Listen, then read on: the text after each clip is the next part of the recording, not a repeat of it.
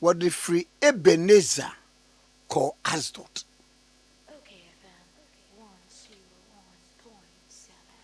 Na Filistifo no di Nyankopɔn adaka ne called Dagon fie. Na what kosi Dagon nkyɛn. Na ade akye no as the sofo sorry anopetututu na hwɛ Dagon ahwe ase nanim butu fam Awurade adaka no anim. Na wama so de si ne sibia. Na ade akye ya wo sorry anopetututu no na hwɛ Dagon ahwe ase nanim butu fam Awurade adaka no anim. Na Dagon tri ne nsa mienu abubu gugu apunya no ase ade no. Na Dagon kuntunsene nko na aka. Yenti na Dagon sofo ne wona wo ba Dagon fie nyina intia apunya ase ade no wo Asdod fie besinde. Amen.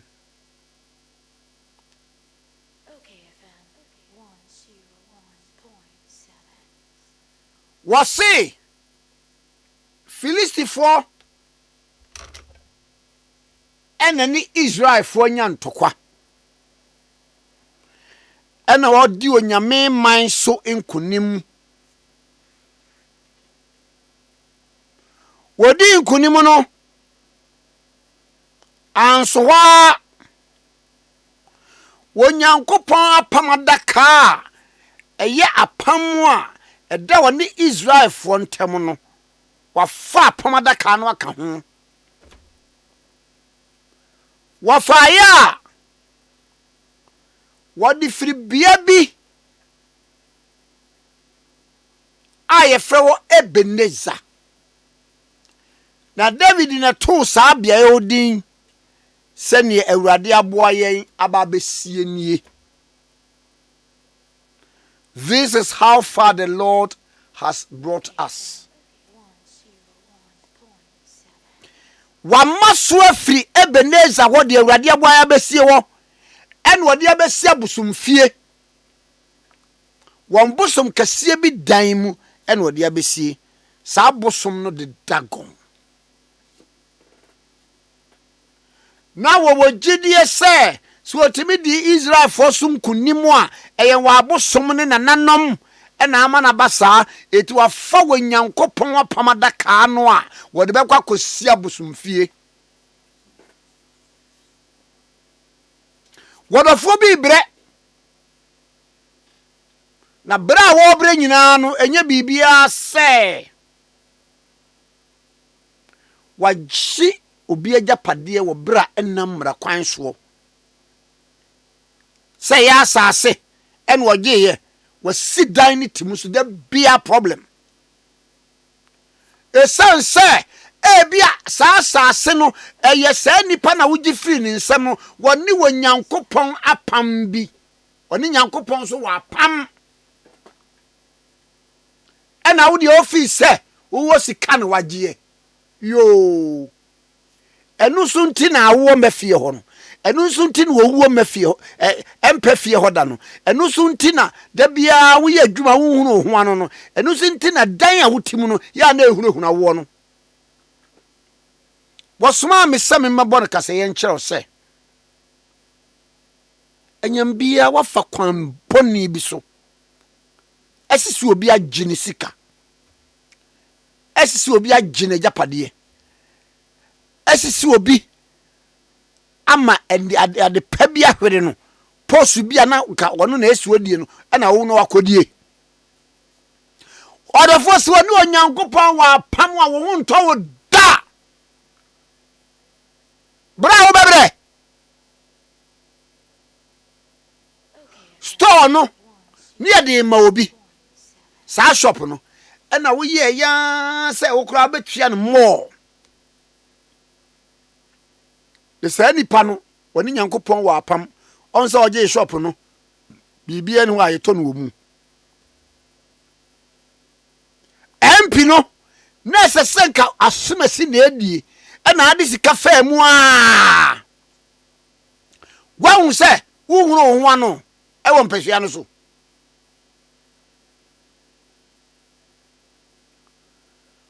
wadi nyankopon da ka ne firi Ebenezer ede aba Asdod. Wadi ba Asdod no wadi akosi Dagon fie abusumfie.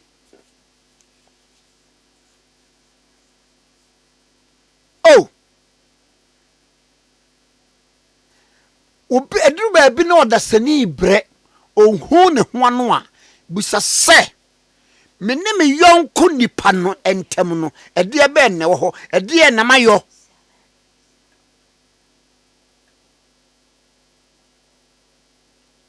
Ede e na mayo wama enne obi da afiase esan niema bi a waye tia no nti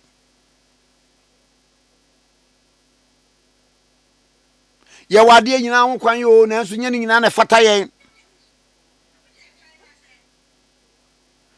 wase na wade kosi Dagon fie na ade akye ye no adosori fo sori anapatutu na hwe Dagon ahwiase a na nibutu fom ade na wudi tumi agye senya kwan paso a wudi ba wo dominion ho no wudi ba wo fie no wudi ba wo dwuma mu no wudi ba wo council mu no enwie wie wafo Onyankopɔn adaka ena odi aba Asdod ena odi abesi busum kese bi efie Asdod. Ade akye ye wo mo kohwe a Onyankopɔn adaka no de esi wo ba busum kese na hwefom anopai obi a wama biribia hwere wo biara sa ye sika sa ye ni monyam sa ye ware sa ye japade enso woja enko ba bia sa nipa ko no won sa ya asase a Awurade e ma ne nsiriye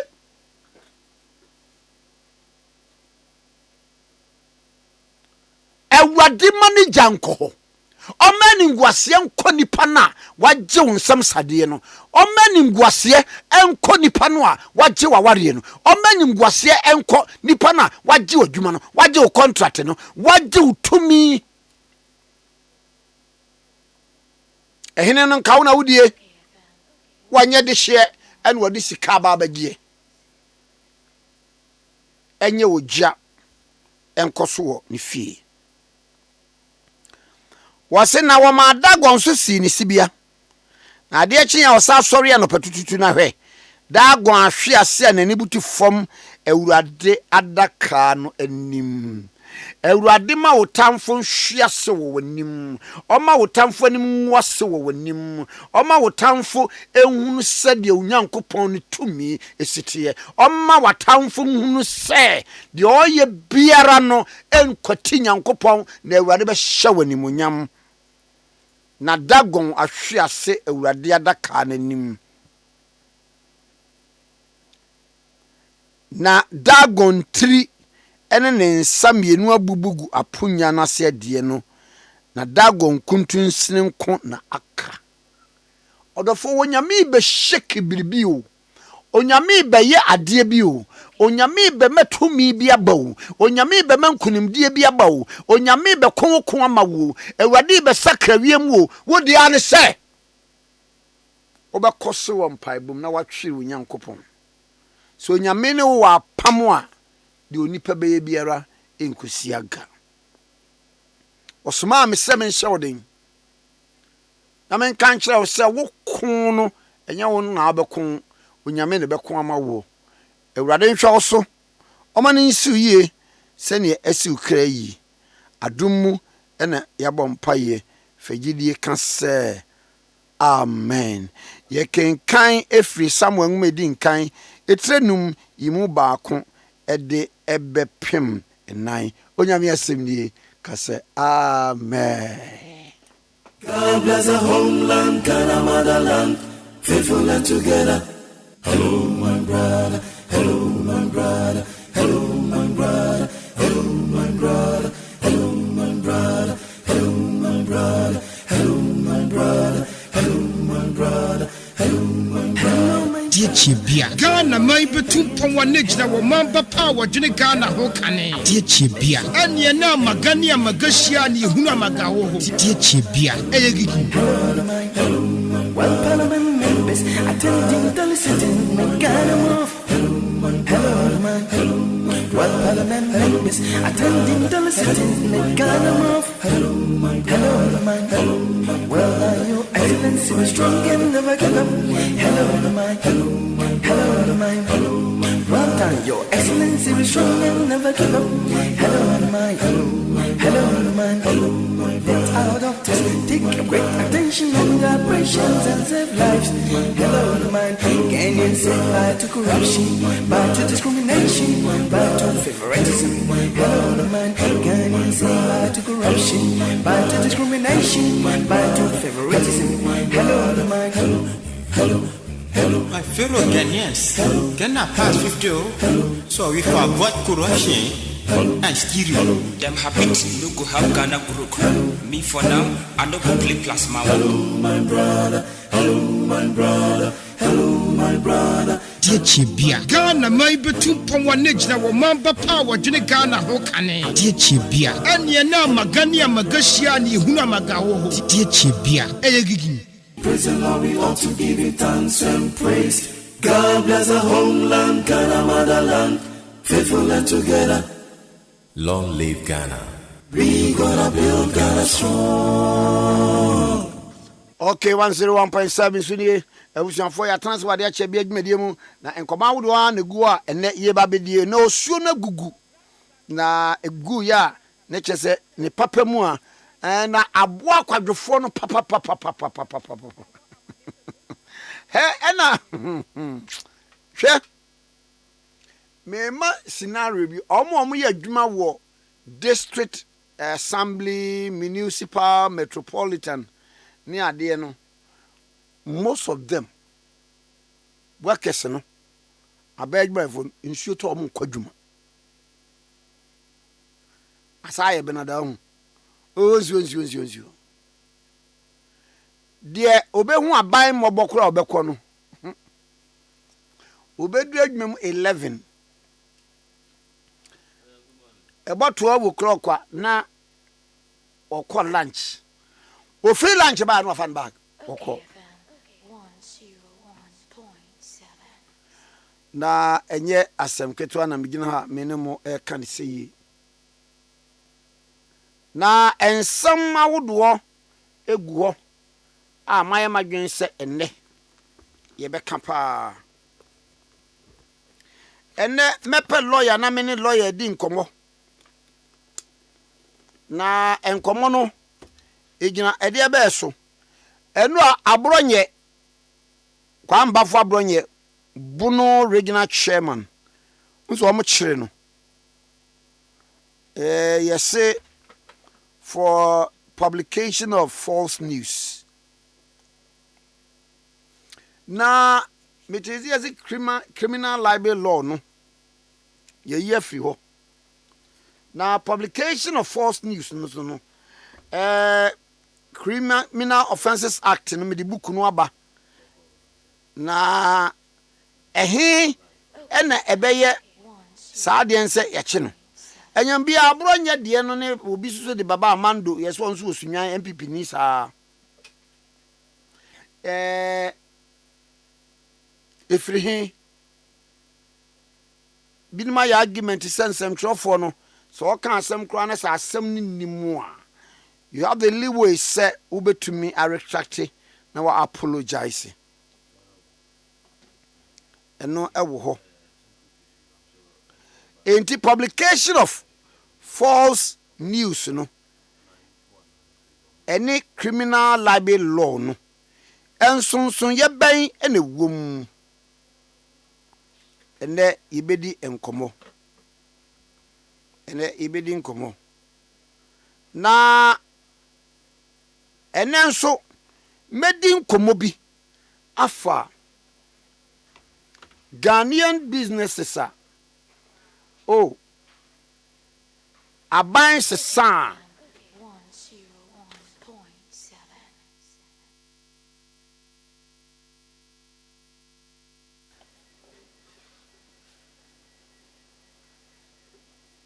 Medin komoso de afa se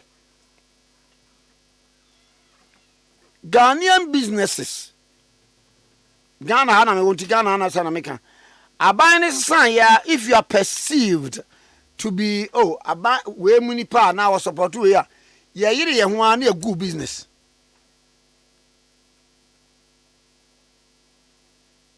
ye ba yire ye ho a ene meko a case of McDan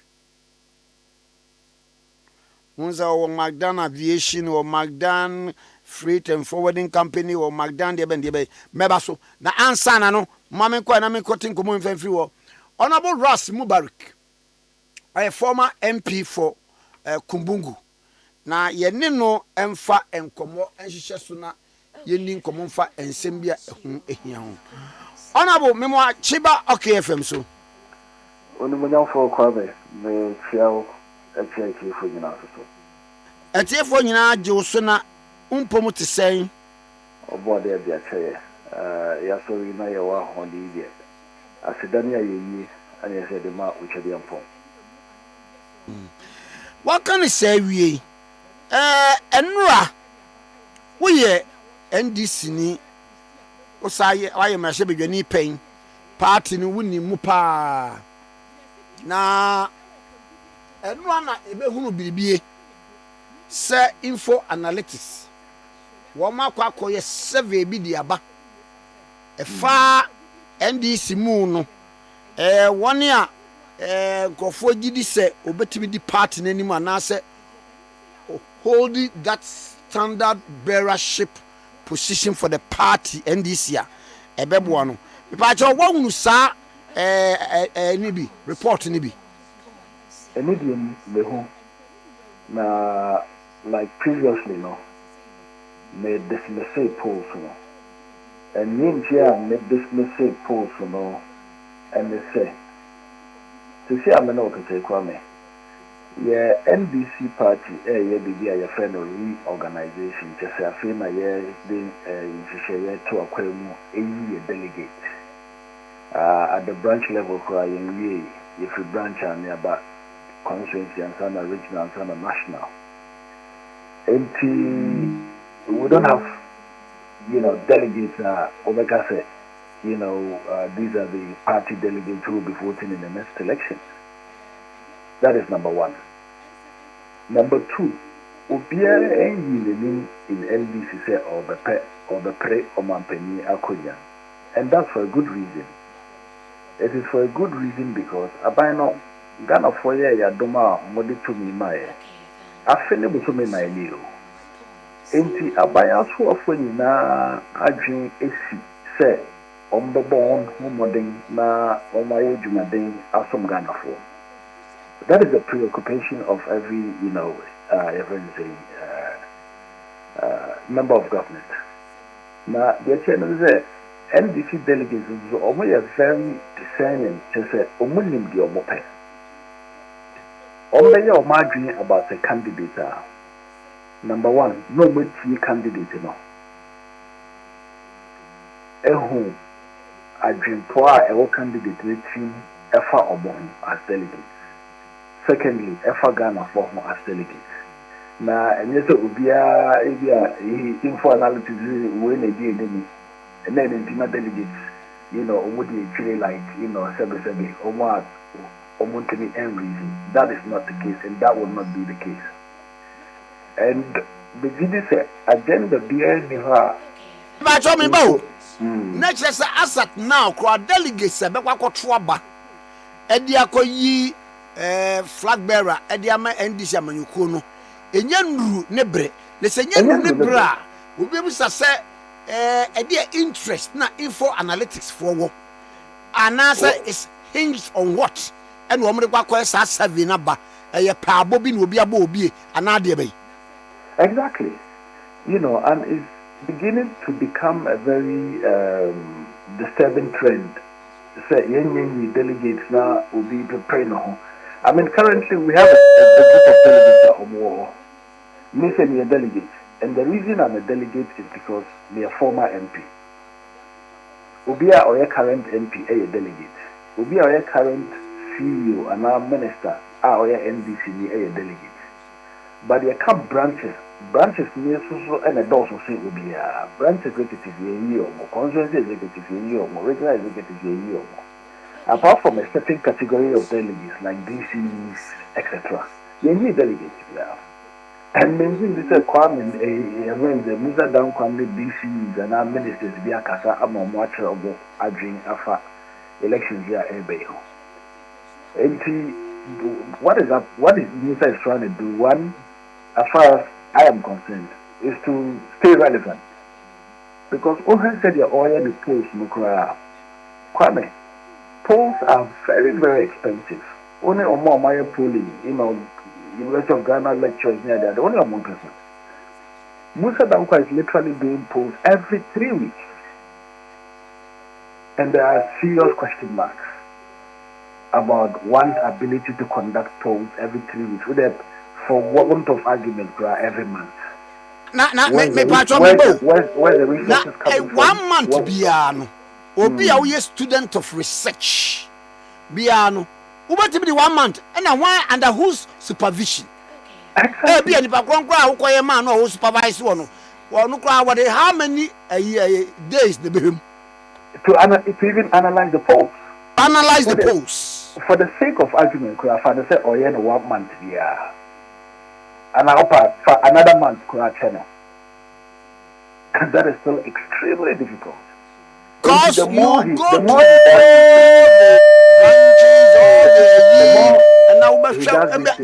and sample size the cry is saying.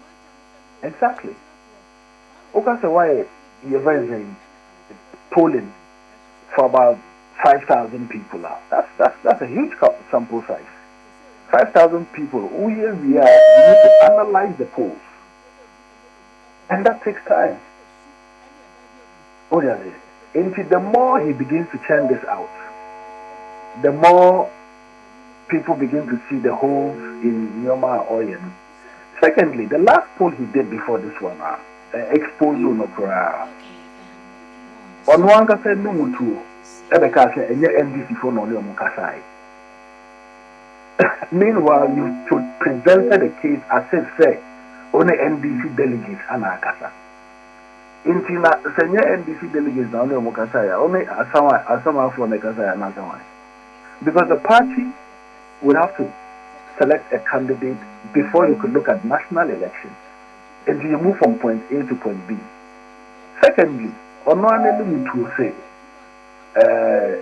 Omar or sample Omar or no Mukasaya no.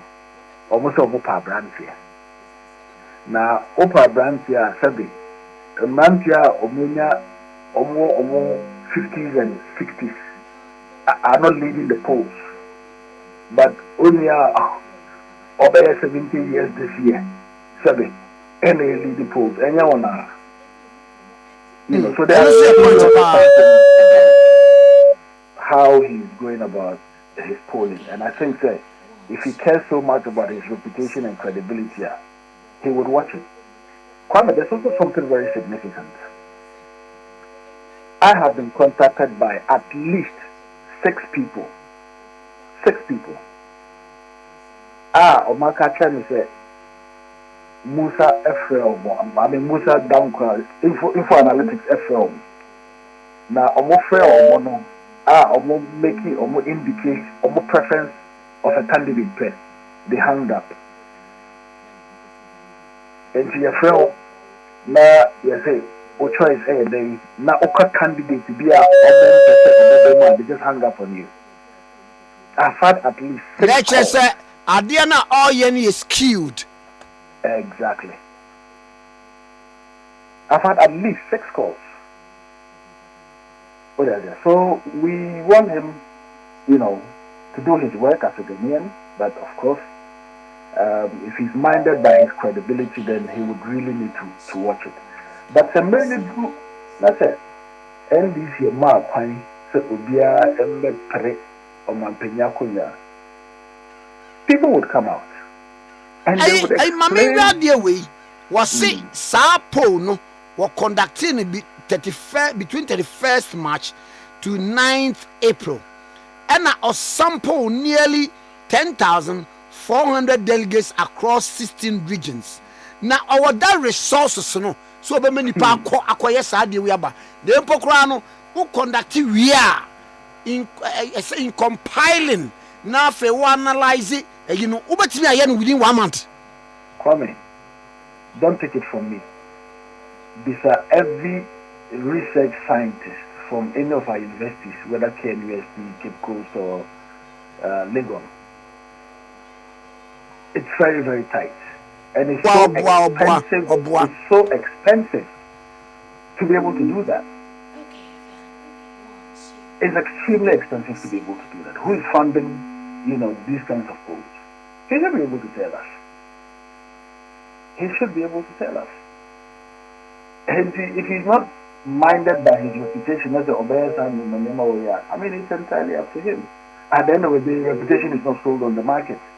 If you have gained a certain reputation and you want to throw it away for your own parochial interest, why would you do it? But when that time comes, look, NBC would open nominations. That time would come. And when that time comes, people would come out to express their interest. As of Mukwa Pro, they would have to go around. And you say, oh, we're a popular national delegates across our mama. No. There are criteria people would be looking at. Or more mother expressing interest in. Why did they call Canaan? Because of what they need Canaan, but the 1990s. And that's what delegates will be asking themselves. Another thing delegates will be asking themselves is, who can best unite the party? Say, Kuka in a why not? Odi ni na obet ya ka obi abom a onye nyinu. And the leadership of the party sabe in previous. Enye ahenye na obi aga say oh media eduru me so. Like the way in MPP others were saying say eduru almost. You would have to explain why it has to be used.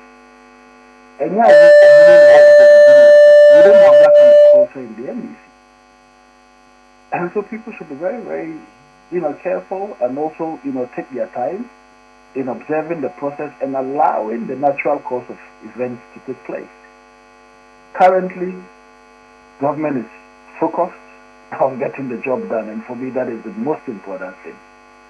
Now, I'm not sure that it would sway anybody. In Iowa, I did one camp in Iowa East election. I can't say woman who crab win the primaries if you are not do or not their war. I didn't one camp for every but his prediction were completely off. What do I say? Or the necessity the cook also said, Eka said, Baba Jama was completely not in the race. That's what he said. In Jagro, any form, and for me, my happiness stems from the fact that, look, a lot of NDC people are not even paying attention to this distraction. They say, we are busy trying to build a country and somebody's trying to distract us. People are focused on getting the job done. And that is what gives me happiness. Now, Bakwa okan ye ewo mu said ya wo kan say delegates no ehia obi a wo ye obabunu na wo sa kan so obi o ye babunu de a na wo de obi a ono nam 70 ekodi animu a na je say wo ankasa no wo koye ana say obai because it's contradictory. Because what don't just say boso eka say why polling na we are polling no respondent ni say omo respondent to polls ni say omo pebegumo now majority of omo pebegumo no akasa achire a is that a reflection of the polls you're churning out? It's absolutely not. But look, Kwame, as you know, I've been a champion for opportunities for young people. But any Sunday in previous a babulu bi also so me call a combo. It has to be a young person who is experienced, a young person who has served the party and paid his dues. It has to be a young person who can help us cross the bridge, And look, our party delegates are very, very discerning. They're very discerning. And they would make that judgment, not based on emotions, not based on what Musa Dankwa says, but based on who can better represent them. And I'll give you a typical example. If you put somebody in their 70s as your flag bearer, chances are that he's going to do a 110. Because by the time, he finishes the first term, he's approaching 80. And it's not for nothing that we have retirement age in the, 60s. It's not for nothing. It's not for nothing. Anna, you can say, oh, Sabe, will be in if 65 or 62 it's not for nothing. And these factors will play out greatly in the future NDC poll. What would also play, in the future NDC election, what would also play out would be about somebody who can bring all of us together. Because you will be that. Maybe candidate in and for encountering them or national elections. You've seen it before. And we want to remain in power so that in my power, President Muhammad share power starting off. We can have continuity. And so the delegates will be looking at all the risks. We will be saying, what are the implications? We will be saying, what are the implications? Is the person able to do 8 years? Is the person able to unite us? Look, when you had President Akufo-Addo, one of the things that didn't go well for them was the fact that he didn't have his hands on the levers of government. And people were misbehaving and doing whatever they were doing because the president was older. And that is a fact. We've seen instances where the economy is doing, and you've seen instances where you put an old man there, like in the case of the United States of America, who is completely out of touch, completely. They said, "The name man for air canocrano and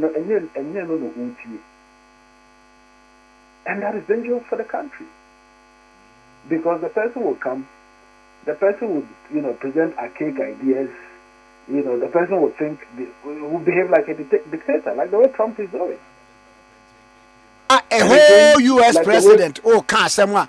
Now, Macron, na yire na ni yire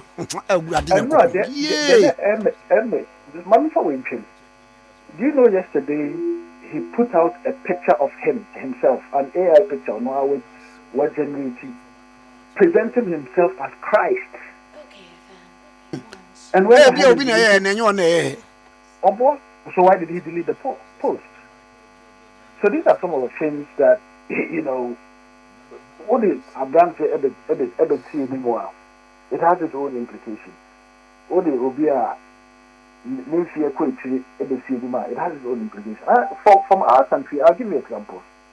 Kwame Nkrumah was a young man. 7 years. He was able to do the things he was able to do because he was a young man. One of the greatest presidents of this country is a Champon. Without a doubt. One of the under-celebrated presidents. A Champon was a young man. He had a vision. What else is? President Rawlings. Energy. Vision. President Kufuor vision. He was in his 30s, late 30s. What else is? Young, but Buzia gave him an opportunity. And so we would be guided by all of these factors in making a choice as to who should lead us. Whether it should be somebody who is advanced in age. And Menka, the issue of advance in age to show disrespect to senior citizens. That is not what it is. But in building a nation, you need to look at the positives and the negatives. It is Abraham Bar. What are the implications? What are the implications? What are the implications? These are things that delegates who are discerning would look at and scrutinize and analyze before coming to a conclusion. they wouldn't come to a conclusion because Obi Aka said, I think they do me so. No, we don't do that, those kinds of things in NDC. Everybody would have to justify their inclusion. And when that time comes... Now, say, among for 8 years, I say, okay, we are not there yet. Nemum say, when the time is ripe enough for the NDC to choose a candidate, me use me word advisedly, pa. Why? And I feel say the NDC should choose him or her to hold the mantle of leadership. Kwame, if you know me, and you know me very well, I've always had clarity of thought. I'm not one of those people that not doing and you know, I don't vacillate. I have clarity of thought on who should lead our party after President Mahama. And my thinking, based on a set of factors, and he said there should be no other person than the current chief of staff. And these are my reasons. You see, he's been a very successful businessman. It's one of the things that many people don't know about him. He's not one of those people that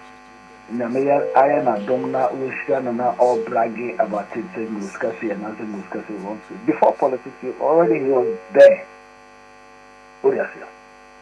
And then he said, look, let me offer myself to this Social Democratic Party, which is the NDC. And he offered himself and was elected. This is what a lot of people don't know. He was elected as the regional propaganda secretary of the NDC in the Eastern region. Again, elected as the regional chairman of the party in the Eastern region. He ran for, primaries, won, became the candidate of the party in one of the most difficult constituencies, in the Eastern region.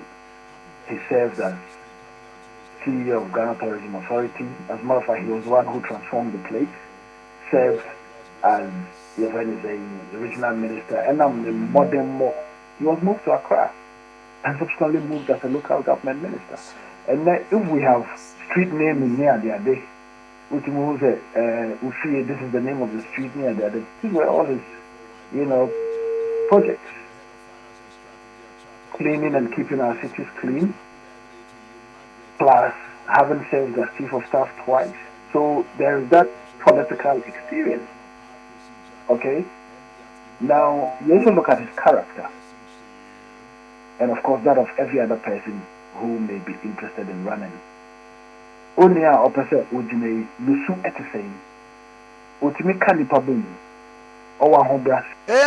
Ghana for Nimuno. Maybe you can share some thoughts with us. Say, obey a chief of staff to the president here. The Juma pa and say, na ni Juma diemuno, it mima, ya can say, oh, I'm power chief of staff, and our chief of staff, no, a chess obey to me, abaye president. Chief of staff, papa, ye can't, the Juma is saying.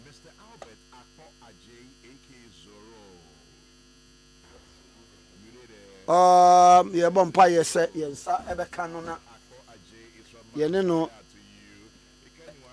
actually, and Combo Humane Attico. Okay, 101.7. So, in ye, young Ray, now, young Ray say, you bet me and Yana better. Honorable, what do you mean, comes? Etifo Ebekaya,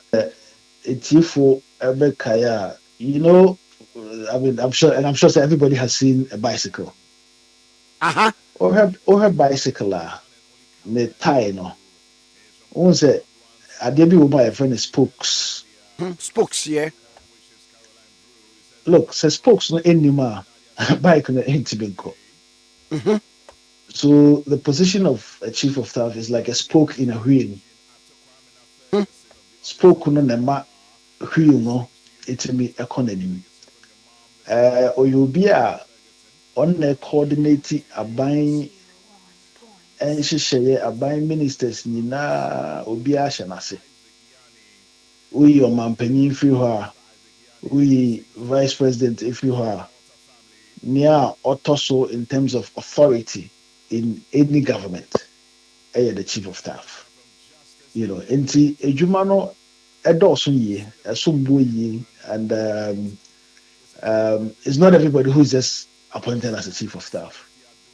It has to be somebody who is very disciplined, but somebody who's also knowledgeable, who understands the workings of government. Intenye nipa hunu biara ye yinas, chief of staff. What do you say? And I hope this explanation in summary. The likes of America near the chief of staff no on the gatekeeper of the president. Now was chief administrator of the presidency, so we're president, vice president in Womuna, Womufie, Debia, a fake one, Messati, BBC, Biara, Enkoye, before serving cabinet in the idea Beshiano, just said, Okobo chief of staff, including Ano Kradia Mete, say aviation fuel, and Okra San, you have to alert him, no, so I let it nipa or restaurant say, you say, and near my baby also, I say, President in the Chile, and now what they are chief of staff to execute. Sanity. Exactly. Now, say, Omanpenyi Pejana Mukura, that's a vice president in Niwa, chief of staff no Osman say, oh, Kujina Manaimo. Bibia for the administration of government, a home crata sem, and Moma, so Obi Betro Moma Ama Omanpenyi, it has to pass through the chief of staff. So Mampenyi responded to a letter or to an issue, it has to go through the chief of staff. What do I say? Administratively, you're right in the categorization says the chief, literally the chief administrator of the administration. Now, any position, it's a position it's very important role in government, way higher.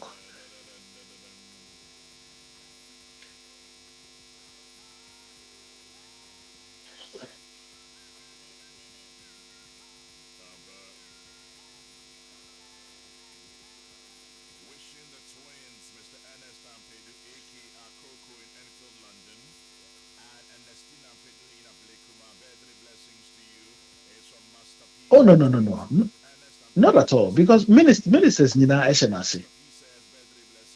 Aban mu asoafoɔ a wɔyɛ ministers nyinaa ɛhyɛ n'ase. Aban asoafoɔ bi ani hɔ a obetumi free Ghana ha, whether you are a minister for whatever, without even writing to him to approve your travel. Obia was sophobia. Every appointee. So you're minister, deputy, chief executive officer, your friends saying DC, everybody. I mean, even if you are a chief executive officer, right, that one it has to go through your minister for your minister to also write to the chief of staff. You cannot leave the country without the your friends express permission of the chief of staff. That is how powerful that position is. And maybe a chief of staff sits. I say Oti console Nechi. Oti console Nechi, you see all the knobs. Sure. Different from Obia no ya or guest or no Oti or no who console, no the way you would see the console.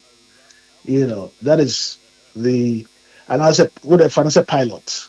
Plane, so Obia Eti and a pilot no Eti anymore. What the pilot sees, window seat cry, you don't see what the pilot sees. Because he has clearer view of the skies. And the position of the chief of staff is like a pilot, where he coordinates every activity, of government, where everybody else in government reports to him. If you're a CEO, you don't just write to the president directly. Idea is it goes through your minister for your minister to also write to the president through the chief of staff, and that's how it works. And if somebody holds that position, clearly that person has a better understanding of the workings of government than Obia Sebe, Abia Okuta, only one ministry. The person may have attended cabinet ministers, meetings, and observed cabinet deliberations. But where a chief of staff sits, it's exclusive. na nyame yɛ wadom na woyɛ obi a wofiri a small town like Kohu or Bombing, and then rise through the ranks to become chief of staff. And it can only happen, one, by dint of hard work and the grace of God. And I think that Nyame Shred Bebre, and he's also carried himself very, very well. Also be onya appointment kakra bi a na afede wahoahoa no ho pagya na beti. You don't see that kind of behavior with our current chief of staff. But as it stands now, obiara ni ho a waka within NDC say obepere o mampani akonya. Na enyina ye mempa ebone say for somebody like that, eba na the NDC blows the whistle. Now or express interest, trust me, would come out and support him 100% based on what I've known him for 20 years. Okay. I've known him when he was a candidate of our party in Suhum. All right. Far beyond that, cry. And he's never so that now as on the area about cry.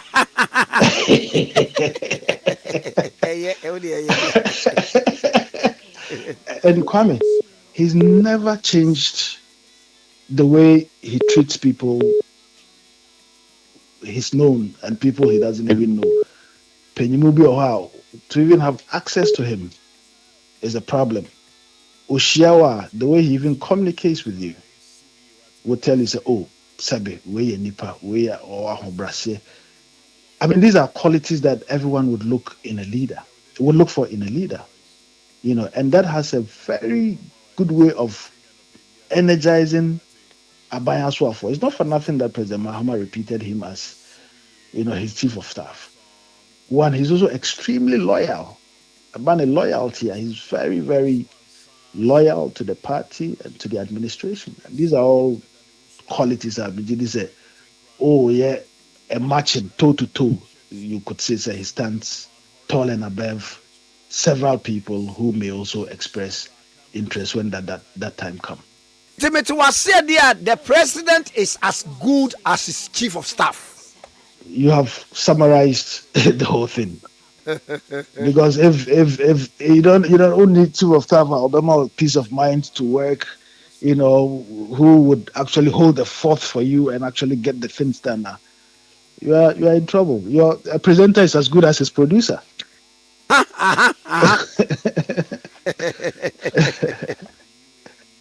And yet, Mamina was in the answer now. Me per say a share at DB. US, America, one Israel, Akabomu, and Iran in Tokoi.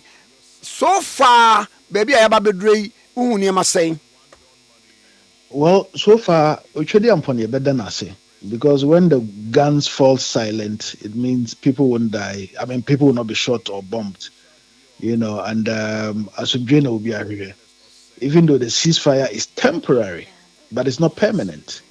And Tientokano could actually start anytime. And it is the empire, and they say the ceasefire would be permanent.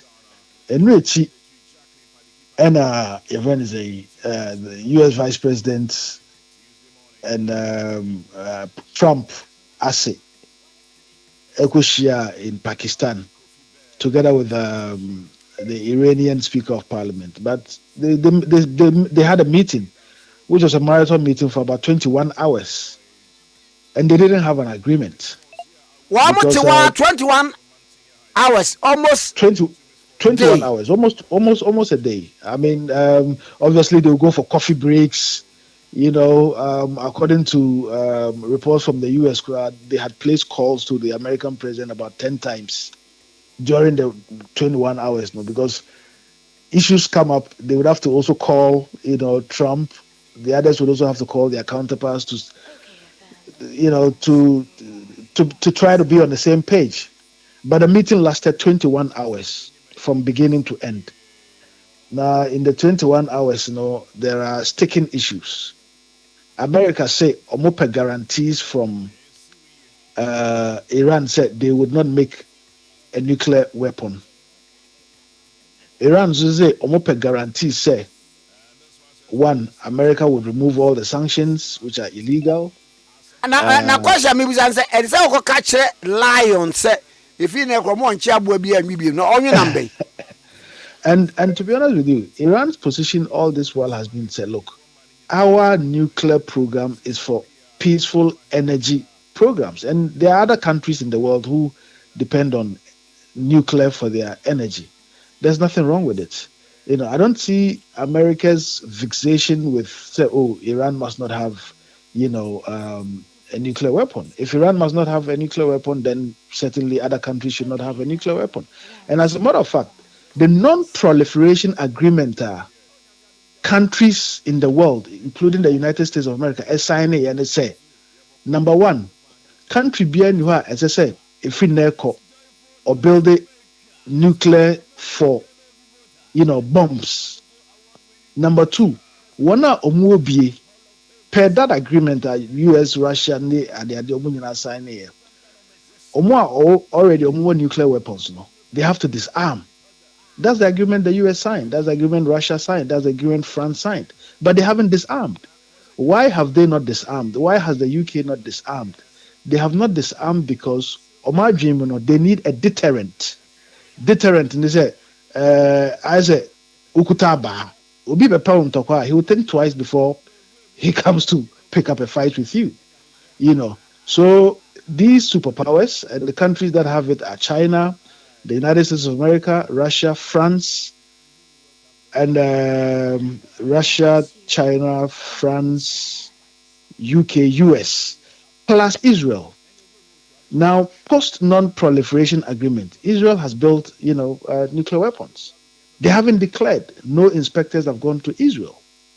And so if gatekeepers, world leaders, superpowers, assign agreement to assign say agreement obi building nuclear bombs, but yes also will be disarm it, and still they are not disarming. Nancy French president or said they are even going to increase their nuclear arsenal, and that is dangerous. And we are saying, say, look, nuclear bombs, given what we have seen in Hiroshima, should never happen. And so say in a level playing field there, and then international law ediso. You can't have a situation where the US will sign an agreement and disrespect the agreement, and then expect another person to follow the laws. In my language in Dagbani, we say that Tanaiche Baba, the Warren Nachimba, which means a Krum Hene Ekoyi Tokyo Do, and Kwame, you would know Tokyo Do. Young listeners may not know that kind of haircut. You can imagine DK poison. You can imagine it's a boy in the 50s, in the 60s, because America has become rogue. It's not playing by the rules. Everybody feels they can do whatever they want. Currently, it's even suspected, say, even North Korea, not Omunibi. By this time, it is believed, say, Omubi. And of course, Pakistan also has nuclear. So Pakistan is a nuclear country. India is a nuclear country as well. I almost forgot about these two. So those are the countries who have officially declared, say, they have nuclear bombs. And the arrangement and agreement was that Mobia and building nuclear bombs anymore. And they have to disarm. Unfortunately, Pakistan has not disarmed. India has not disarmed. The US, Russia, UK, France and China have all not disarmed. And we live in a dangerous world where people feel say the rules-based order can just be thrown away. And that's exactly what the United States of America is doing, which is unfortunate. Now, they have Dekra and they say, in the US, they have systems of dealing with crazy presidents. And I believe, say, if they are unable to impeach Trump whilst he's president today, he would run into serious trouble, given how he has taken the country to war without authorization from Congress near the other. He's literally destroyed America's image as a country, Ananka, about a discipline, about adhering to democracy and the rules-based order. You could say America, they said nobody respects America. Obekaya, America is even begging others to allow their warships, their aeroplanes, to come and refuel. They're not giving them an opportunity. Currently, Kwame, your friend is saying France is doing deals with Iran. Your friend is saying with Iran in terms of a in terms of access to the Strait of Hormuz. Okay.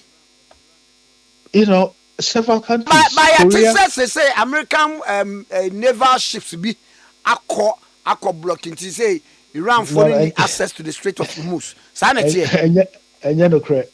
The attorney said the Americans tried to pass through, and the Iranians gave them 30 minutes. They actually, I've listened to the audio, recordings. 30 minutes to vanish from that place, or they'll sink the ship. And within 30 minutes, the American naval ship turned away and moved, trying to now circumvent and pass through Africa to get to where it has to go to.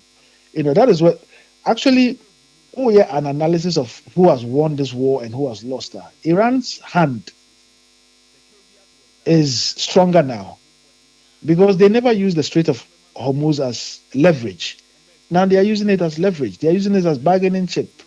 Almost a ship be $2 to $3 million, depending on the size. And other countries are paying just so that their ships can go through it.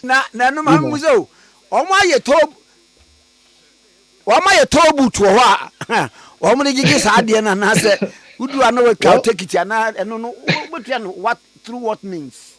So, more systems that you would have to pay.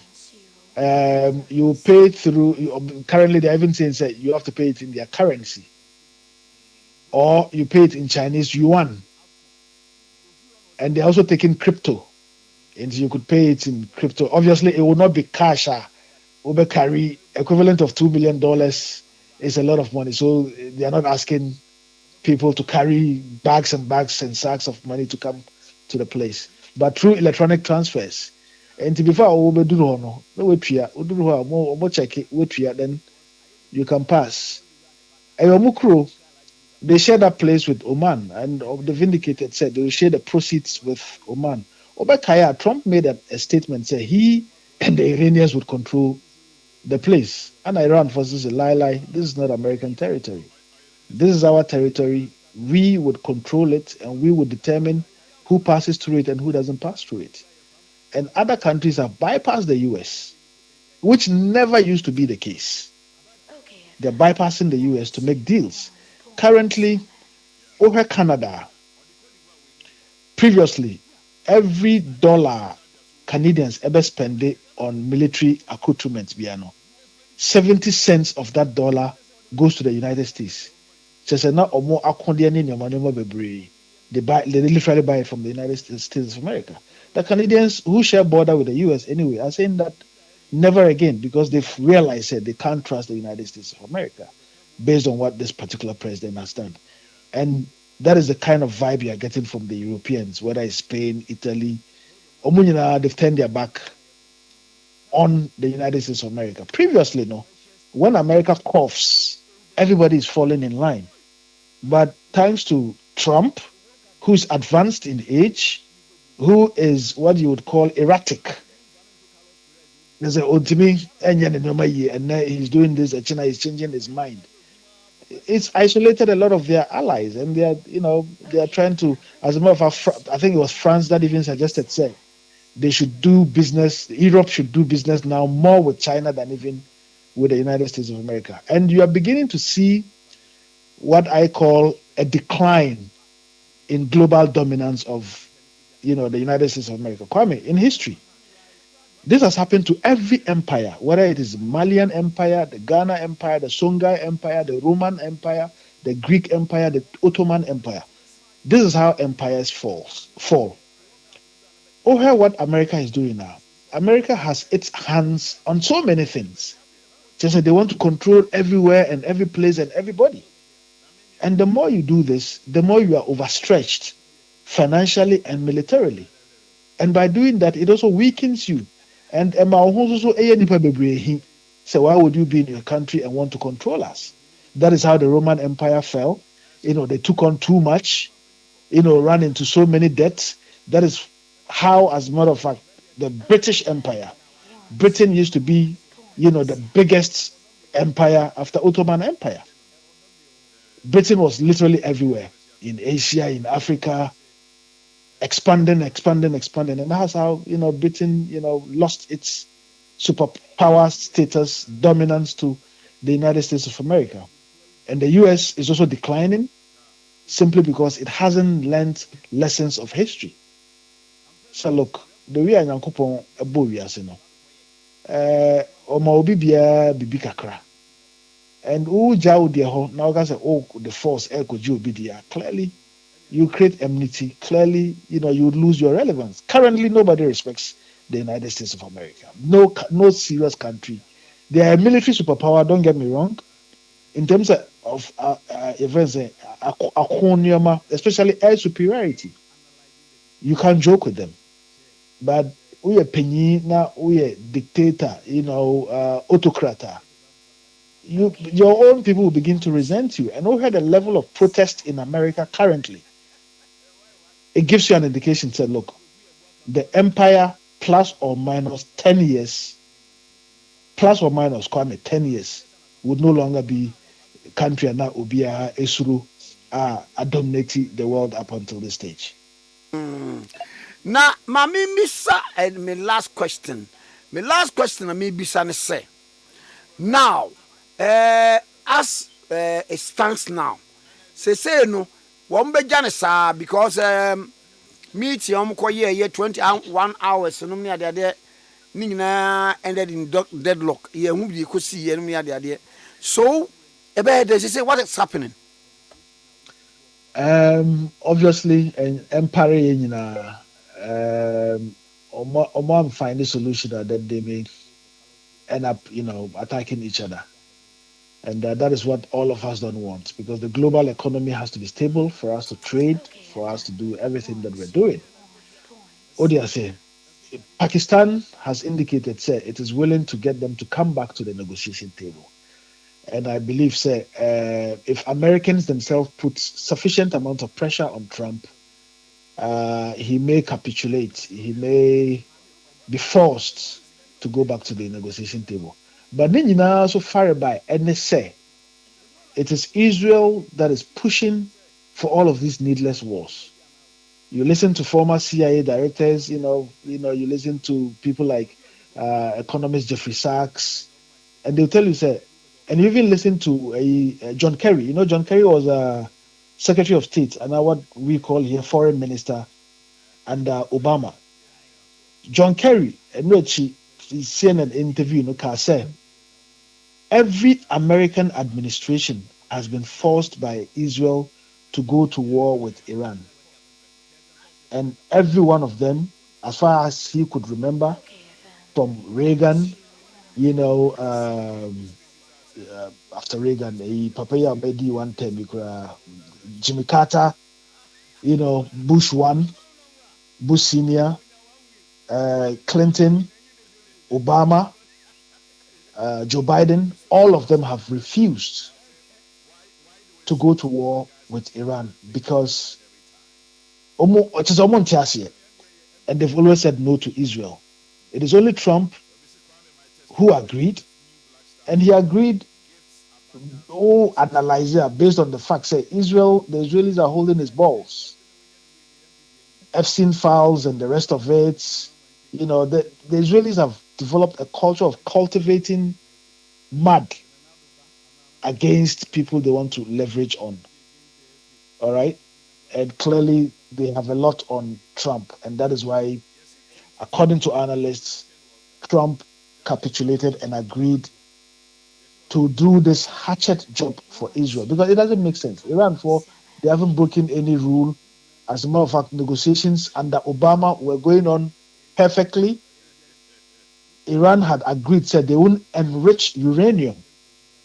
And then Obama administration gave them billions of dollars. They defroze some of the accounts, Iranian accounts that had been frozen. And then this erratic president, Trump, comes back again and he throws everything to the dogs. And clearly, they have now seen, say, look, Iran is not a country that you mess with. It's a country that has prepared, because they've always known, say, given what is happening around them, say, eventually US and Israel would attack them. And they've prepared for at least 30 years. Because they know, say, Iraq was taken out. As a matter of fact, Kwame, you would remember this. Iraq and Iran, as you know, the Gulf War, time in the 80s now. Not America, any the corrupt Saudi, Gulf governments, and then Saddam Hussein Kutupa say uncle attack Iran, now on taking part of Omu territory. That's how the Gulf War started. And it was the same Americans who armed Saddam Hussein, to do the sort of nonsense he was doing against Iran. That war lasted for 8 years. 8 years, there was no winners, there was no losers. Obia parking in Kotana and the baby.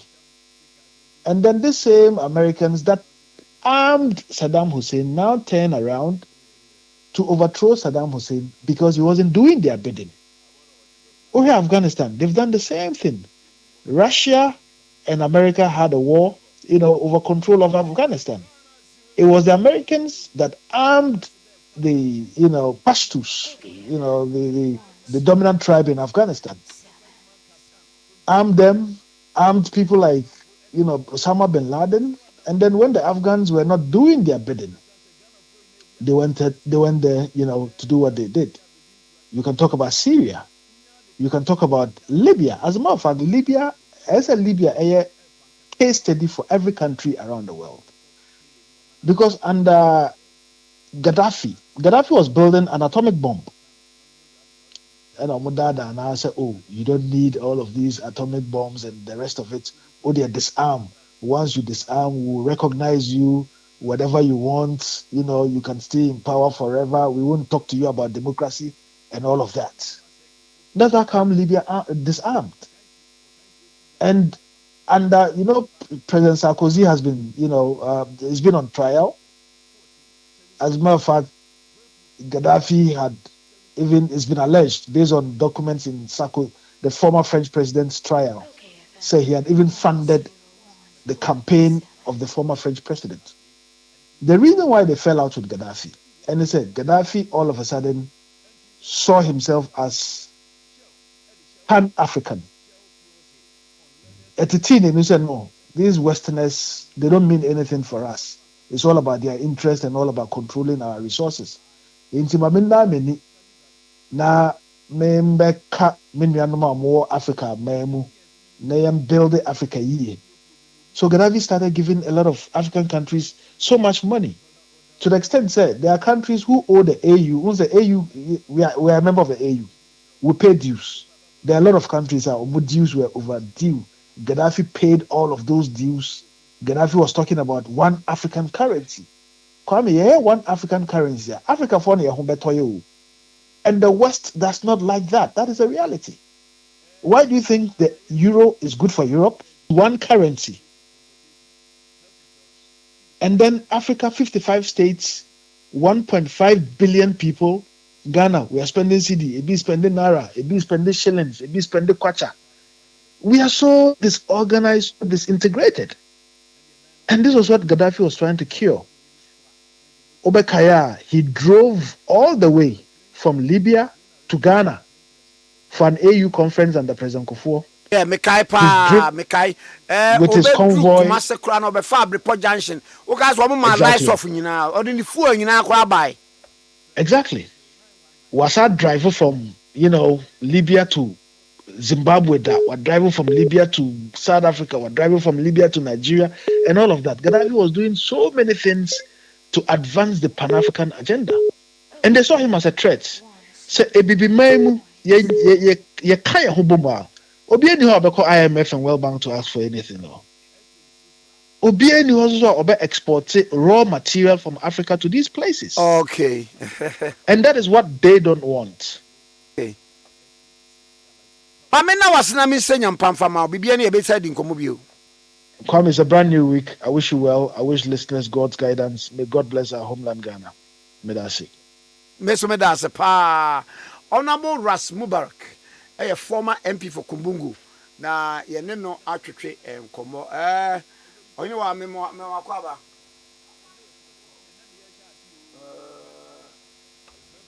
Na boko de. Nyame adom ne mpaebɔ na so e. Bibia e kama pa, bibia e kama. What if say Honorable Ras Mubarak we Kumasi boy.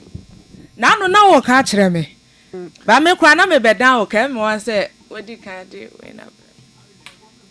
Ni ba gwam na mkum no. O share me bo say nka me mfro but na me ni so atata intimate. Hey, what's my years can so ahe. Over Ras Mubarak.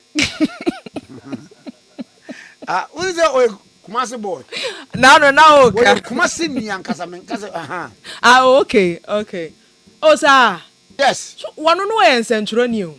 I mean ni reggae de. What's that no I rasta you know? Ai, na no try.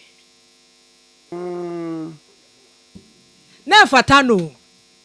Na me de to me ni de na fata ne pa but say jabra bon de obi ane de decision si. Why rasta wo krom ha na eya me fe pa eya be ku Santana. No so twa ne de. Oh. Na fata no. Papa. Brabe. Wo. Oh yeah. Rasta so na eyi. No ta hye. O say rasta for no omo singlet bi emu odu aya no omo hye. Ai. Eno eya na eya dem already no. Eya dem already no. Eya felon. So rasta ni nti ma omo fele so omo nsha na. Who's rasta no? Who's a religion?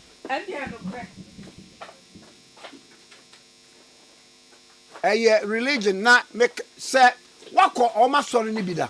Omo worship no. Da bi me nko bi. Ba me ghetto na me ko wa shine man. Omo me wo culture center na omo timi beji ho. Omo ji wo wia. Okay. Na omo ya sorry Saturdays. Wow. And if also omo ye nenumre celebration ni ba omo be nenumre no usa Rastafarians ye obi o a omo hye. Ebi so nhye. Nhye nyo omo nyina na tesa. Eti bi o a omo be ya, omo ba be ya sorry na.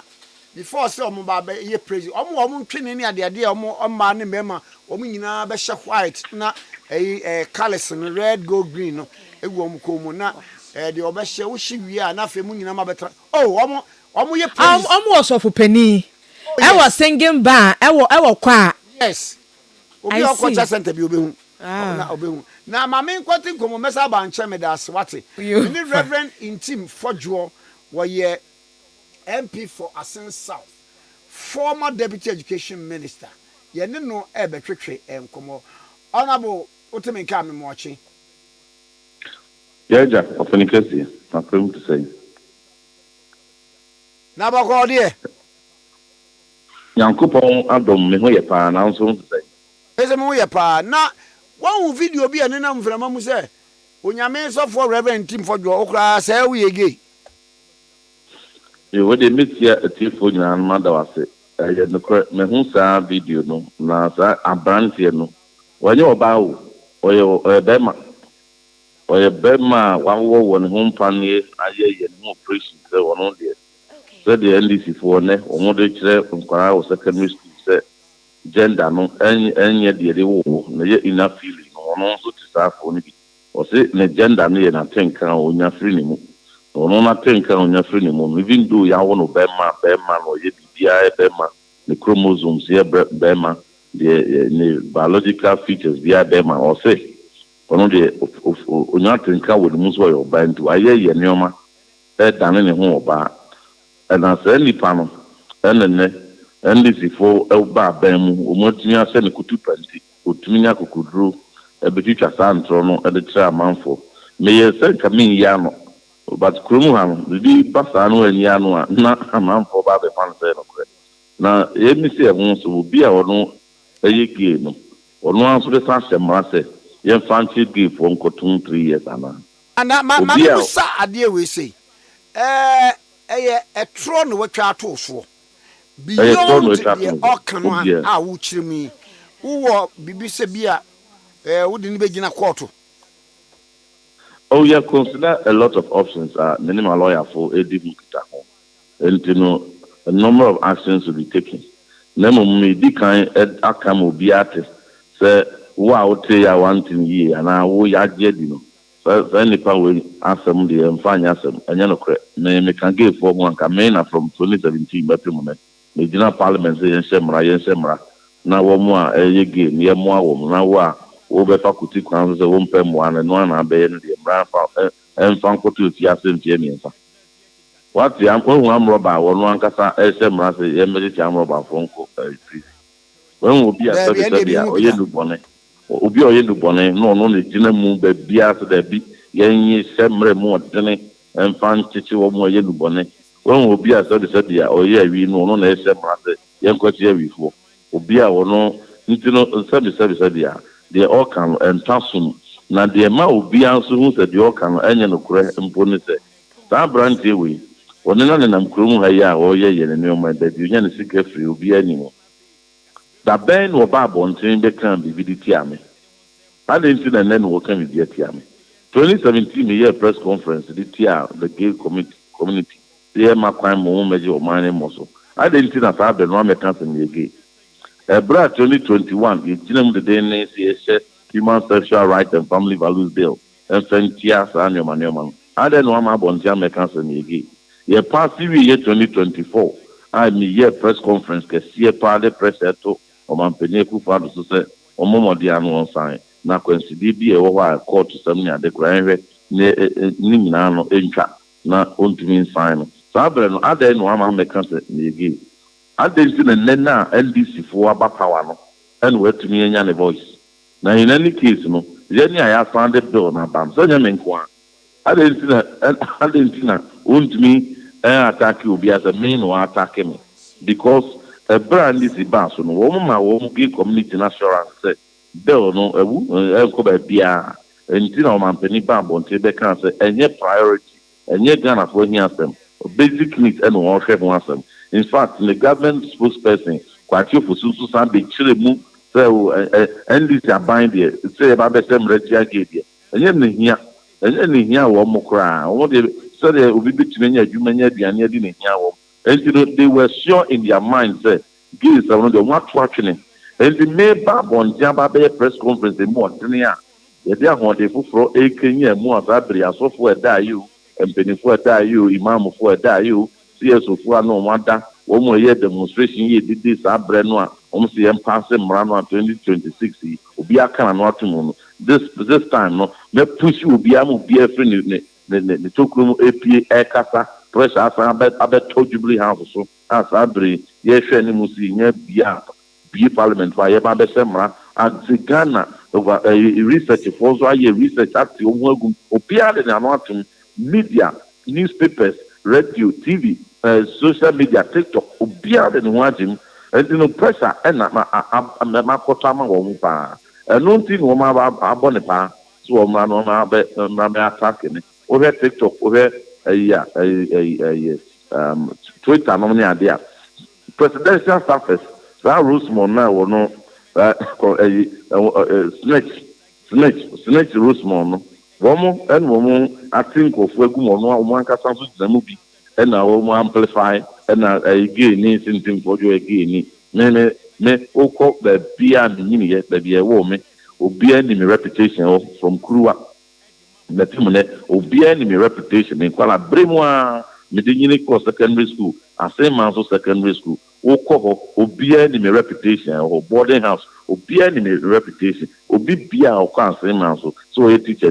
So a student only make it and be and sexual orientation and then the kind of reputation I may work I did one bear library prefect even at the age of 50 years.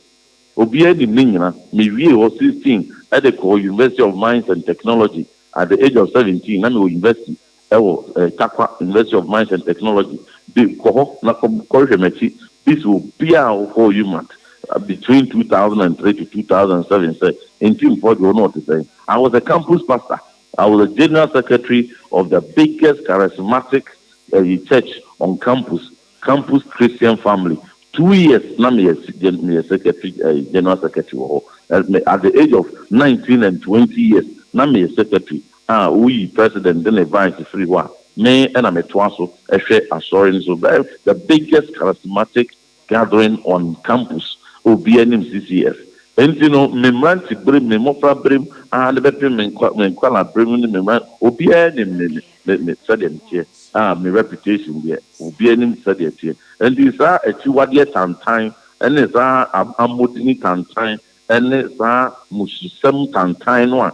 On some day for moon, near she, anti woman, ya boa, actual free home, near assembly more than Encomapo Pro Encomoon. It will be there, and yes, attack we and the baby abem. And to the come will be at his and before, or won't try another strategy. Now, we are to assume, in fact, so over the smart angel magazine, we are will be or can't will be found on faith, or no yet Bema, and so I said, wait. And one pania yen most of your barn say, or no Marabecan and Team for your key, and Team for your dynamic way. Now, Saturday night, brow also can at any point in my life, my eggy fire, and Cabra may start this and make us suffer in some moon. Rather than one my bonting. It will be a Obia and Tun Trenecra, Mobia and Panyasam, not Obia and Sina Jimpi, Yen Fukoso, that parliament now, one person would try to free home. We want expedited action. And you are saying here, Baby Sinkunya and with national dialogue, then in fact, there will be anyone about parliament in the last 10 years. I receive human social rights and family values bill. Consultation, ACOSO, ACOSO are support from all economical bodies, GPCC, Christian Council, Cali Bishop Conference, National Association of Charismatic Churches, National Clergy Association, the Office of the Chief Imam, Nisha 24, Nisha Media 4, Nisha Tijania 4, all the sects, Asia House of Chiefs, Asia from region to national, Asia Penifas for Media Coalition, CSUs, and you know, minim in the peculiar woman strategy, every institution be a 1 year fossil, 1 year fossil, Asia will be in fact.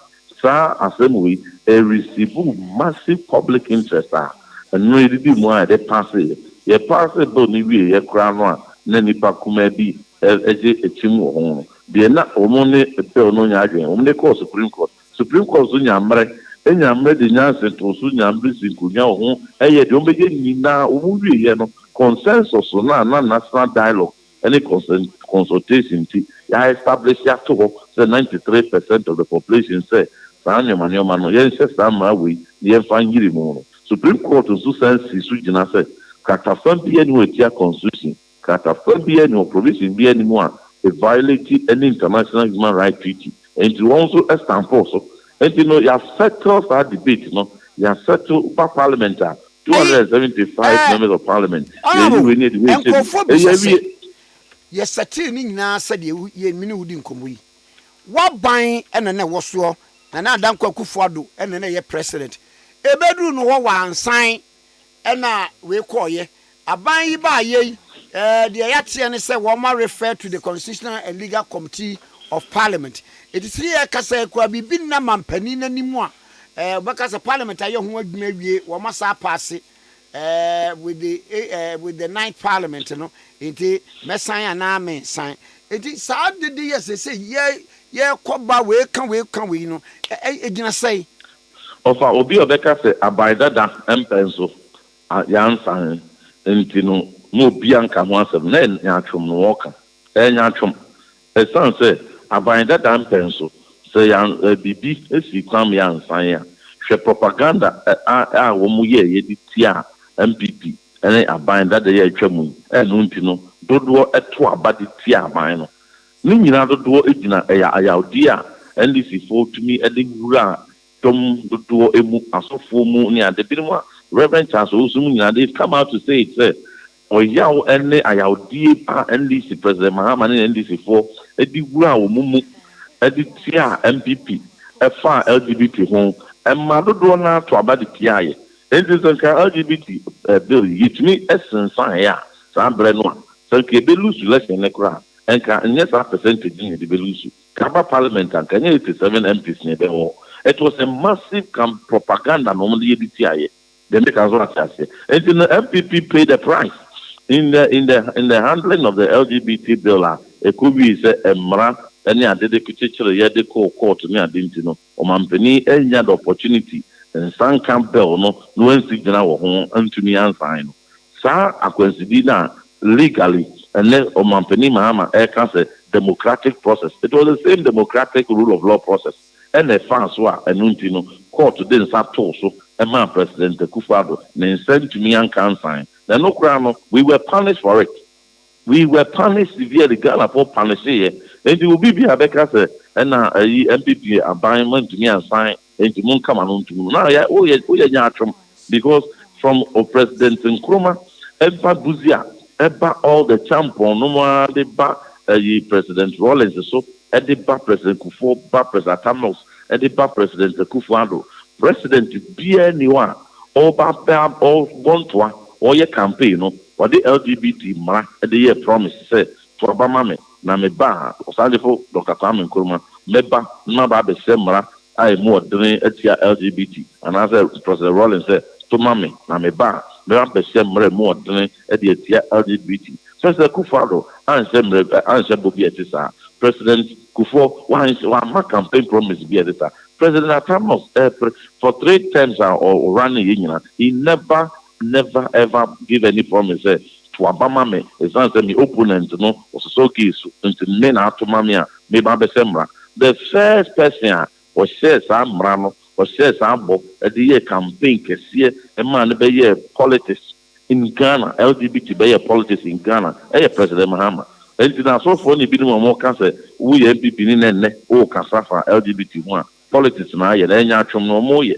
because the first person who introduced politics in the LGBT into politics President Mahama in NDC4 in 2024 brano mo pe abenga no enti wo na wo de aye campaign promise no a promise asof wo say we una aye Assemblies of God into ba they were here some na samre aye here some mo memu no say basic needs aye here some same basic needs until mampeni to the dianto nchen one sign and na one sign what the oba be sign yen to abama asofo nso etu campaign the mount etu about the mount and this what ba be president na wo mum and na wo a wo self bono a wo man ye priority no and ne wanya power awie no utumi show man for nim catch almost say and you here send you and your priority view na basic needs of one where the Ghana for them you have belittled their intelligence because people like Osadefo Dr. Kwame Nkrumah, any President Rollins, any President Kufo, any President Tatamios, any President Kufando, no man, or more crown,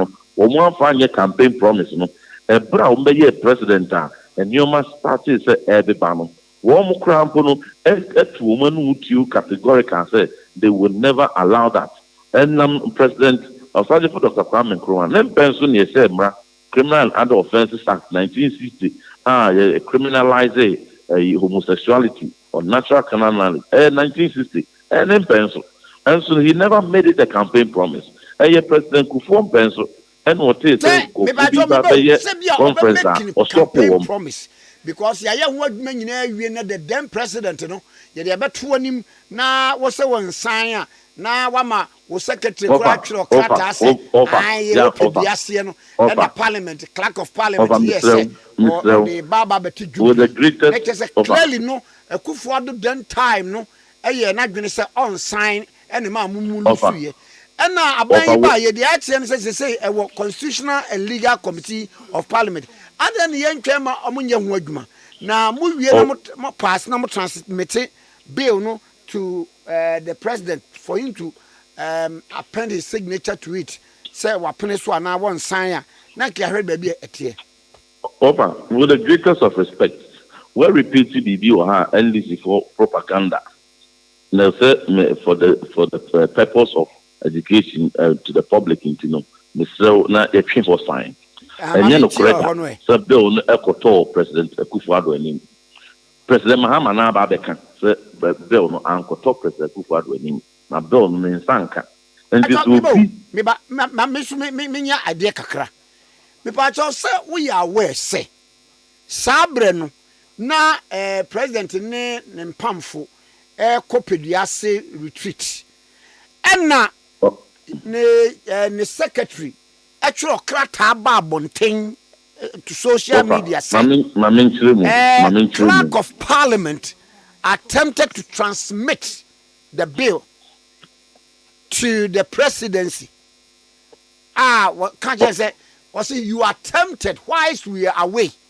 It's because I mean from so am I what so there be offer no credit was a presidency fact no but fact in the say fact then they say bill be anywhere to President Akufo-Addo parliament that time no am for bill na anko there be parliament am for bill no anko na one more mpacho me ba one more can say NDC for na the propaganda they say mpacho bill under the hand of Bedi Atrio atro ye no mpacho sabre no nya bi kenkan me bi kenkan na ma menchire omu fa na menchire telefone nyina mu ebra possible ni wi ya na enuanom bi timamfo bi e de call court so mo sabra the last guy e de call court no be no call ye no na en call court pacho check the facts right without man pacho oh no the facts is a matter of public record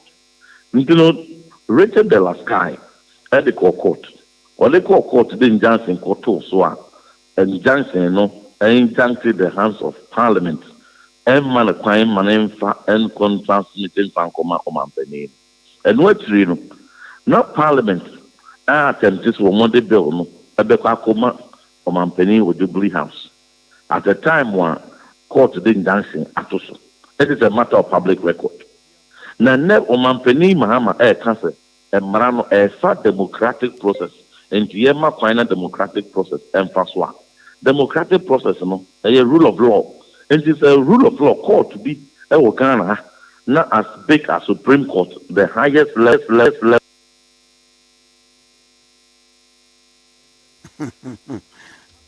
oh ha you try the other in so you say sabekana onwa ye gunkomo so ana baby awodu no so na ho hia pa o because the argument was that because in Kovo Bebre can say a bra parliament a transmitted bill no a technical English one transmitted bill no e de aba presidency no e na krata bi beto abonten be ba to minim say wo ya aware wo fa say uguso krata ne ahia asante bedi etuo de na na say ne ahia yes na America okay was say whilst we were away you attempted just ye ni one why nwa ai kode ajo ena two yes musa sabre no na ya serve parliament okay na okay the last guy there no kra na ho hia me no honorable Mr. Mwakwa baby emi enwe say line we correct yes and you know over and you see no ebra in court no e dey injunction ti ba jo court no di injunction to so no so to speak you know was parliament served oh yes so injunction there all the parties involved no will be served and as a matter of fact speaker parliament here aware say injunction that's all I suppose so yes I suppose so because such for instance such a suit no parties involved are said and you know a bra so now not parliament attempt to say what they be kakoma omampeni and omampeni secretary no throw letter say in fact Mreya court action injunction a wɔn de ato soɔ no ɛyɛ injunction a ɛban de afɛno nyinaa nipa wɔde kɔ ɛne nipa wɔgyeɛ mu nyinaa na injunction no ɛda mo so nti no mmerɛ mu no etia mmara etia court contempt of court sɛ court de injunction ato adeɛ so na deɛ wɔsɛ wɔn na wɔn ba abɛbu so na wɔn aba abɛfa de akɔ nti sɛ wɔn no wɔn ba abɛfa kɔ a wɔn wɔ gbɛgbɛ nipa ɔbɛdeɛ no wɔn wɔ gbɛgbɛ bɛyi maakyin sɛ ɔman mu ha na ɔmanpanin na ɔno no ɔyɛ the chief custodian of yɛma ɛne the rule of law no na ɔno no yɛ sɛ ɔbu mmara so ɔno no ɔbu supreme court mmara so supreme court de nyankyɛn ato adeɛ so no ɔsɛ ɔno ɔyɛ president nti no ɔgbɛku sɛde a president bia ne ɔbɛtumi abɔ sɛde ɛbu supreme court ɛnim tia saa no president will do that no president will undermine the ruling of the highest court. Our no Supreme Chief who will be tried as president. Chief Justice in his house. Now the whole Supreme Court at the national so and so I say, men are mere president, you know, me mind the court no aka. Me kai say yem president then times no ko ye interview. E wo BBC me ebusan sa age hu asem ama ne be kan say is bound to happen. Eti mani pa bi kwa dwen ye omo say eba no a sa ko court no a nipa bi betimi aye skamishi bi say enam say mampani ni pese wo be sign tin ye mo obi mfa nko court say so to speak say sa na tie dia ne mfa injunction to so President Akufo-Addo at that time now interest wo be sign.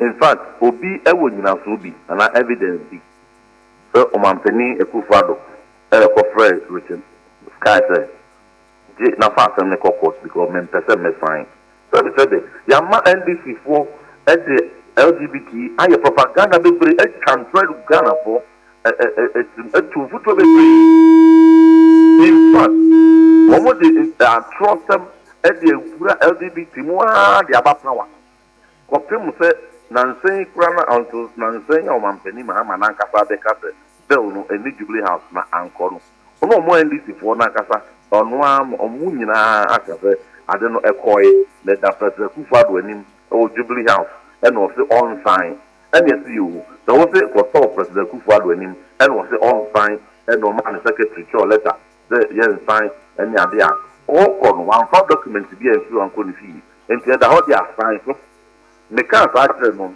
say no ba ga no da bi so na na mani na ade ne kwa ma me Jubilee House ama me do President Akufo-Addo anim mu nim no kra no enso propaganda nti mu twantro edi ku penini hu fi na enne na manya mu ko openi ko America who's the World Affairs Council would see ne be mo kaya said ya President Akufo-Addo can say it is bound to happen na so wunya hu ya odia the omampeni mahama ko kan no it was 10 times worse than the omampeni Akufo-Addo kan enso nya atwumti obi ayedin okurum ha so omampeni Akufo-Addo kan say LGBT is bound to happen emo obi nya ho ayawdi a enne under President Mahama we team teacher manual at the LGBT ewura e de kire kwala de obi ayedin wa eye nya atwum hypocrisy see enti no mumma yam president under President Akufo-Addo enna kokko kan say oh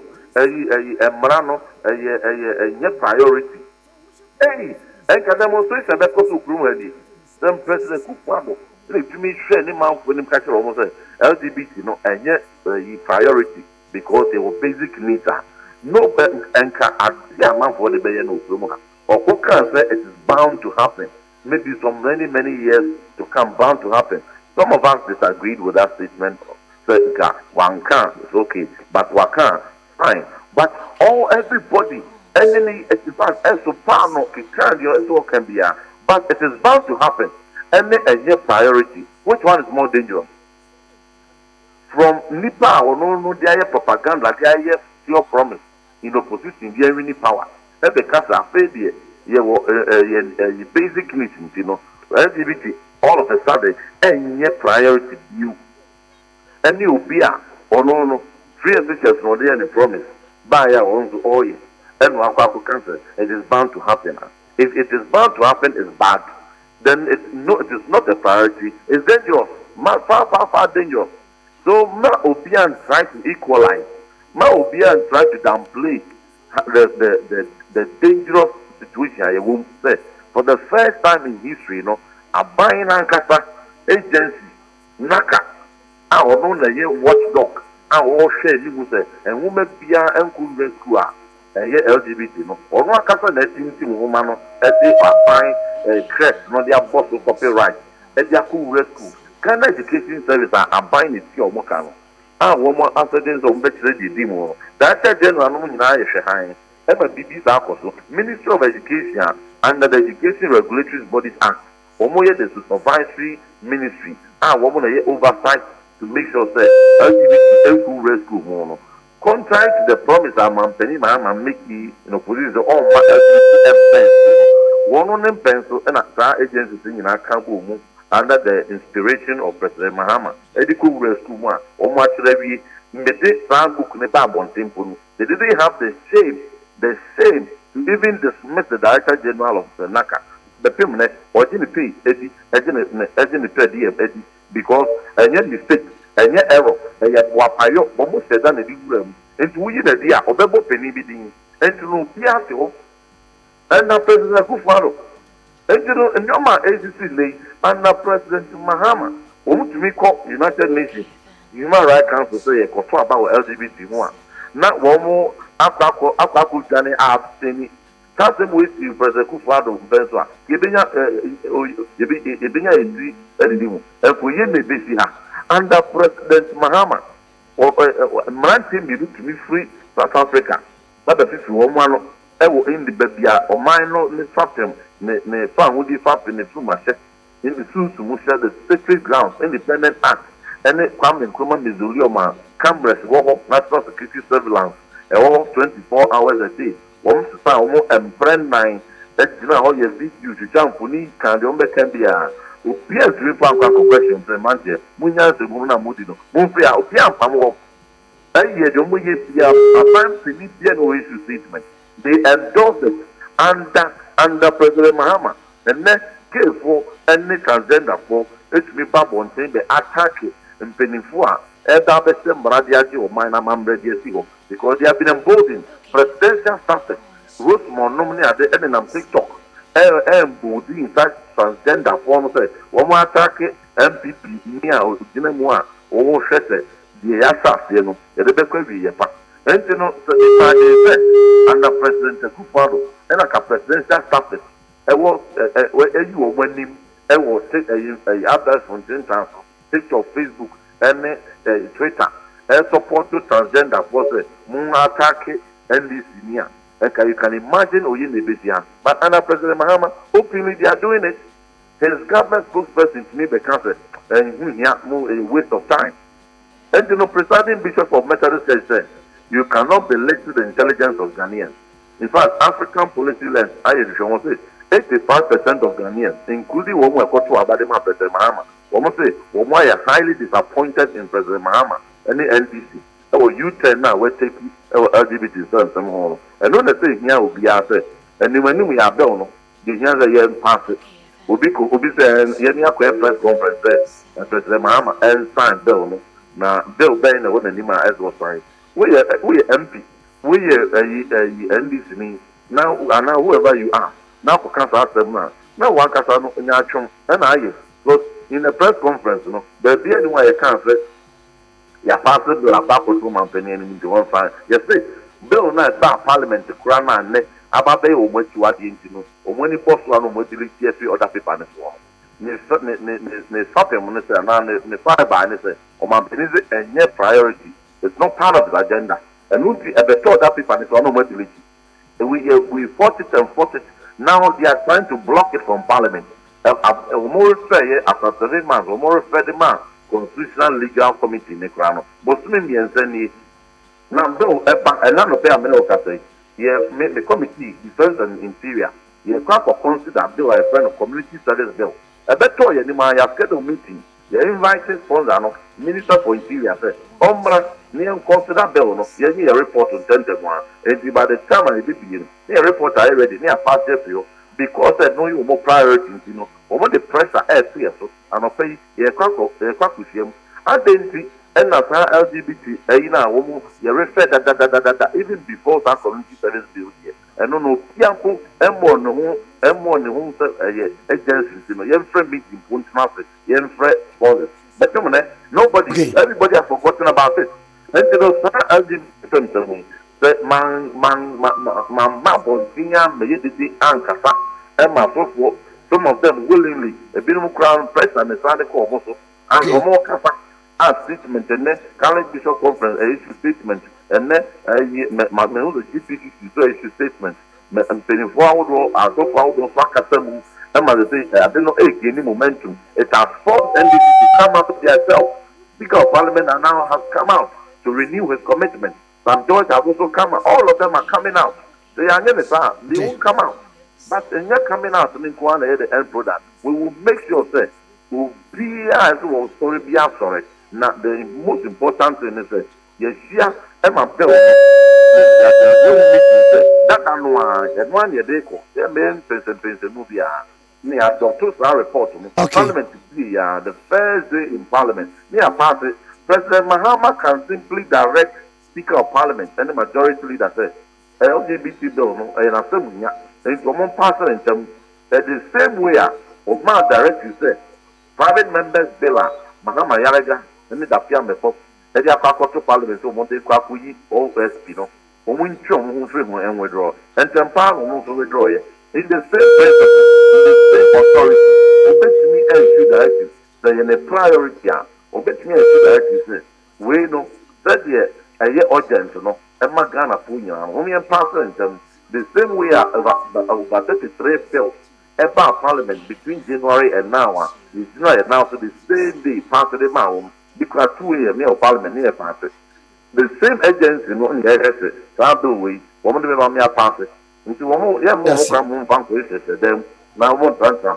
Many of it, you buy also, not 2020 to grab a chum. Now, after I'm fine, over Canada. So, President Mama only will try. One went to me and sign. Who controls Parliament? Okay. Means for your man control Parliament. Parliament is controlled by President Mahama and NDC. They have 2/3 of the people. Omuka 2/3 of the people. And LGBT propaganda and majority. They piloted it. A friend of by-election. Only that propaganda is fire and only nationwide campaign. And then Marine Namo Babijan. Yeah, more come on. Mamenda was all right. And can be cool to Bona Kamishet. Miami Juma and Metro. I mean, can be our Mishra. Shrawon so. Honorable Reverend Intim Fojo MP for Asensa, former Deputy Education Minister. And you know, I didn't come out at you know. You know, Anna, my main for education be in okay. Criminal Offences Act 1960, no? With the amendment 554, 849, and 1034. Okay. Now, section 184. Insulting the national flag. Hey, what mine Frank and wooden at him? Aye. Now, Bibisa was said. Okay, be here. Of the Criminal Offences Act 1960. Wow.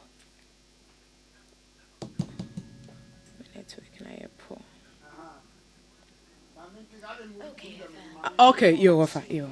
A person who does an act or utters words or publishes a writing with intent to insult or bring into contempt or ridicule the official national flag or emblem of Ghana or a representation of pictorial reproduction of the flag or emblem commits a misdemeanor. Mike, no. Make a guy. What fine patrol 8 section saying? Section 184. Okay. Come on, Minty. Of a median at the brain be. Anti Maman can Patrol. Not what interpret. A person who does an act or utters words or publishes a writing with intent to insult or bring into contempt or ridicule the official national flag or emblem of Ghana. Oni pe bi obeda su se wo betwro se wo be kaseti o my Ghana ye frank akese no so wo betwro mpo etia or representation or pictorial reproduction of the flag or emblem commits a misdemeanor. Sempo se franka no so wo betwro wo bedane no aye ne bibi foforo kra no se be etia Ghana mra. And when se wudidi ye emblem no atem na Ghana mra no an offense of misdemeanor. Na se no yetimi bo oka. Yetimi bo oka betimi do atum but ya na wo term of imprisonment enoso ebi wo ho abosome anase bia nefu akakra misdemeanor no ekwa kopim offense of misdemeanor no ekwa am se kwa kopim bia be 1 year afi baako ai enti yen flag no wontimi ngese me de mebu afu Ghana enti me de ato ho atwaja atum ahye no na ofa mesre bisa samra na ye adwuma se emra wo ho se mra na nche wo a ho because me share dan kan use because so obi nche da nye bi openly man ko di abansem ekokọ ato a na yakọ bie ho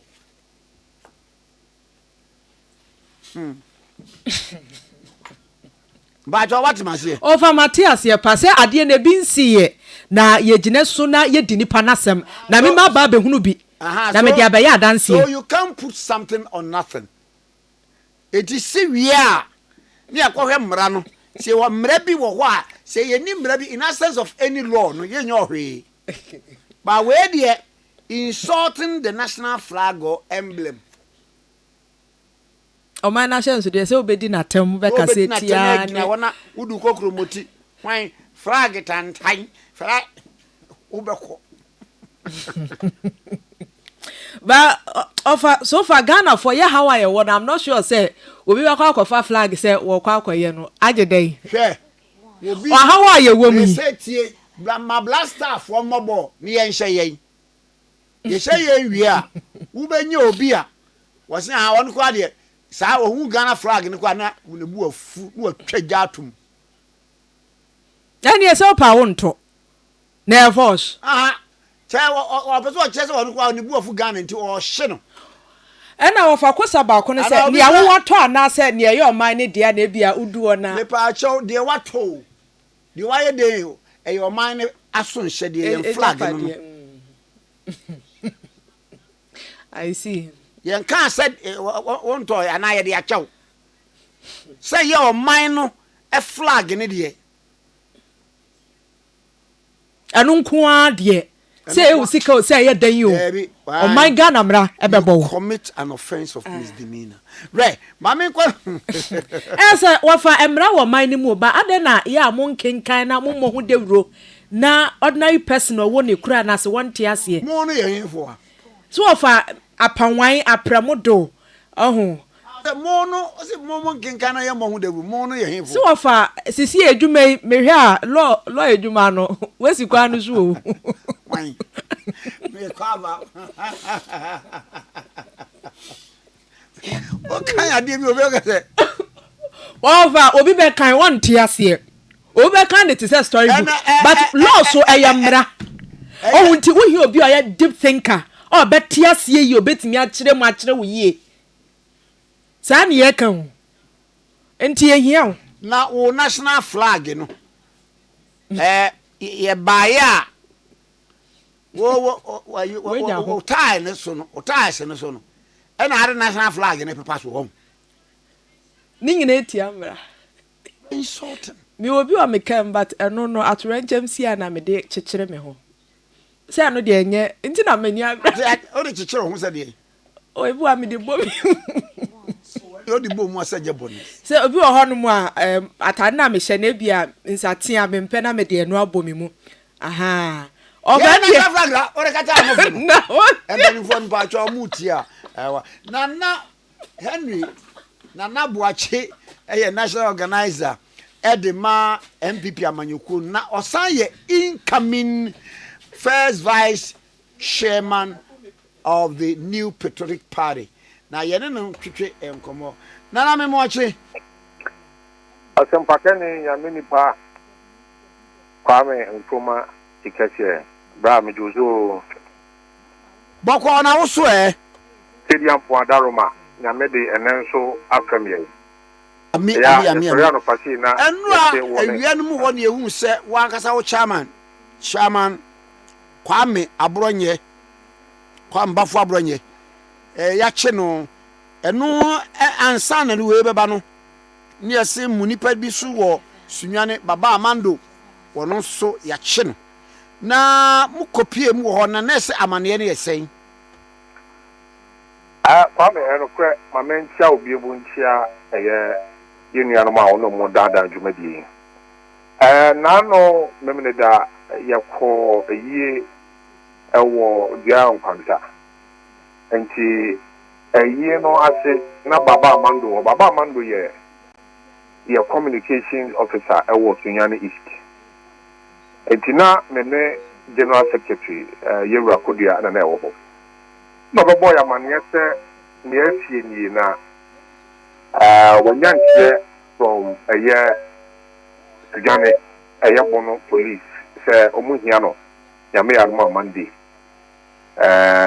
omon kan de crunch but obeko akwakuti aseboko ne se no ano ne kwan so ano the okra no general secretary mame frɛ lawyer Chiapo se ondi animu na on fire branch nko lawyer Chianso ye former attorney general eti me frɛ lawyer fortunately no Sunyani no so ene na go banka ntweni obegya na Monday no one no akọ ti Monday no mo koye no mo buta so yeah baba man yes mo ten safre no just nobody at the station opia ni ho bia mo so mo ten safre no o mo so mo ni mo hwe to mba 20 minutes a jo mo come so there be they are not aware of any such invitation and the omo down many omo say omo ekonana police was said the kasa be frɛ omo say omo nyantie from nkan the nkan mum no muhia no enti no omo nkyere omo panamra emramu so so wo kyere obi a o say wo timi e kyere no kwari fronti a nam so a wo de kyere no omo nka nyantie na no an say nkan fo so muhia no na me musade na we no obi na akoye complain na say we no court bi na take judicial notice na de be mo nkan fo say omwana omunam cyber in fact in the offense you could do kind of offense almost why and say LGBTQ use LGBTQ ya bebe ya Yewura Mahama and then what big Ghana for him now senior the priority na some Georgian so as any ya pam na no ontimi kasa na election so adebehwe so say enya de hu hia esisi eti anu mu na social media ode LGBTQ way omo colors ni bi e dia pempa bontade e na e dia chom no no so share and when share no ntina o matire sanse wa pempa santade ni bi dia share Yewura Mahama and Sam George and Felix Ofusukwachi ntino ya kire tuya ni asem no ntoma akwadu na ntre no obegun kan no ma print yes ni Facebook mfoni mo de kire eti ebra no mo benya so na deputy organizer for the region na me ni di kita ho ni e wo meeting e wo party headquarters ntum bedu ya na general secretary ya menko na menko hena yeba pepe yo ebra enti meko ana me ball Yewura minority dance amane no so ne eye ne pamfo oba na lawyer bapo wa uni aka ho na Jerry Ahmed so aka ho na lawyer foka no so ka ho ti nyaa mo na because ebe o meet na so kwa na ti abronye so de no ti na ti ekọ na kwa ye nse bi no na kwa re abronye so kwa du o mo de abono se o mo se abronye akoka se judge wo adenta port judge no a political judge it judicial secretary actual letter e di aba se e don't know yen kra abronye e na ba kon so they see you, Dr. Anane, at your Saturday, about the Abronia for Pate, or no, you rock of our for basically any being about wrong prescription to one biology and also complain. Ababe, near a chicken muscle, medical can say MPP among you, any MPP man. Nobody should be intimidated by this. Abaya don't think that I'm a mono of the phone. Then the only one more power say, and the Brabra in it. Because Sabi, Sa arrest me, Ubusamia, the wound, yeah, it's in fast war. Then how about you be so be a Facebook post? So what, are we criminalizing free speech now? To be a Facebook post. Near a button tell you. So far, Sabi, more radios. The minimum said, a pork, a was a me for you are there. You grab Muhammad Bomia Sabina or your police council, Chap Deman. I can tell you, Kofa pork. The Shannon, the media. Some at the same way, at the time we, you know, one cut of police officer. The Kwame MPP, they are tolerant. NDC, not the names of intolerance, and near Mamuya, Kwasabi, they will have now. And nobody is saying to move, go on you.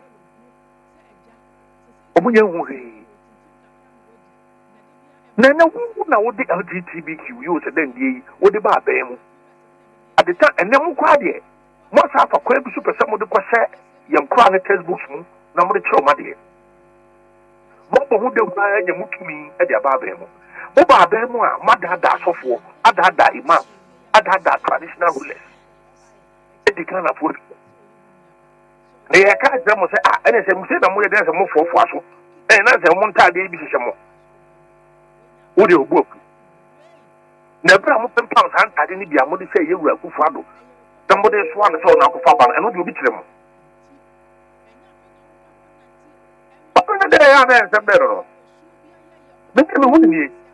And then straightforward and then a bay and this is what I'm going to have bay. So much of AI diaba. I need you munya. Imported and yabre. And not who's a good stuff for release statements and your moya a bomb for. And the fuel prices never cost me. That's what a crowd I present me. And you know, Moncamia walk and air cost me. In so water bill and air cost me. Galam say, I didn't say more. Cocoa, nothing a year baby, and no quite a year beyond a year. No cocoa for age. A year say. Now, no, you come on. Cocoa for a woman for ever, no musiciae. Cannot do much, no musiciae. You call baby any, no musiciae. Ground contact, no musiciae. Et to cocoa and some agents and moody amount. For a drink crash home. It's a man, the government is under pressure. Now, a promo, over some of a road sector. Big push in our Kwame. Say a big loot, say a promo, say a V. A big push, the big yap, I say a more pequeña for the Viaga. Then you have big push.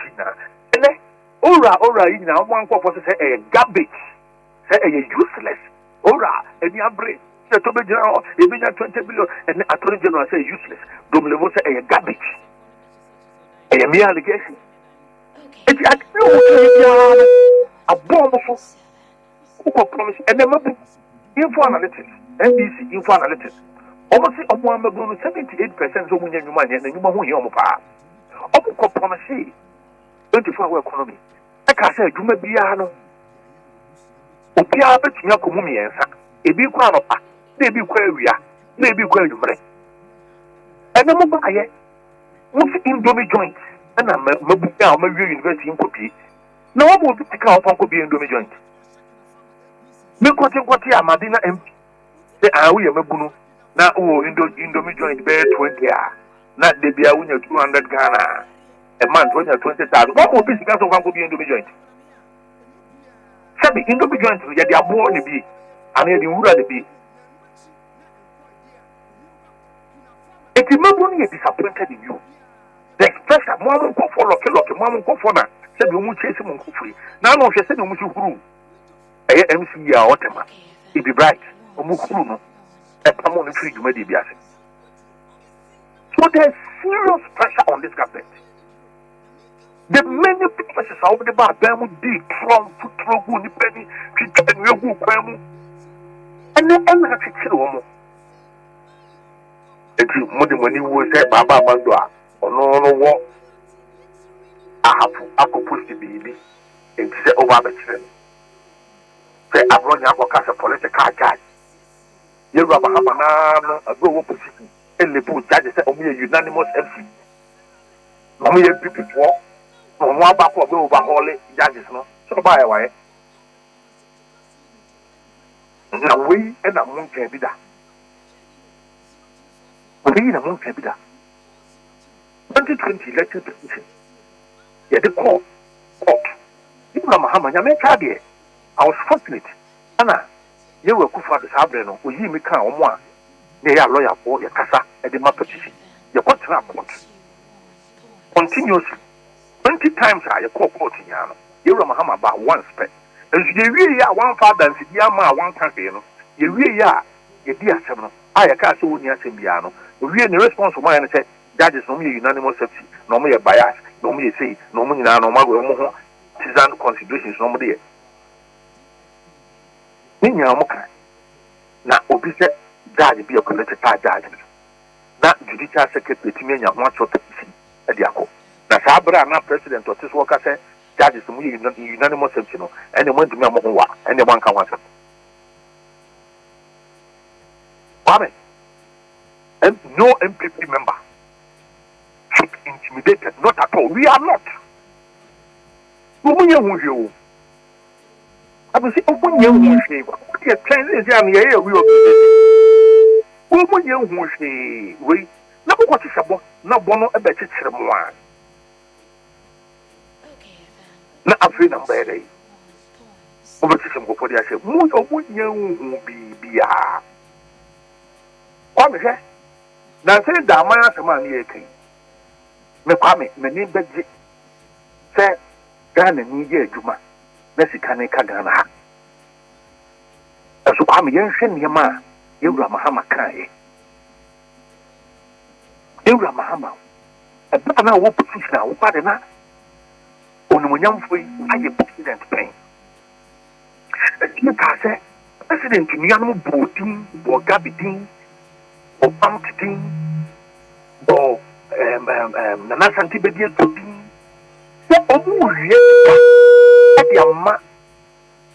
Excellency in another damn good one.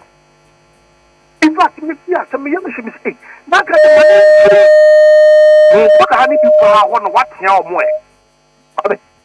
Oh, my penny, no, a fever. And then, obey your man penny. Yeah, apple. Beautiful. Na de bia wotimu na wokom yese omuni azuma resources yi e ba ya pega e dia mano sabre no to force na kwakwaye board chairman awo yese West African Bank bi e no mo agrant loan bi no mo dia ma Ibrahim Mahama e ti no so yenka se mo ba yi ana mo ria Ghana tika e dia ma President Mahama na. And some people who say, who real form, I am not sure how to say. Grandma did that, and we Ghana for the old Pija, Ghana Japati, Ediama, Unia. Who would the code of conduct by, or Mampano? Who the code of conduct by some more beer and take gift? I am more than $200. And for my what now, Unia pay one papa and pay and restrain. The power to see a calculate here. Now, say, car. I was Utia, say a private jet. On mine, helicopter cry. Last year, I could come here this year and see our money, dear, is a penny and coin. bepem nei ye ni bi ye ni bi no se onua wo bi ana se ko onua kura ni bi ana obi na wo bi ana nipa kro ye se oh one fentu kwan a boni be ne wo mu Kwame me say ye wo ko ha yewura akufado eko bi wo ha na ya ye plani akoya wo siesie mu na omantomi adi plane eko odeba ensema ye kafa enu asi say enu na me ka say Kwame temi o Kwame temi helicopter ya me for dia ekoti ye mo ase nipa enti oman no onua wo bi na wo de kɔ a boni be ne wo Kwame me si nka imagine say nka ye wa ban mu na nka gabi ana be die tu omo plane na omampani ti mo kwa aba awura de nyanko that is what the lay foundation is say amity and the lay foundation is a mini problem nyema bi wo wa say na do wa ban mu de ko tra gabi plane no ko no de ba ana se bibi eti saa enka nkrofo be ka ho asem enema nyina na yese ye de ya amanyosem Kwame asem no what I'm trying to say is that so brena yewura mahama koka say na nabu obusuafo wie sika mana no what did we say was it right was it right ebla yewura brana champon onu ano wakwa bede enyo na apotra so bio senate na abie open tender say omo partnership edi ama labadi bi yewura brana champon ewi ni ye edi ba asem na ndc for yan council state capture you state capture the normal council ebra ye ka take plane no enye papa na o se apoto foforo no ni amani yo buja be ka se ni nye hwe na plane no ne condition no eye kama okuta to be ka bi ena mo ba ye mu to plane ma ko be enan to plane ma ko nan ebra ka se ato foforo o se da bi Kwame nyanka wo kan nyanka ne kamu ano no se kamu ano no o ba ni ti me pa cho wa wo nya pani na na dan kwaku fa na mo beto wo kwawi onu a hu se ni nua kuma wo ye president wo tutu ne nan aba ba tia wo ne fe wa ye se ba wo kafa wa wo bie wa no kafa wo no en na busuafo ne papa akọ han dan e wo cantonment ha okuta to be din prote ne baba na akọfa ba ya japade and what the restaurant. Politicize about your business. In Sumunam, baby for Kwa Binya seafood in Sumunam, Kamba, yes, Diana Kama, politicize. Could you to me one at Dan or hang? Nepabaya one of private leg. Acquire very nice up west. Our British Yakinia Daddy, the interest was 25 million. No, quite. But once you pay,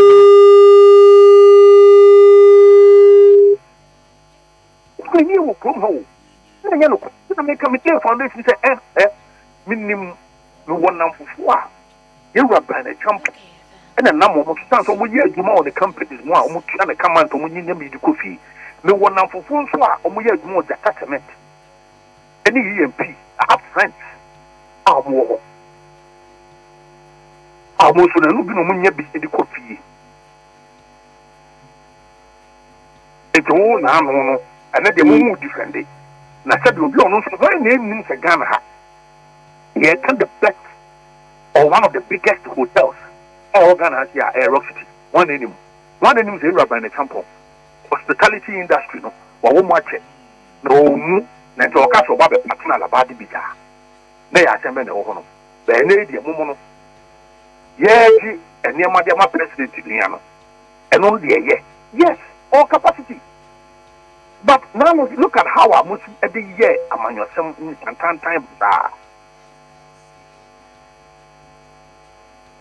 Nene Sandobe etimi kwaji adwuma deputy chief of staff company o akwa kwaji adwuma na oriye kwa na osabi ahomaso okwa say ya no say ade no no company no ya adwuma enye yi ana akwaji adwuma $1 million 11 million Ghana cedis awo ko eye hwan would you imagine say enka company bi anka na nado danko kufado nua na say the deputy chief of staff anything wom we din wom unu nua dia mo company we are now about social media it's about the top samamaye ebe kika sama kire se ka yewura mahama ni code of conduct no de buy no se ka ye adwuma pa Sandobu o san kwa pam no by now o san kwa pam no by now be ye adwuma ene code of conduct o matitim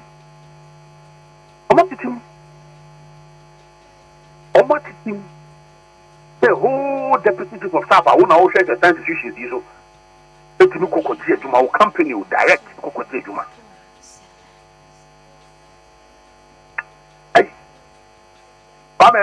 big push over the buy there big scam there chrono say a road that you're constructing with 25 million euros and then you see about your rehabilitation a year to 60 million euros a year to 60 million euros and the road ministry no a deleting Yama from our website you can tell big push then I have to tell the abokro it is our pressure on our brain swap omodo many positions arrest we see so I got ready again assembly and Kwame, let me sound this caution that we in the MPP we are never going to be intimidated. Now when you go munya hunfi omo na mo kwati shebo ana munya mutumi ana mo ba na echichire mo ye be koswa ye nsam dia che Ghana fo amudiye konkonsa amudiye konto amudiye bakani ya che Ghana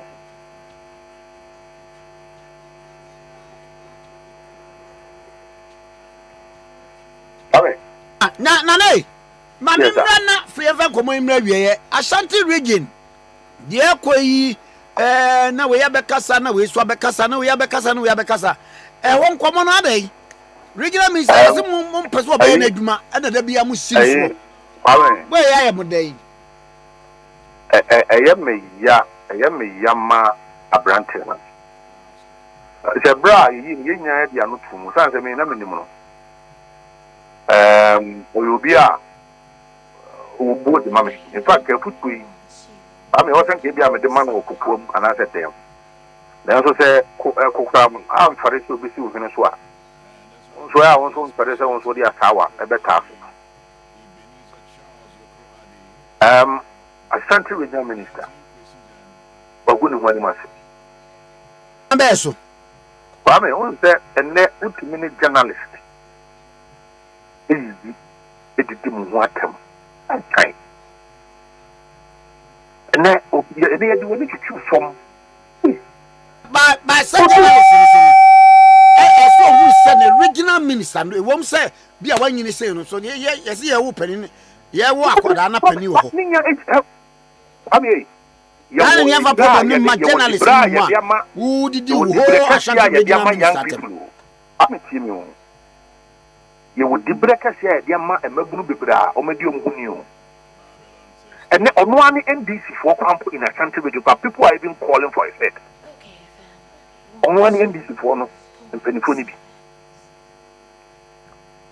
and it is okay for you to engage youth on social media platform it's okay but on the about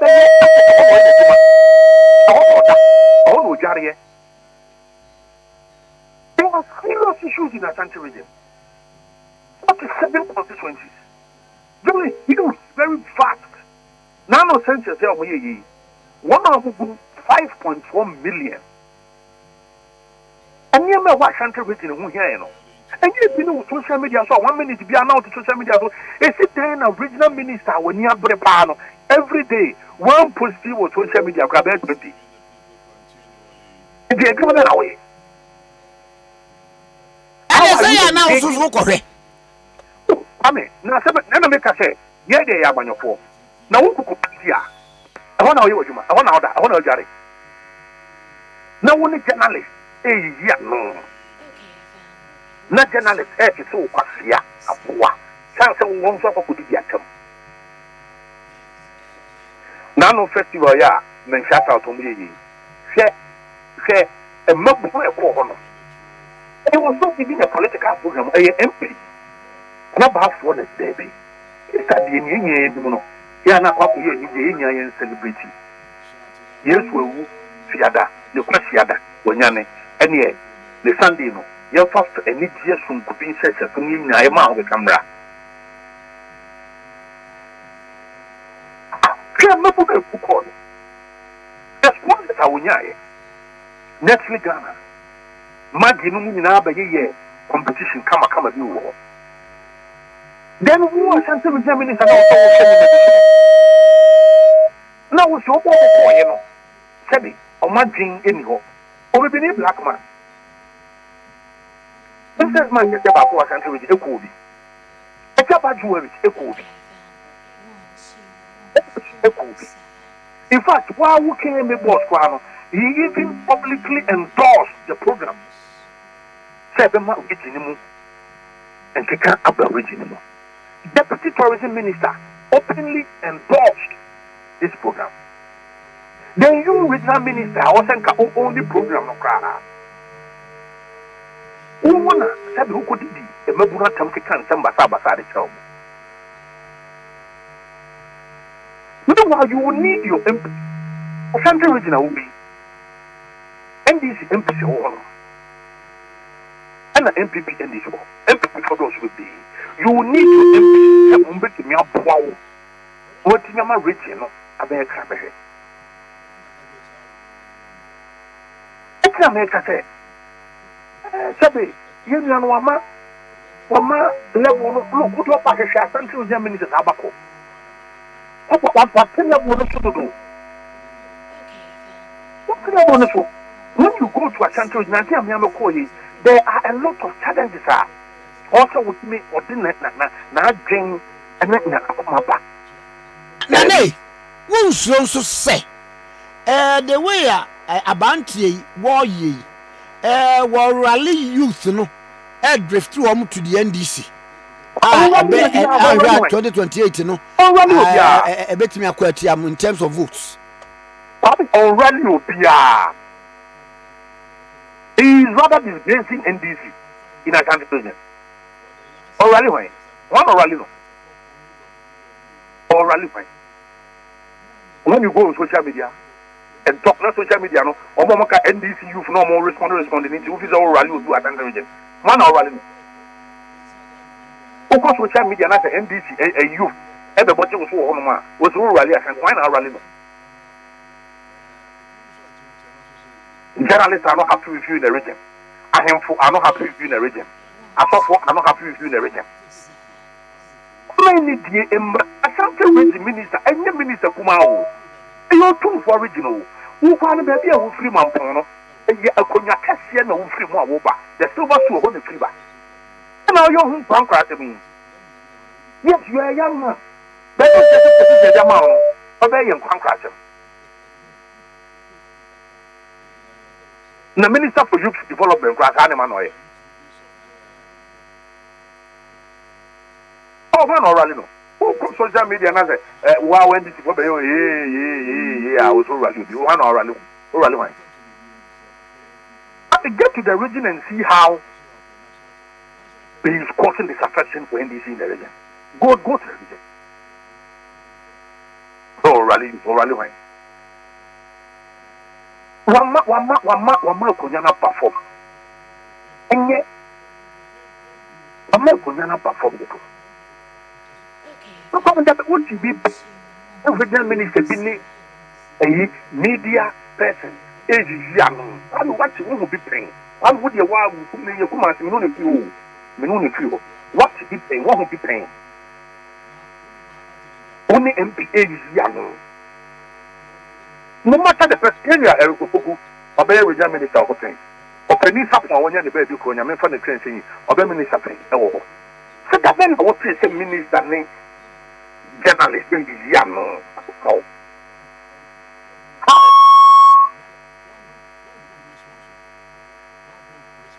The channel, which is not occupying only. Eh, we come for region. Info, the Shakati region. Channel, on friendly G, Emblem. I'm quite because there are a lot of people around who are uniform. That tell me about one is I'm very experienced in politics. But don't uniform. But I don't uniform.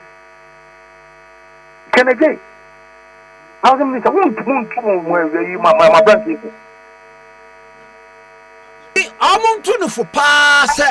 Baby to say, I say a fair. Mamma Zontono, Mamma Zontono, Fama Womo. Ah, what him say, hey, or some piano come up, and when you are nadi. Bobby, do my idea, man. Yazuntu, and then Yaman piano. And I may say, I'm granadier, which me engage your Mokakran carefree. No one will now quit you, man. I come here, question, you both give you the social media. That is what I'm saying, sir. Sabi, I tell that, we should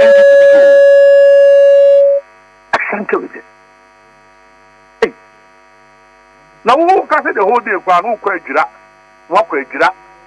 Only MC or more corona, a couple of shit in full challenges or man. Now, this will be your social media. We are saying, one man wants to continue to be assay or crochet, and near my course one near the other. As almost challenges, what way? Oh, for reaching him. One day, be our be do ha. Open your social media. Yes, that one day be our Benjani when engaging Bruno. But they come out every day 20 posts. And now 30 posts. Now, a TikTok live.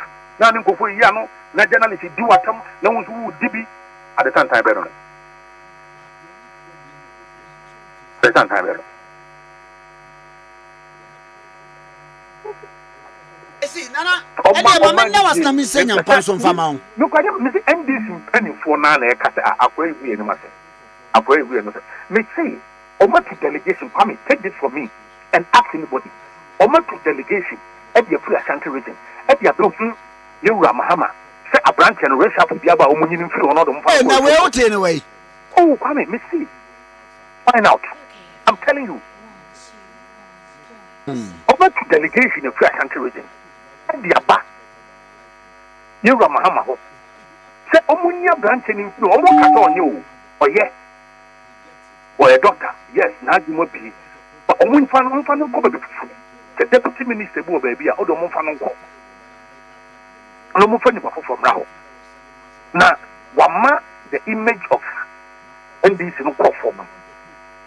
Wama and him for Ekasan, Wama so for cassette Yaomo. And they were a journalist for a Kuntoba.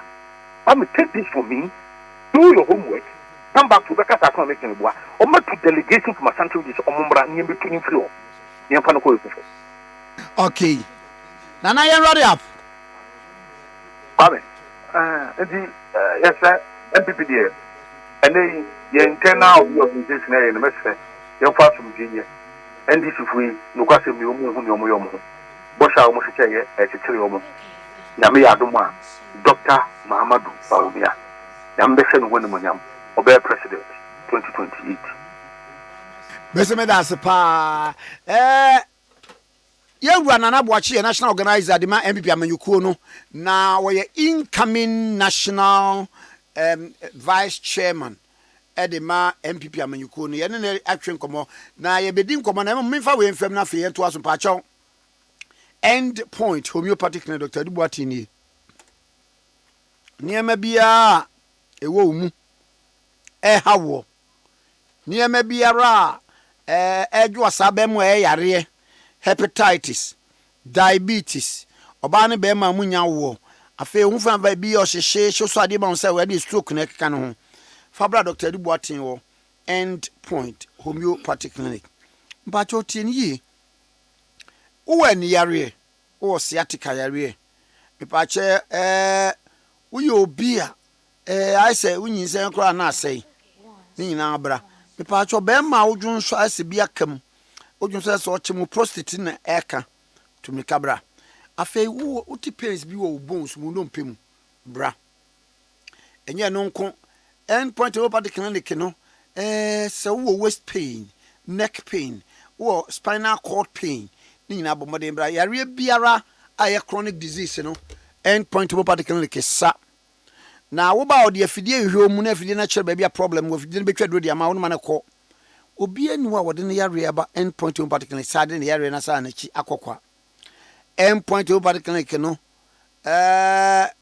wafhwe wa wie no ma homeopathy nura any side effect End Point Homeopathic Clinic hospital through shell signboard Accra wabi ebi watamakom 22 do afaraja nsha straight to Ropoji Gardens follow sign to the clinic Kumasi branch no End Point wo Kronum Abuehia Angel Education School na chipe Takrade branch wa Wanaji police station na chipe wabi ebi wabunu techiman hensa ena Eziama in the western region Pepa cho Dr. Ade Boaten abono nkron ne fa wa ma 30 minutes obi amfa mfre no number no ye 0244 86 70 68 0244 86 70 68 0244 86 70 68 0244 86 70 68 0244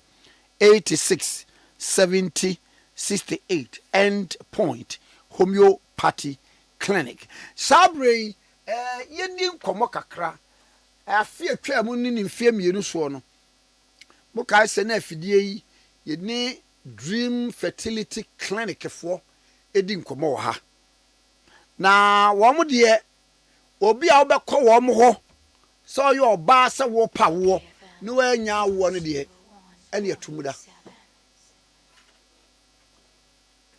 bra ye di nkomo wa afidie so no dodo no anso kọ ho na nyame adom treatment onya aye ne wo manya nkwada ahye wo machi na ene ye Paul awe PRO ma Dream Fertility Clinic what the awo nko a nti wo de sales manya mfie aduonu menwo da bi ebi nsida na ye ne no ebe atwe nkomo aja Paul me mo ache aka mpa cho me joso na boko de erade adom a opise won so gina na so kakra iguso de nyame ase iguso pa de nyame ase na ye kase Dream Fertility Clinic ya adwuma bay na moyo all right mama nda wase na minchia atiefo gina na memfa nchia ma Dr. Penny or that Dreams Fertility Clinic and Dr. Shelley Williams na me di kind of mama memfa no mani ntudwa na se obi etie na wantie wi a watimi afre later on Dreams number no 0599 555 220 0599 555 220 na mesene dos mebobo bia to aso na obisa se adwuma ben na Dreams Dreams enya adwuma bia bio apart from awo ho adwuma enti obema onwo oba onwo ana opa awo adwuma Dreams ewo na so nyina ne se obewo afa ho afa oba na anwade a Dreams ewo biaya owo no de dutwam obi mba Dreams ya opa awo a wanya mame ma Dreams abakosem kakra Dreams ye clinical free New Zealand any UK omo use organic medication enye orthodox je chemical ena ye de san yarewa ewo baby aye wo no na ye maame oda Dreams ano ye maame a ono nia wo komu no se opa awo no wakoma twam ho nyina na waware na opa awo mfie bebre na onya na UK hospital a diagnose ne say or damage tube obi tie me ne de yes a block tube ono no de ne yes or damage tube that is ono de a sekra enye yi kra na nyame adom one namua adesua ene musuku ni ade ne adesua ekopia okonya anu adro na se dabi se makwa konya anu adro na me matimi awo nkwala ba ku mienu miensa enan dia ene na me krom Ghana mompa na obi ware na wo mba eya asem sebe ana na odene nti mame fambra Ghana nti Ghana ya mame baaye no obi a wako dreams bi anim say yesi wo tube a block it yesi wo damage tube wo de no cra de ye friend unexplained infertility chese wonu ukunu no mako hospital yesi ukunu yo okay oba no so wako yesi wo yo okay na so still awo ne mba number ebitimi ama awo abawa bra boom ana wo so do ba be hye wachi awo number no pa chofa number yi udi mu bi a opa awo udi mu bi e wa sori a awo ne mba ya bompae ya ye ni betumi emba men hawo ho men koye IVF nkotwe sika bia emu duru mesrew brani ento nchia wo dreams oba dreams a ye no beto nchia na ya ma wo duru ade ba kopa e ma wuntumi nwu wo dreams a ye hunu ni say 1 ye be mo wo duru na onum 2 oba oni bema on ne beda ana 3 oba ya yi na wodi afiri yim apart from san niam miensa mabobosi se wo pa won kutu dia number no eye 0597 225 388 0597 225 388 and 0597 225 389 0597 225 389 na brakwa mi ade ba ko esa ye fe wo dreams ni say me pese obi hunu no nya sa ori hyemu ni say wachia bre akoko ba bi bebre meditum na one of our uniqueness ni say uyo ba mpa watwa bra naturally watwa bra ka me bebu saw say enfie sign edura obi ntimi ma dreams fertility ka bebu saw sa de okay obi a say wo watwa bra wanya 50 years wo ntimi wo yese okoya IVF ni de ekeka ho we ti say me da say se wo pese owo nkuto dia dreams mfie nka ho ne ye fe wo dreams ni se watwa bra tiem yi watwa bra oye ma mi pani a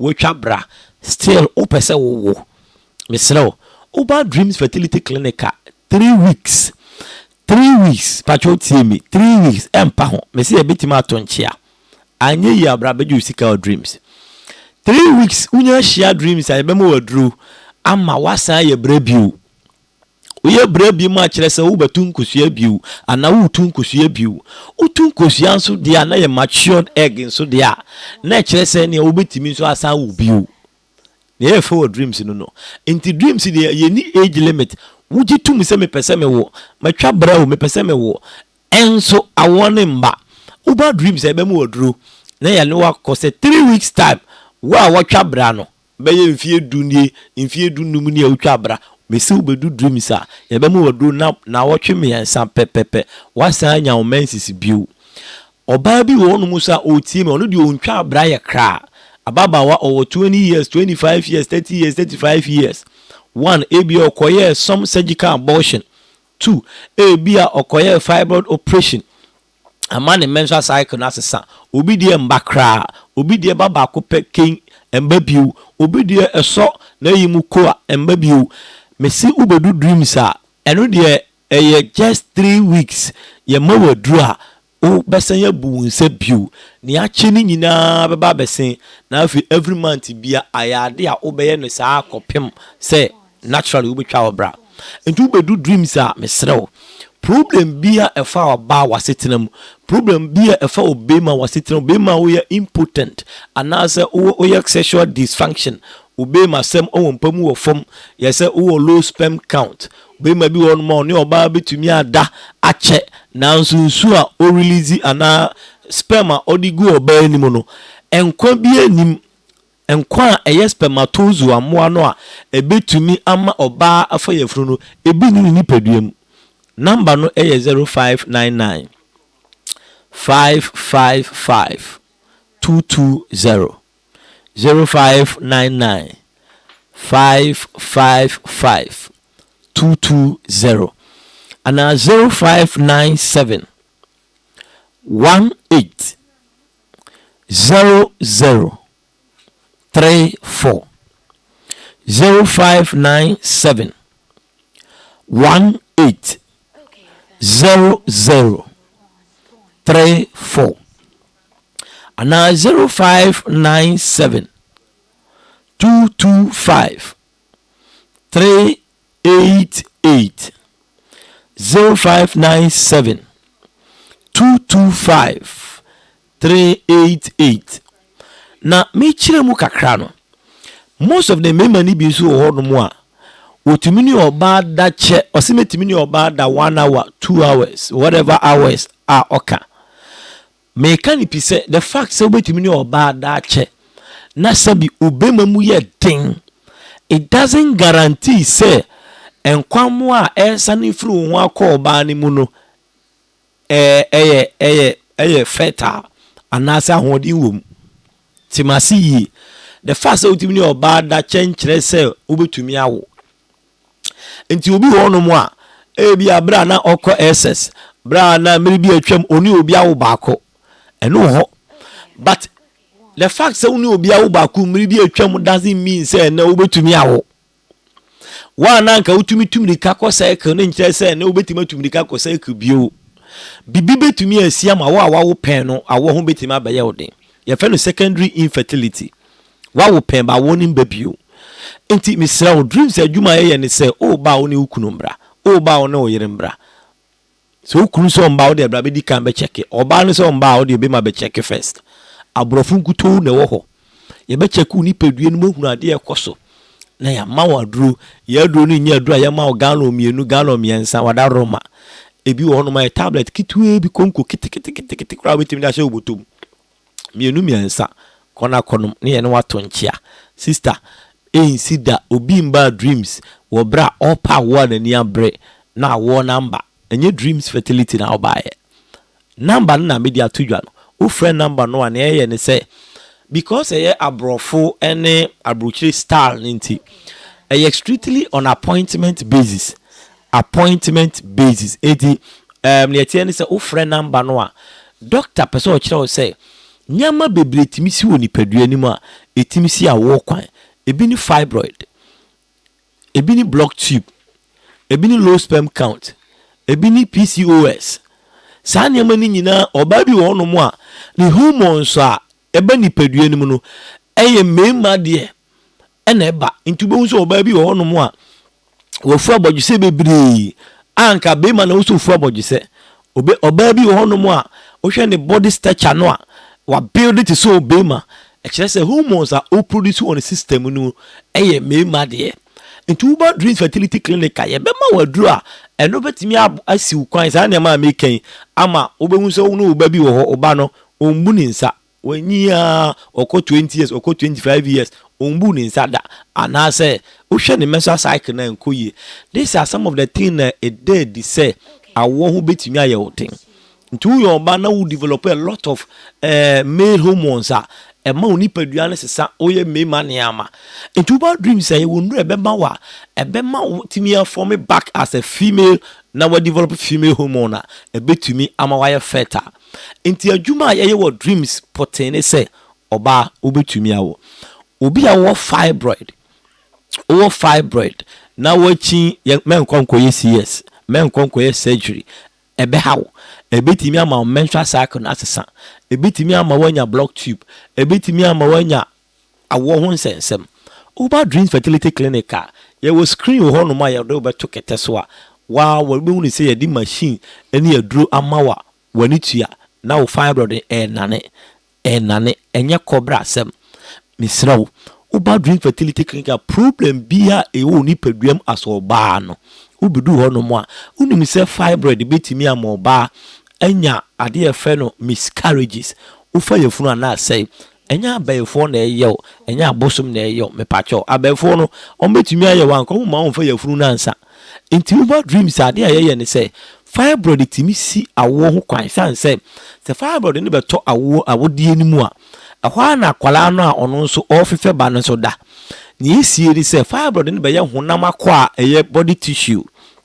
eni akwala na oye mojato ano nti ya che se nkusua na ebo na omo pre ewade ho ba ko bebo nti na no hoden no bebo eno na fibroid no ebe chichira miami akwala no amanabo ana tu aduane a wodi a ahoden wo mu a anka akwala ne be yisu na anka odi develop no fibroid ne akwala ne che saa nutrient no enu tu bo mu za akwala no oye more function na hoden a odi be nyi no ensipi na afi wagija na apo yese oba na pon misrew number ebema wanije asipi number na no mede last year mede sister bi ane ne kwa sorry eko honomo oni ni kwa ware for 12 years 12 good years omo wo da onfa yafunu kura da but ene me ka kire say omo wa amasamai ene wawo afa no ho afa ne ba nti me ka kire wa enye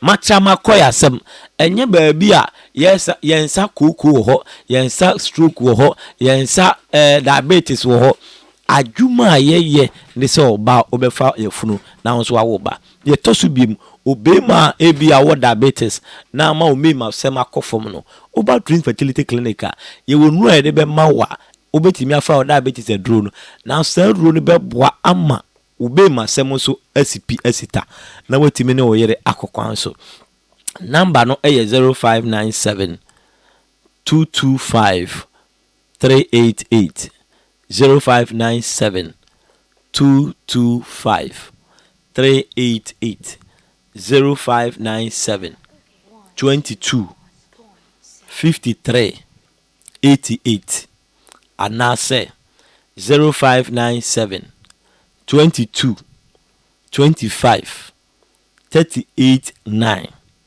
0597 22 53 89 Mississippi 0597 22 53 89 anase 0599 059 yemienu na watro 5 miensa 555 anafi 220 0599 555 220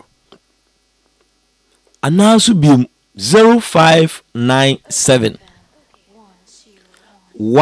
18 0034 na mama ma free na o free a doctor for beje wo so na ubedi nkomo ebe ma appointment yenhwe nipa 50 a day yenhwe nipa 20 kwa a day bi ya doctor ahwe nipa 2 3 nti obuku a na watumi anyamre anyada nti ube free ho no na ade biara wo nipa dua ni mu a anwa untumi wo no me say ono doctor ankasa na ese ni tube no abrochire yuka abrochi mu ayaka che o say tube no is damaged means that you have no option no plan no opportunity so obetimi afa yafuno but for a medication to revitalize that tube to come back to normal na doctor won kwala bako nine no mesrew o problem ni ekitikiti bi say yaka kire wo say brabe IVF mesrew o de tobo twen kakra ma ho mrebe 3 months or 2 months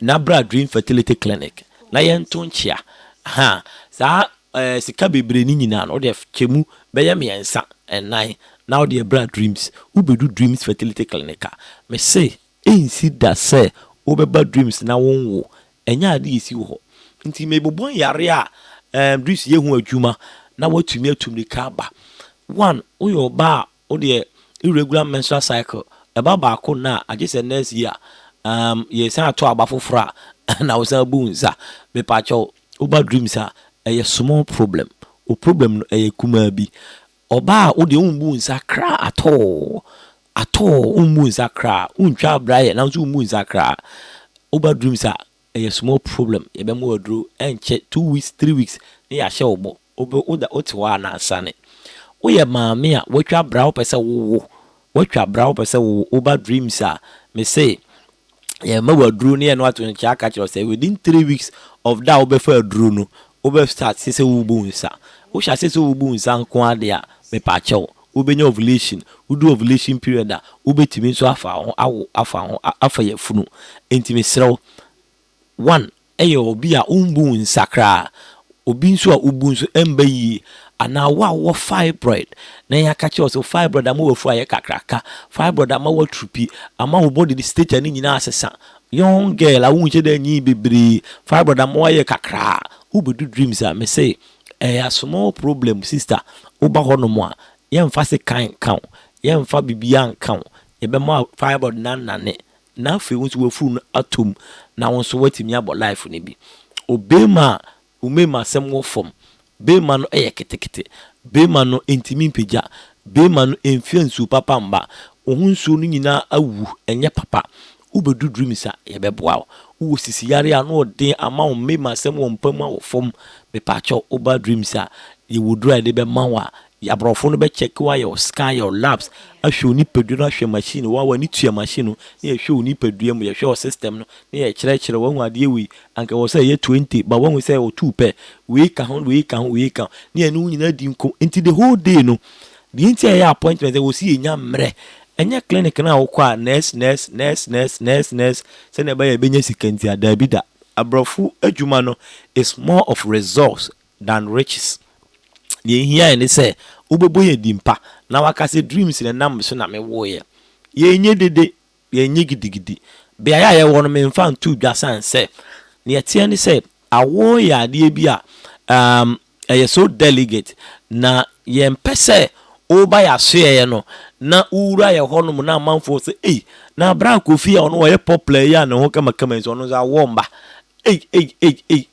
na amasha se kan ho nsem enti wo friend number no a yebema your location na wahunu ba bia wonti wo bakra no a wo bag kita wo so ba se wo life na wawura ho wo free ho no mu a wapie obi anim ni akoye enya aduru a yegu kutuku ma ma ne enwu se wo so aduru dabi kete na wo de aba besin na wo ko ba bi ne ye hia ya result enye ye ho no mu na eye hyiran ne hia ne ye hia ya wo results tu bedu ho no mu a wo behunu se bibia de na kwam adwuma na ekoso umbedi lam umbetra on the whole day dabi oba ya na ehwe enti mesrew me de na manu etudwa na masore so pacho ene se fitina da ya wutie mi se wan wa ne na eye wara awo ho aye simple amobia se won timi nkan ya ene watimi nkan me se wunya kunu papa ya o se aware enye unhia doctor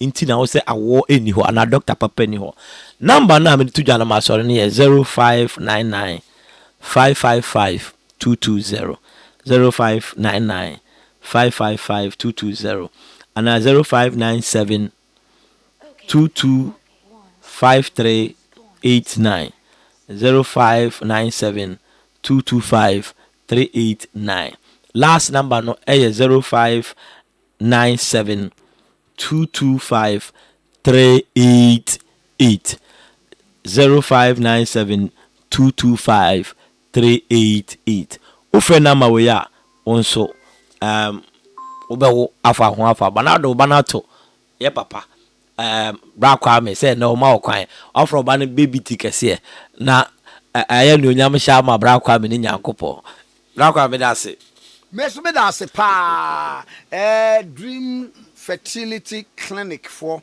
na ye ne wo mo adi enkomo no na ye home so aba ye ba enkomo awodo wo ho a ye beto aso na ye di edase. Okay FM 101.7.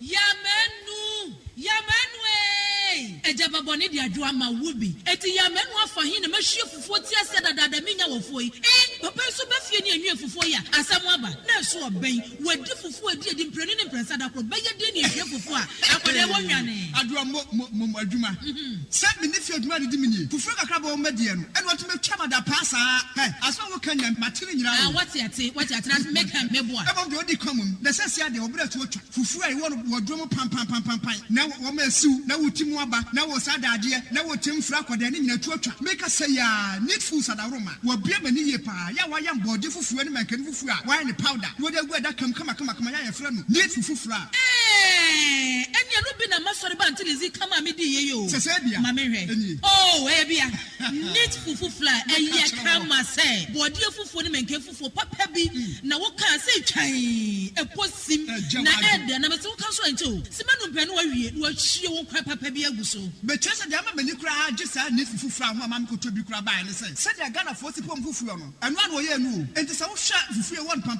wodrom ne we nu a wo ho susuna bia wom wo nso de bode ne mankani fufuo papa bi eje nie eni afi na fufuo na afi na wo bedi pa ne se de wo bedi ne sanya wo fa mojaduro ana pawia ne anadwo a wo koda need fufuo a e wo wo fi a eni gye nko a FDA agi edwedie nkratoi atom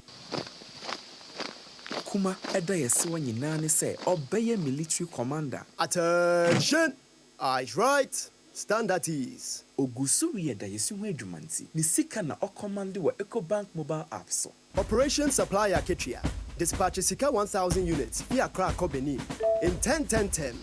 Etoda ope extra control na wetimi ato enyama ohia pe. Mobile app command center. Activate virtual card protocols. Nitria sneakers ni t-shirt. Leather coats no dear. Abort mission. Trese General Adakrano. Na ne standing orders with any bill so.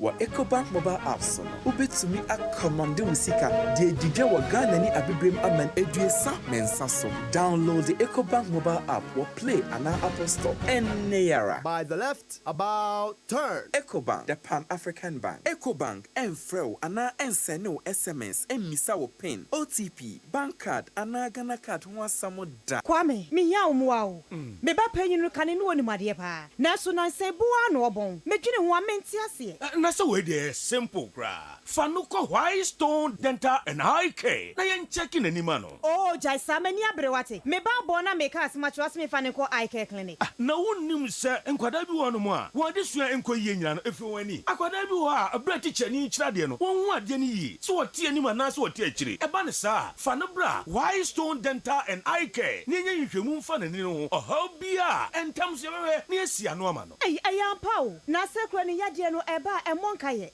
Wadwe ye o se bibia ye fine. Wo be ko na bibia ka echi na wani sei. Na sekro masate se wono momoja broso na esiche yade no. Aya na momoni yade pa. Sapepepe. Onipa bia kra no afimu wankọ check up e wani ho kra no. Enyem prenu. White Stone Dental and Eye Clinic say fa wonu wabusu nyina. Ebra na yenye hwehwemu emfa mani ene mo se ho. Oho bia no ye behwe na asia no e de amamo. Ye wo abafun fidie ultra modern diagnostic machines ahodo a ye de yesa nhwehemu no. Ye dwuma efon so de. Wani wote enti ba ye beje o fel so. White Stone Dental and Eye Care e wo East Legon. Ye be MTN office kese no. Free was 024-225-1983 and 024-045-2992. White Stone Dental and Eye Care. Wenni eno kania. Efiura, me mwachi o Efiura. Yeson. Machi o Efiura. Efiura me chia wonye so. Hey, Ewura, enfase ma msu. Wati? E ba force se chia me. Mo yem no. Won so pepe. Hey, oh, wa fi. We die me pese oni Efiura bekon. Efiura we die ye kwa sori abo. Ewura de. Mo kwa sori. Ye bompa ye. Ewura de ka soro ho a. Wati? E bi se wo ba hwa wa kraba kumpo wunya. onipa da sane timi koto this way chocolate drink no na yire ne ma edi nsuohie twabia nom anopa no wi a wasade bia hye fridge mu wo mako school pon a wasan ba be yia nom enu mpore se ne nka ne twaso mu pa ende ye rekore na fie wura beti ha anopa dio awia dio enumre dia mo no makodew mo mame na mu wi a ma sora akotra so ndem se ye kosum ya Mese na dia ya late nso me yanke kabinje efiera ya wi ya kwasere bo fate ke efiera wuti fia se light bill no water bill ba wuntua bi wo bo asa sika na fa koto this way chocolate drink na ba nom ta hwe me catch you play nya play fa say this way chocolate drink no metumi atobi pa na so na me so mo ahwe wate e de me hia ne nsuohie na nsuohie so me ntoi se me bufu a metumi ato bag mu a wate ye fiewura we nko ade ma abunfu na koto me efiera fi de ya bre ma abunfu bi munyam sumponie munyam sumponie na mo ba ya trimodefo FGA agi edwedie nkratoi atom Okay FM 101.7. Okay 101.7 fini abusuafo Eco Bank say usika control wa braso se wankasa so control usika enti Eco Bank aya dom ema ode mobile app abaye fe no Eco Bank mobile app enunu na wo command usika obeye transactions across 33 African countries eni wiase be bia opese wo send sika ko receive sika ana auto niema bi ko wo de Eco Bank mobile app no beye command usika kire se utu electricity car water car school fees payments ni ade nyina no ube yusu enti ye money commander no download EcoBank mobile app no on App Store na Play Store na command usika command ni minister who pay attention to duty to details EcoBank mfra won kan che say SMS ni fa pin mame ana one time pin OTP ni fa mame ana bank card ana Ghana card details say bibini na won tiase a no afre 0800 003225 0800 003225 EcoBank the Pan African Bank. Wani wa kanja gumienko yo ewusua ye hyase de amamo daily guide obokrata no na ye de hyase de amamo na wo hwemfoni abi ani maseyam eno eye national chairman de ma NDC amanyokro no Yera Johnson esiedu nketia ne mfoni da same na nsam na nkasa wode abanom eye kratafe toso ensia national chairman de ma NDC amanyokro no Yera Johnson esiedu nketia no no na mpanifo de atodwa wo kire se nyame ya adoma enche nipa ye hwemani so betime him frank akese wandisi amanyoko no no yesisi ade tip off no no a ena ne din eda so ekuo bi a won sha banse ade bia do to obo asem ese wo ye nhwehwemu eye global info analytics for wo mo sem wo mo akokoye pools kakra no wo mo koye ye no woni pa wo mo susu sem Ghana man Prince Excellency John Dramani Mahama wo shom Ghana for wie no wo kose ya wo bedi na de eye Yera Johnson esiedu enkatia na wonu se vote wonya ni se bra wakeka bo mutiti bi firi mu no eye 29% survey na to so ya watch say finance minister Mecho Sofo o show my Ghana sika Samson Dr. Kezila Toba Forsen eto so mienu wonya 19% na chese si ade anyame ayadom ema tete gabu ananka emu ewa baitre ni nyina no oguso a wo close ba woni national chairman no na epem so pulse na ato so ya watch say wani aka de ohwemu a wade anhyeda no so sanemum wotere Ghana for se sebe enye onu ana bo ni timu pokoye sa pulse nemum march ebosome no ne de toso aduasa ba akoko si April bosome no ne de toso nkron wa fimu enu kura sei wani a woto obo ase oni wo mudi nkomo no wo mo ye nipa wo mo to aba yeye ewo ndisi amanyoko no mum ewo mantem dunsia wo mai mum delegate nkwa 10,400 ena wo from wo tetefon so am wani wo mudi nkomo bi so am so nyame ya adom ni yakoto aba yeye pani am wo behim frank akese wo ndisi amanyoko no ma won pa na nkamo penom na dodo na ase o ye de chairman ya na ene je no hom ebi so kire se Dr. Kezila Toba Forsen de wodim wo sefata afe miensa woni aka no education minister Yera Haruna Idrisu say wonya 11% pe ɛna mampani chi amehene yera Julius Debra etoso enai vice president professor Jenna no poku agyeman wo mu nyina nya 8% 1 year ka na 1% no wo mu che ya wo mu fa ye na polls na to aso ya watch se enipa 24% a wo mu ye delegate de wo mu se wo mu hu so wo mu to ama chairman yo se wo mu to ama Dr. Keslow se wo mu to ama professor wo mu nse de nim to wo mu de nya de wotimi e decide ya and now no pay delegate de wokrata no wadi emunsem wadi atudwa Musa danko ameboa Oran fa so ai wom se kom o yade kom de ya ba to bo eye Musa o ai we obia ni wa o sample size no under the population of your survey no okay 10,400 ai obetimi de 1 month aye also from of phone so wo fe di pa mako 10,000 wo fa se e bia gaga na entebrofo yie ma yenhwe o say my starting free here it sampled nearly 10,400 delegates across all 16 regions through telephone interviews. Tisania Openi Isaac Ephraim Kwafoma we. Ubeye se nipa 10,000 course na wie. Nipa no. Okay. Yeah, so busan one abeto man was meto man na wie. So busan the reasons behind it. Okay. Ni nyina obeye. Eti okay, we nipa 10,000 wonya hu course nyina wie no. Na 3 weeks kura go. Me so obo kom de no. Over. Munto. Toyota Vox ni na mo tira kire ekomo eya. We kwa de mi say over ka so mo hunu dokunu ma. Obi ekom de no. Vox na yes ma. Aya wa Swiss. Wa mo ba to aba. O se ma me ni ba we ni. O dia wo. Na baba jama afa. Oba se first Musa banko adoro ta fe na aka ekoma ya yera Julius Zebra din by say ani din abemu Education Minister yera Julius Zebra na fe so Professor Jenna no poku agyeman wo mu nyina nya 8%.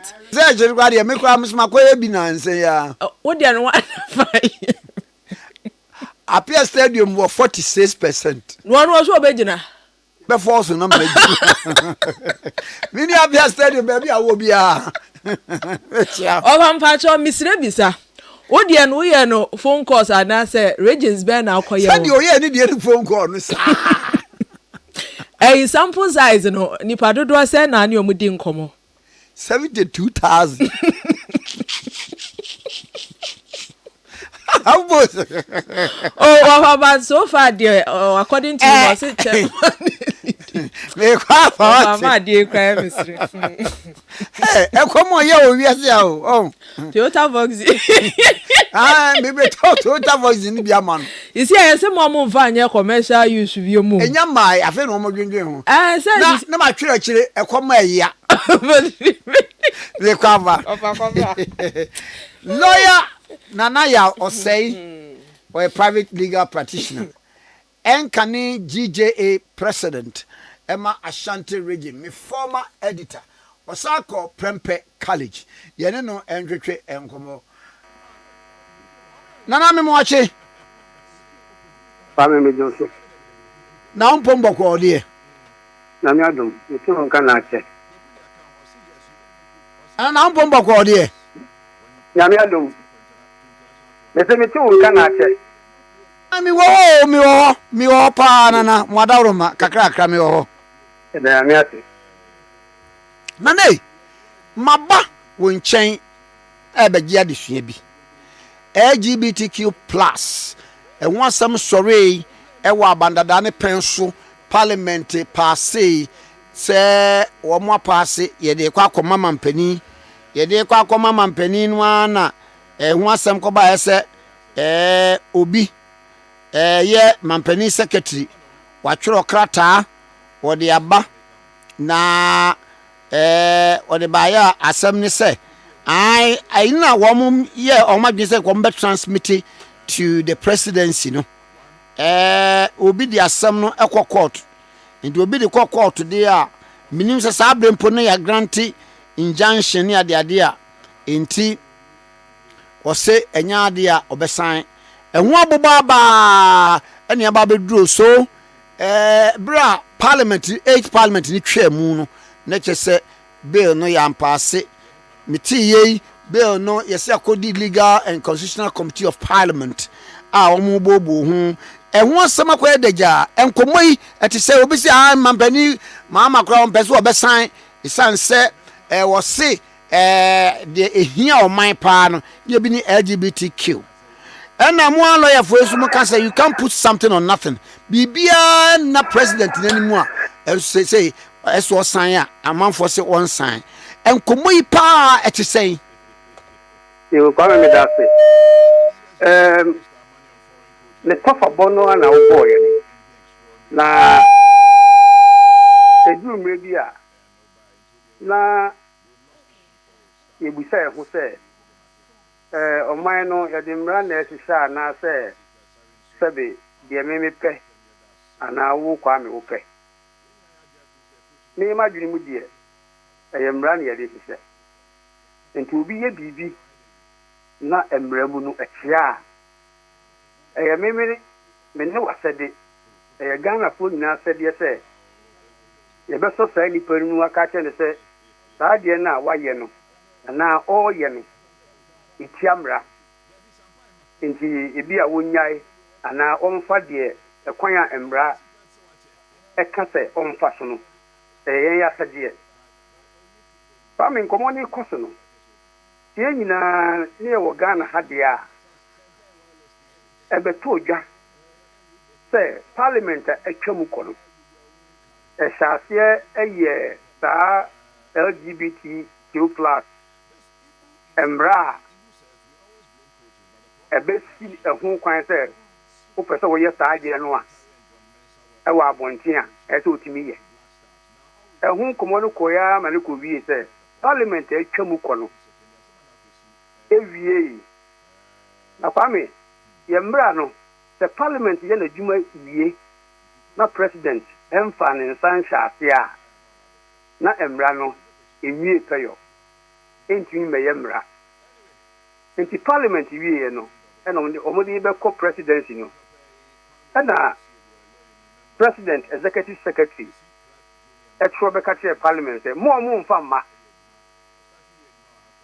no obi di kokot se de wo kan ye no na ye nyina so ye nim sabe di se de wo nim se parliament bi se parliament no e wo mfie 9 hello yetio pa nana yetio parliament no e wo mfie 9 ye to abama parliamentarians no mkwa a mfie 9 so a onye MP bio this ya ta to abama no ta na omadwuma yemu no ene emra no a wo mo hihye no baba ayi honorable team for you say wo mo na omo the age parliament na dodo no a na wo hei meba ho but the e say emra no say ye wie entimi am president and finance and shafie e wo parliament bi mu a emra se tamra ni nyina ade agu dite ye ka shafie foforo family ho shafie eti ase pa minim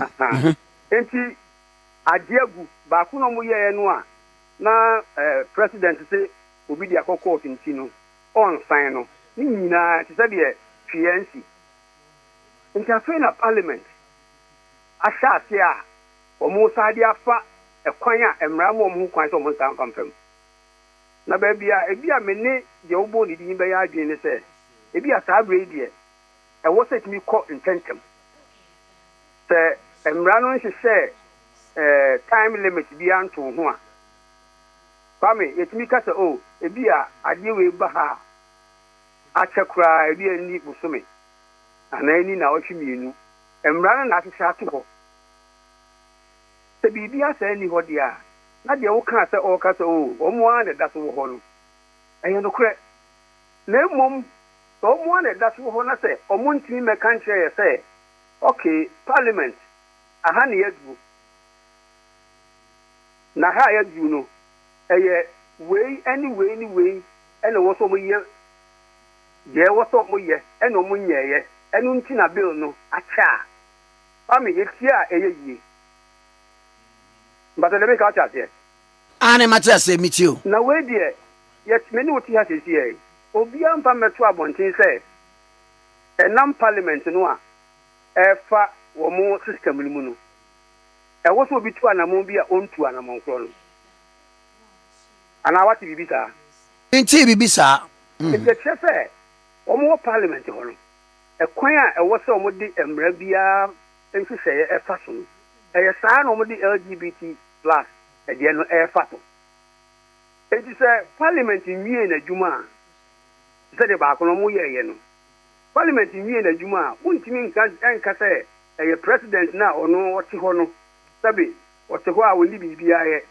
je wo dwunu ho an say LGBTQ plus emra no e wo hin dabi yanya ne sa o mampani djumaji ru hia se wa ye mampani ansa na wotimi di wadwuna bu ahu say e adwuma enyima bebre na ba o table so enti se de ne branson ye no e ma o table so a wonwini ho Kwame de mi ka o chase meet you de hia meet you o table so e bia so ya no menye ho adwuma le mom de parliament e wo so mo ye ho adwuma no mo de bre wo no no mo nye adwuma ni ye ya mo fa mbre wona e ka odwino Kwame no me ni nkofo ya adwuna me ntiase le mom ye ka sei na parliament aye na adwuma wie na ye o mo de akoma president na presidency ma twe grower bi media sem matum mayimani eno de ne nyina ya ka bom aka che president say owurade wo ye no nyesa na eso ye no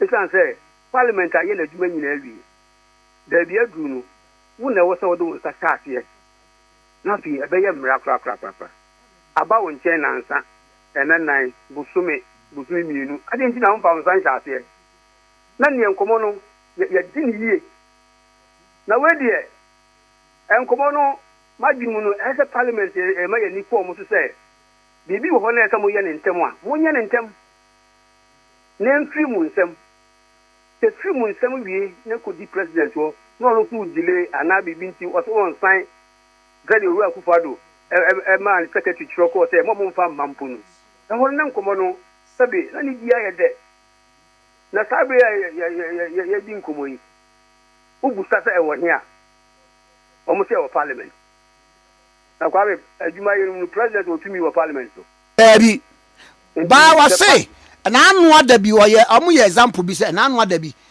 nipa bi ye petition bi honorable Dafia Makpo ne Mahama Yariga say office of the special prosecutor ne electoral commission no enka presidency and receive petition no nanka wo mo hwe say bi betumi ayi wo mafi wo e ma president no kan say wo mo withdraw sa petition wo mo withdraw di ka sa ahode no ano enko betumi ahye wo mo majority in parliament no ama mo hospitality niema na timi e kama no Kwame ye ka MP a ye nhwe so wo MPP ni ana wo ye NDC ni ana wo ye independent adentina ada MPs na aka no MPTC president me point ne say adentina adwuma no wo parliament na 276 parliamentarians ene wo ho na mo hwe say ade ne be hia o mo say o be ye no mo ye free parliament won tem ita me ka kire wo say so bi ye MP na o di sa nkomo no a ya ye musa ne say e ho no mpompon so be na aduo edie na esi hu kwan sesi ya me no ka say obi a me kan kire so o ebi adu ha na esan say we mu na door nti e na omu si hu kwan obi anti me kan sa enkomo a me metieti a sabe emu da ho no e kire say obi a ne be ka say bia fi say amra no e say ba na anu ipu a de me kan say no kra e say speaker e say president akache ne say se be toni table sun ko ade a o de nsa be saase ai sa na bai ane enti eye den na wo di presidency bam abra adwuma no dame yɛsi ade ne siw na so to dame no ne hu wontimi ntu a obi ogyina nkyɛn na ɔse sɛbe ɔna ɛsɛ nkɔyɛ biribi na ɔnyɛɛ dame saa kasa no woyi sɛ ebi a ɛyɛ politica ɛni nyina so biara sɛ meme no asɛdeɛ ne sɛ wɔ parliament a ɛhe fa na adu baabi adu no so no akwansidie bi aba ho ana akwansidie bi ma ho na nam emu te sɛ deɛ mmara biara na mu no a fami abotire na wɔsi enya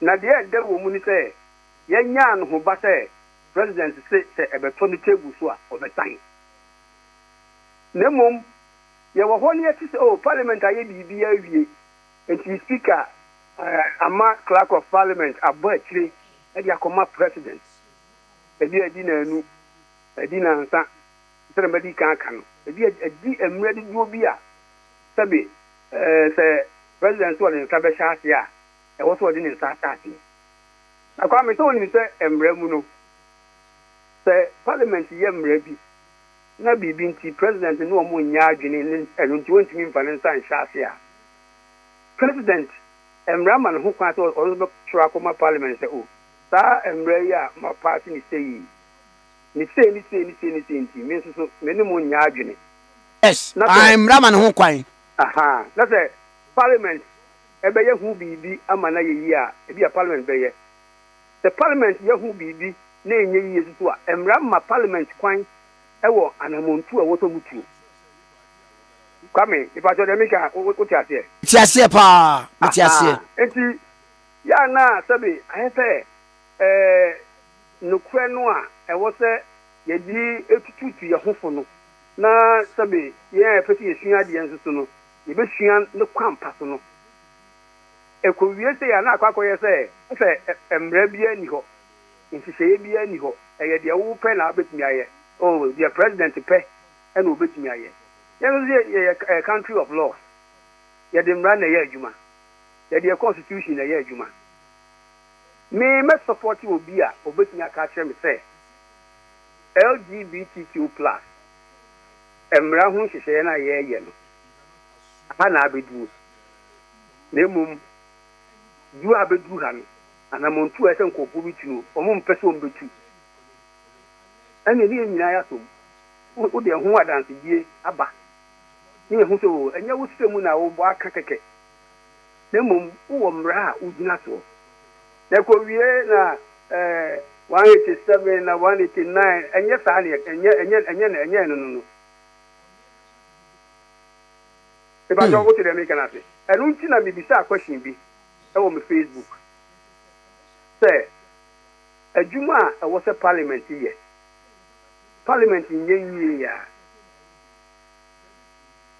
wọ́n ti mi di ho sobo ọkọ̀ executive dẹbi agorɔ ni yɛdi ni no ɛhɔ a na ɛwɔ si yɛdi no anaa baabi a mmara ma ho kwan si yɛdi no no ɛhɔ na yɛsi yɛdi no nti Kwame wo bɛtumi de ayɛ wɔ adwuma na wabusa sɛ parliament ɛhefa na LGBTQ+ bill no aduro akwansideɛ bɛɛ na ɛwɔ hɔ akwansideɛ biara ni hɔ na ɛnamu sɛdeɛ mmara biara namu no deɛ a ɛdɛ Kwame ɛyɛ sɛ bɔne biara nsi we can only hope say ɛbɛfa mu ne bɛwie ne bɛakɔtɔ president table so ne yɛbɛnya ɛnɛ sɛ biribiara nam abɔnten yes ɔmo yɛ wie a 289 no 276 MPs no obiara bɛtuma bɛka ho asɛm sɛ ade no yɛwie n'anom sei ɛho adanse ɛwɔ hɔ kyɛ sɛ yɛayɛ awie ni ebi koraa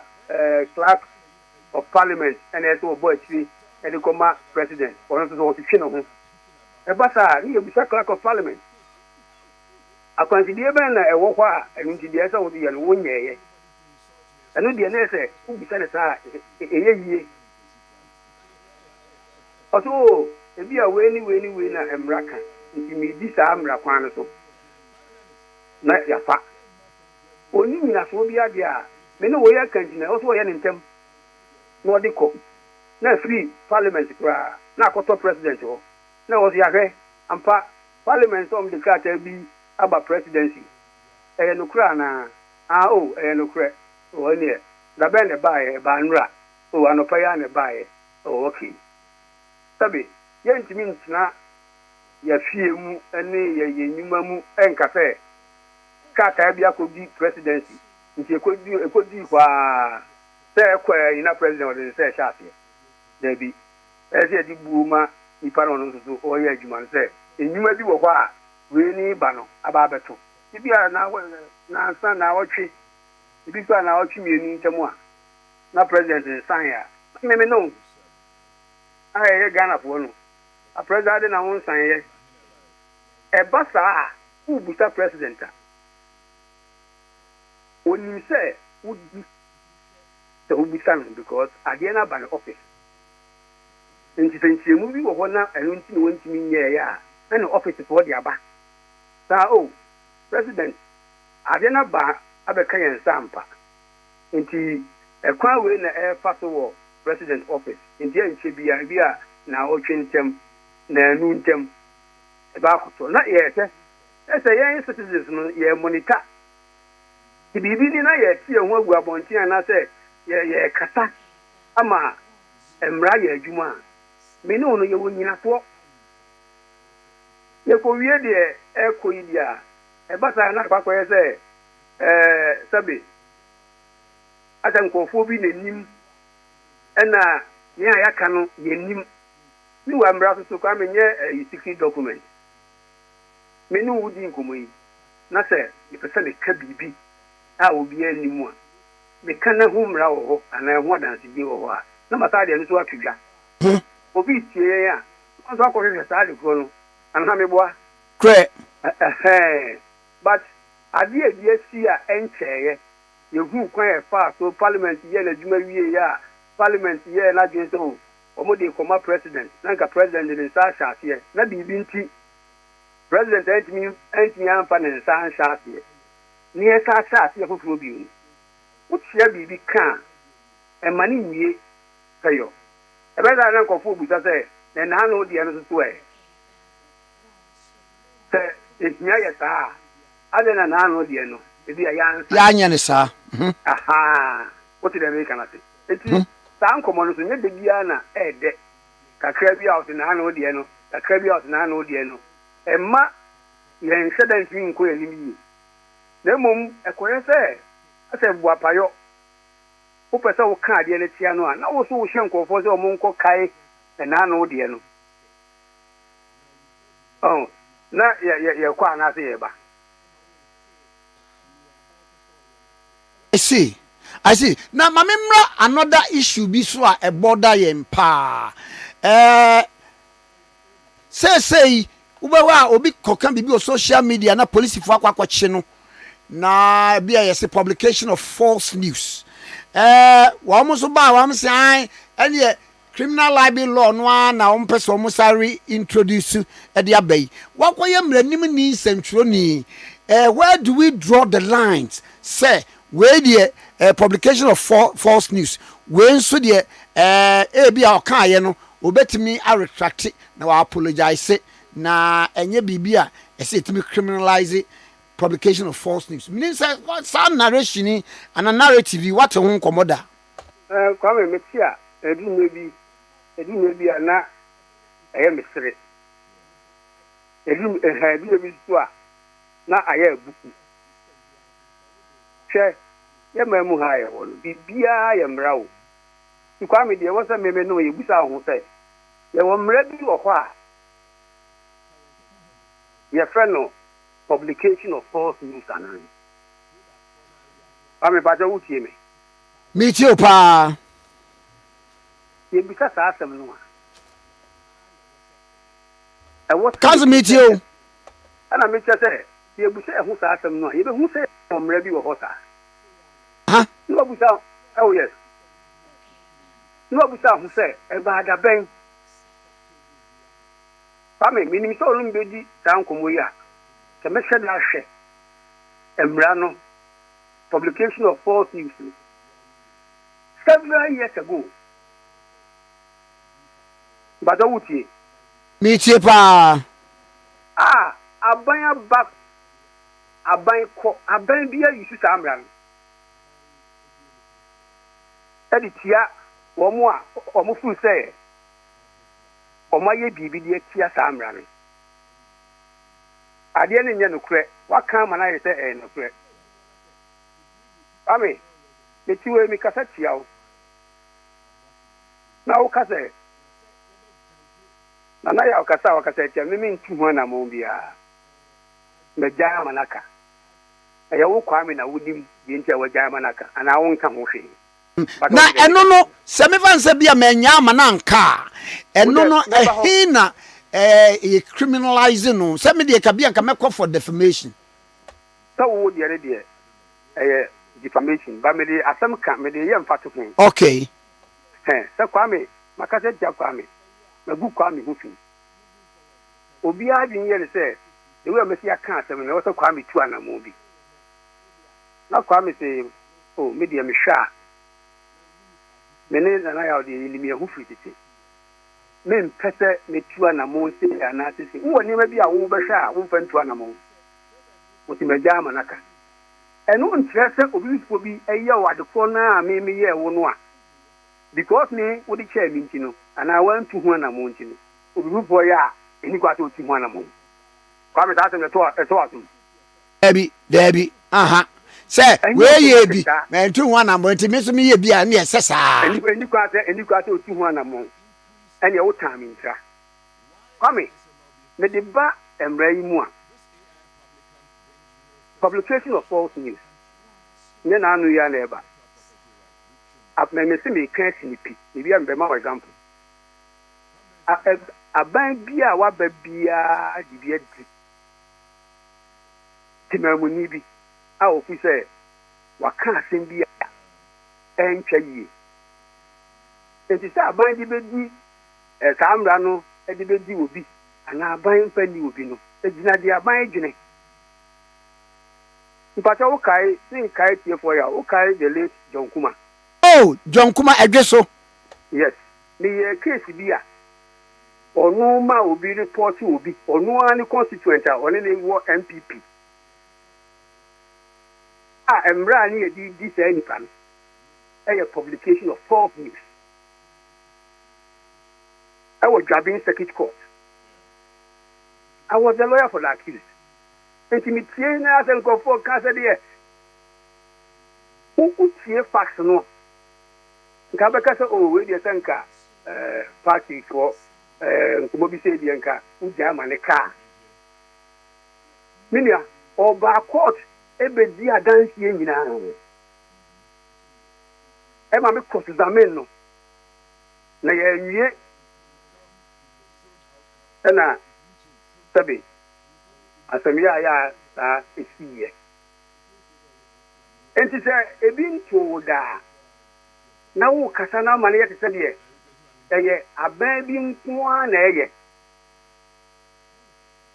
na aban bi de atawa anya bi da eni kwati ye hwele ta ye hwele se ye wo mra bi wo hota na ye wo mra bi wo ho dia wo ya ade bi a na wa ye careful Kwame de na me metumi asam kan Kwame Nkrumah na matunity na kofa bibia ba si Kwame ti so na Kwame kan sem bia sabe usi da Kwame se ya onka ta atam ni ana wonka ne ba bia krada na ye dia to abonten na sabe ye wonkofo a wo hwe sa de na ontimi nkire hu se ye Kwame ana se ye Kwame ne bia se Kwame Nkrumah Tikese se Kwame Nkrumah Tikese se nti eye bi se ye bia na ya seo Kwame sade na ya papa ebinya enya de papa se ye politics nti Kwame ende abefo nindia ba ma ye betimi aye na woni oba bi da ba bi enso sa ba bi koro kwa no bia na wonko oda dari na ye de agu anu ase Kwame yeso betu hu na mo a o se Kwame de o kan ho asema na bu afu na ansa kwa de obi Yusuf Sesselesi John Dramani Mahama e photo ni nipa bi omo advertise for bi sika die bi very very yɛkyere boy no kwa me wodi bia ho asɛm kwa kosie saa nipa no yɛkye no a yɛkye wa Kwame ɛne mpɛsɛ wodi fo yɛkye wa yɛmo akwanya ma akɔtete mu de a ebi a woyɛ saa ebi so enyaw na ayɛyɛ yɛmo akwanya ma akɔtete mu na wantimi antete mu yie anantete mu ko wie anase wo mo bo ko adi no timi tete mu sɛ ade we die wa na woyɛ ya ɛna na court ne betwe yes so fe bon say ebinim kwa emrani form say we so ko kan say last year we ko tena ha ko kan say and dem mu ahunu na mo kwa che wo mo aha da kasa no na me ka say o mo kasa te say de bibi esi ye bia na o mo de e be tra wo mo ta me hu nya nwanwa say enye nwanwa say me ka che o say the late John Kuma now we involved in a matter on what the party police station executive court under publication of false news. What you know, one pa say go bet me can official. You John Kuma no what you say no. Na ya ban ben e power. MPP. Thank you. But it say at the corner hanunti. Or report or me report to my police. And I'm catching you say, Obedina Dakamu, a dance here, and me at a tuna no. And to our noon the year we are, Sabi, what is she in Unqua? Did you make come and I could be in say, a young right, a walk holiday. The police is for so be born, Mamma, near say, I do we. And you know, crack. And so, what come and I could say, say, and is it true? Technically, a public officer. Or report here. I'm round or say, young found Fata and Rakwana. You could be anywhere where you for who call baby. Who did for Suswa? I had this amount. And the year I want to say, but me, her Kwame, your quite a bit my first work could be a Persiaca. The moment I quite necessary, a Quancona ma, or more would you who said, the old can, Yadia, who can't see me. Oh, I don't can. Yes, see, Kwame, you're going for. The wood chain is a bonzo, Yadia, me can't see me. My artisan, it's a Kwame, you are here. The new one. And had it pee because yes, and Nipane. But I never catch it. Metia Sepa. My mom cousin Kwame, been for your phone for. No, my sacred Kabibi, I say, none we don't know we are a deal with. Now, Kwame says, not I deal with you, me, Yamaninka. Me too, one and more. Now, when you will be a giant and say, and I've come maybe I would be Yamanika and I a day, send city attacker. Now, Kwame Dimpa, I am Dimpa. Debbie Kwame Dimpa, one wow, Catan, a old Dimpa. I can be a sure and I just can. Annie. Oh, you know, I just are commentaries, you know. Please, Ghana, no, BBSC or Ghana be a Macramo. If you are no Casasi, that will be fat and Raquanso. Nani do who, but if you are no me, so that it is publication of false news. And I say, I buy me your power. Obibako boom rasso, and me at Sino. Yet, sure, and your party meeting at all. And now you're opponent of the abiding any at all. Say, I know the eye, you never cassette here. Because I'm ready anywhere to say, so be your opponent in and one at him. No more, we are buying opponents. Maybe I will take a no boom rebisuno and treasure lunti. A banning jaika a diamond car. I mean, let him let your baby. When Yamananka, no say, police for new Mojuma, investigating bodies for a new Mojuma share the Piamua. And then the Bonibiani. And now, maybe no, you say rule of law, woman. Rule of law, you pay. And I'm a boy. Alex, it is that type of incomodity, and then yet, Sabi, Sabri, one. The junior beer. NDC what power this year. NDC opposition. No be a boom rabbit so. There the Mbano ABA Dinua. No more Kamala could use to be NDC Ninti Debbie. And Radia. Yes, a Juma. Yeah, Juma. Yes, I say. Yeah, Juma the Kubiso. Mayor, I say, oh, regional Henty and a regional Henty. You must say at the front one, the afternoon, why am Pana? So why ya? And she say, I'm Raya to say, young Fatuno. A young lady didn't name Swan. Tell the name to the ass, and you one and in your home. Kwame, maybe no yet in your home. Maybe 2 this year. Me police were inviting me to let me go for me. Becoming pet. Who could you police to Kwame at show and no at them anyone when Sabi. Kwame, even as a lawyer, a chief police station. Now I was a require in pet. Because all processes never honor a big email. Sanka, Yachu Nipa, Yachona no attempt, a money bill, or police station, or money bill. I can't away in taking how many hours. Then take me be a waiting up for 1 of Pavia, 9, 10.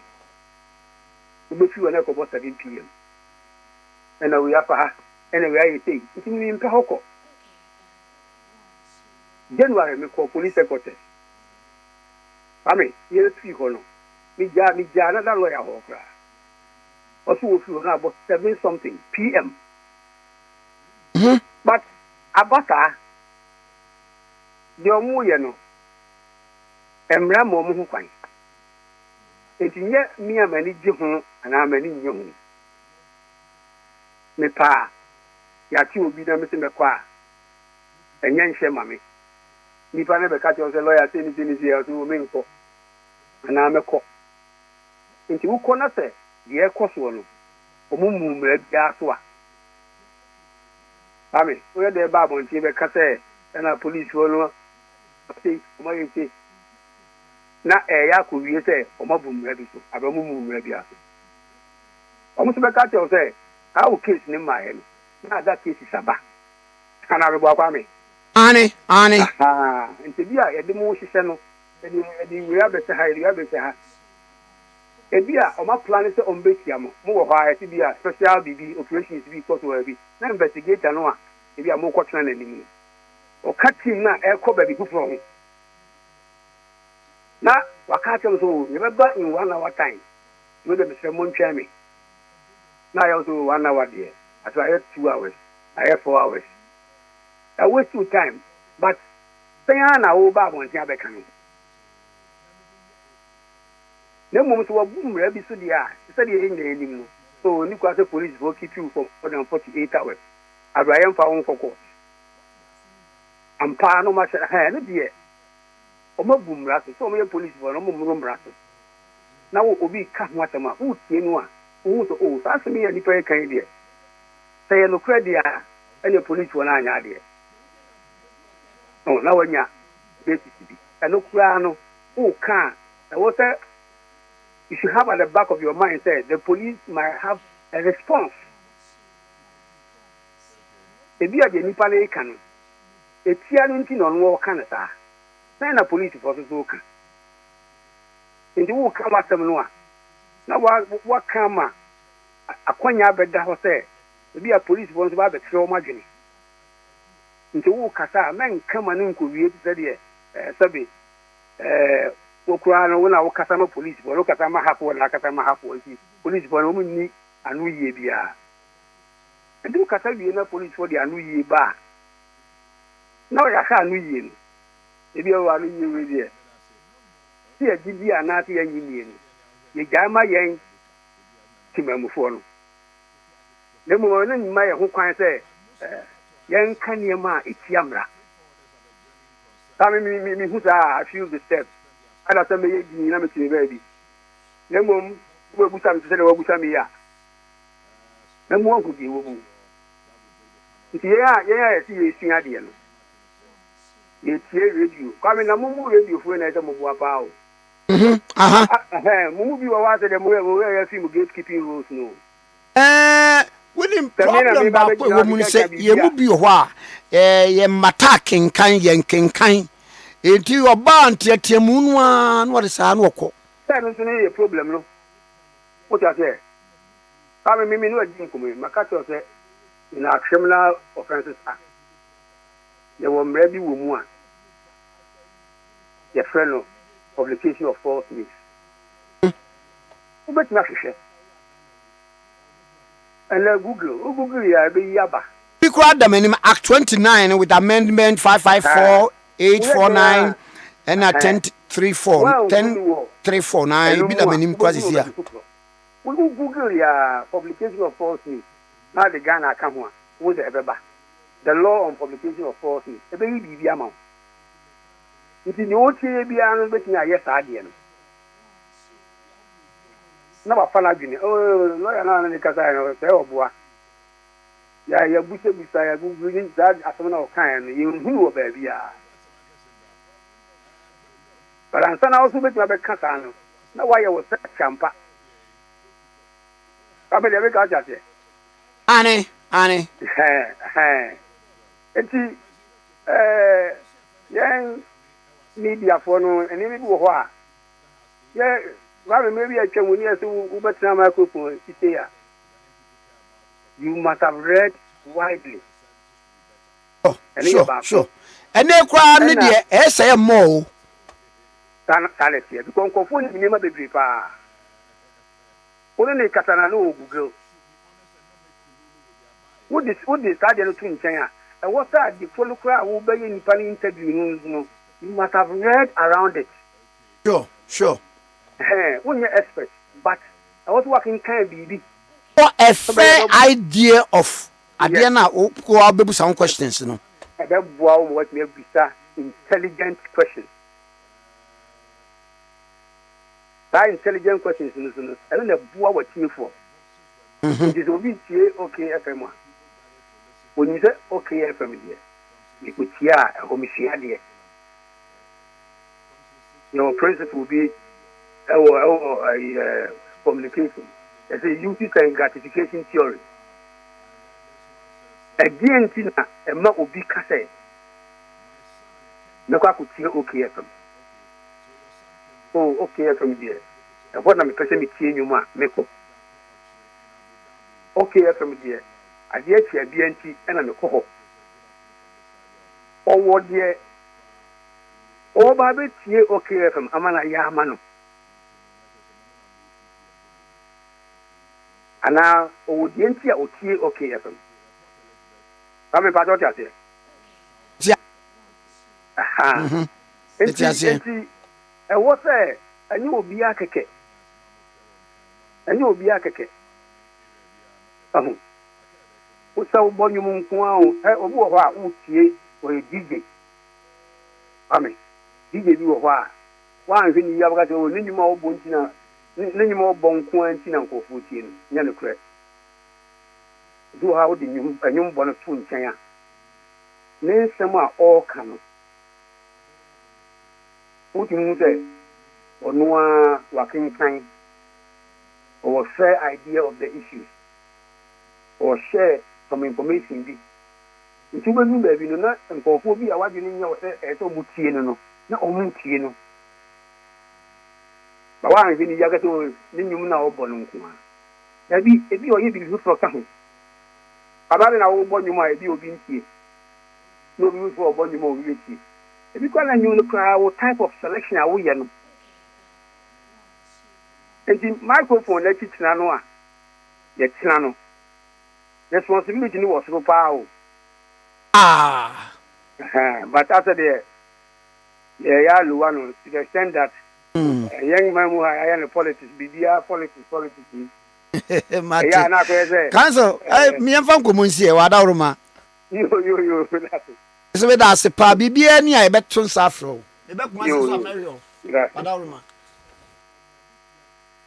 Lawyer Nanaya was saying, and the NHK, I am a former editor, former GJA president, Ashanti region, we call Prempeh College. Na yene na atwe komo na why no wa O boss akasa. Aye. Nefe. Wonim say.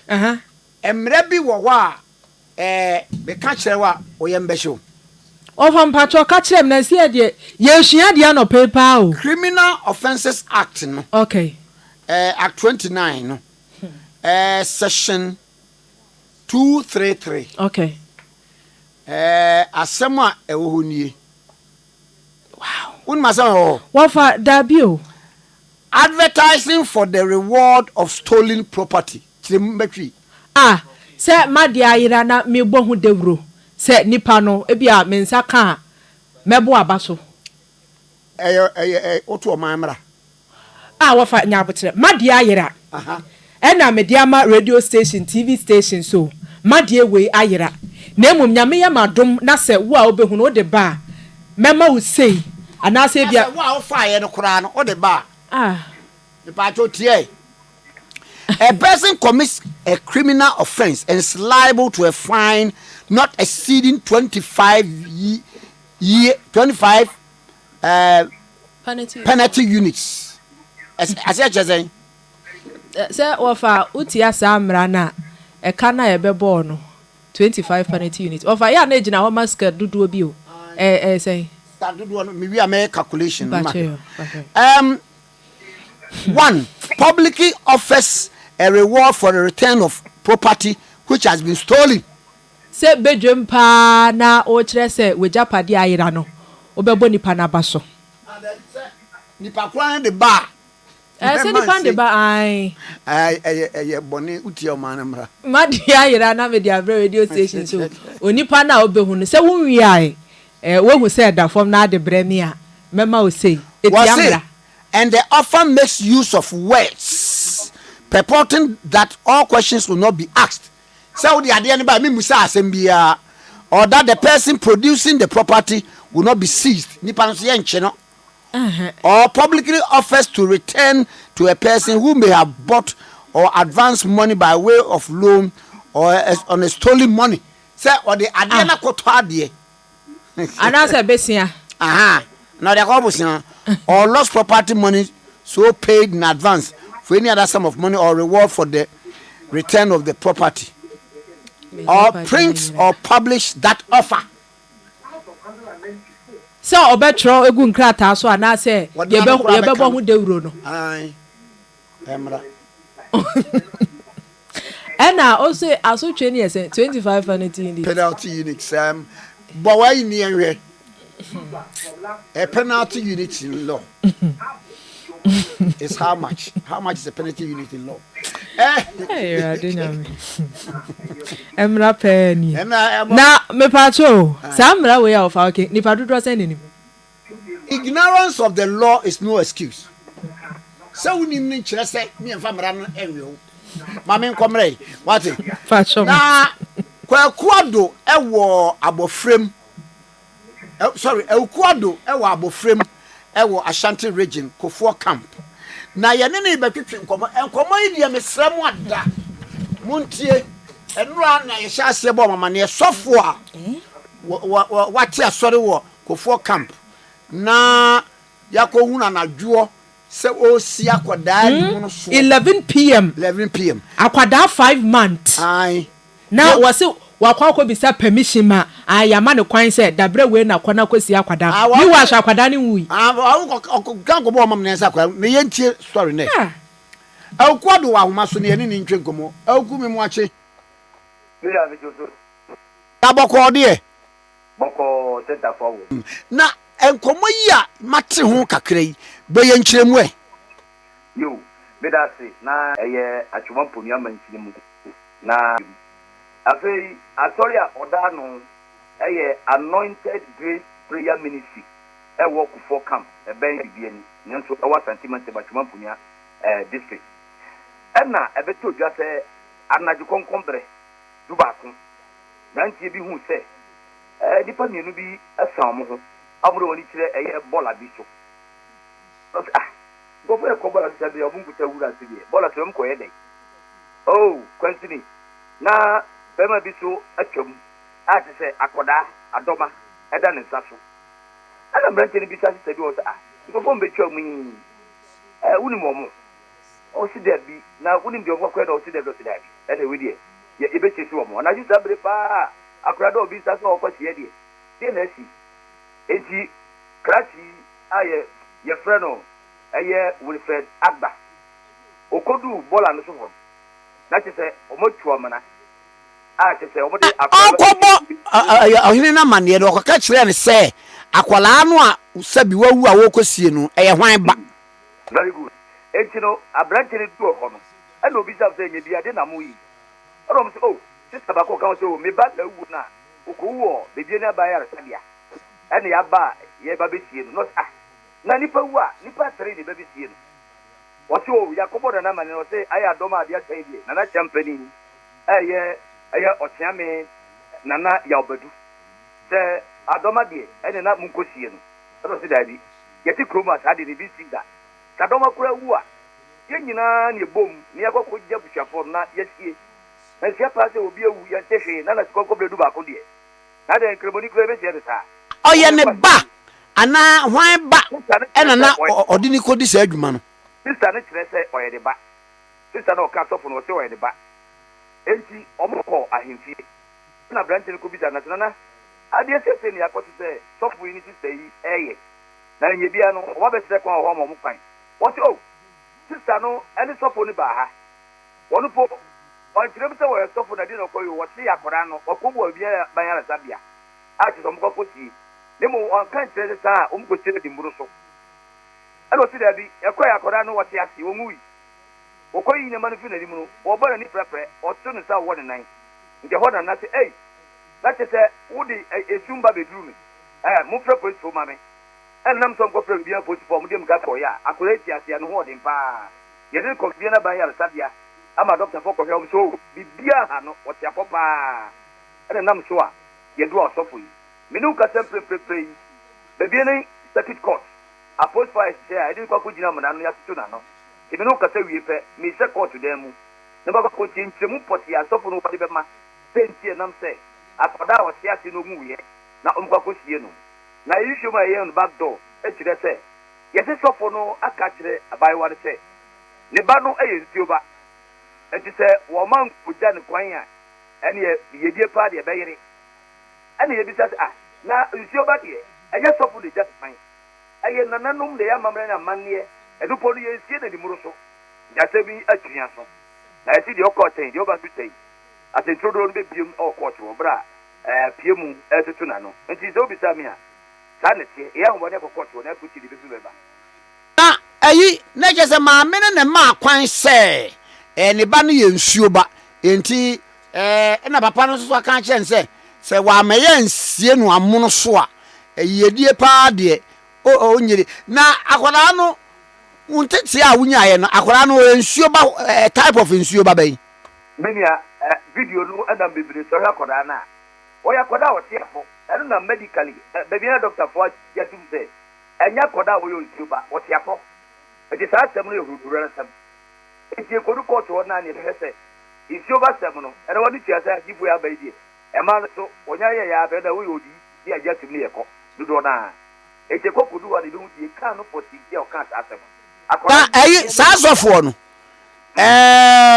wa ofri krom ho ananse wa behya ho no obodie se no kai bo bi na sori do ho a te se ene emai wa yi ebi kwa be bi ni kompa bo ho a te se na sori ma foko e kwaje mpa bo e nam so a o de sa ko na class collection kura ye sei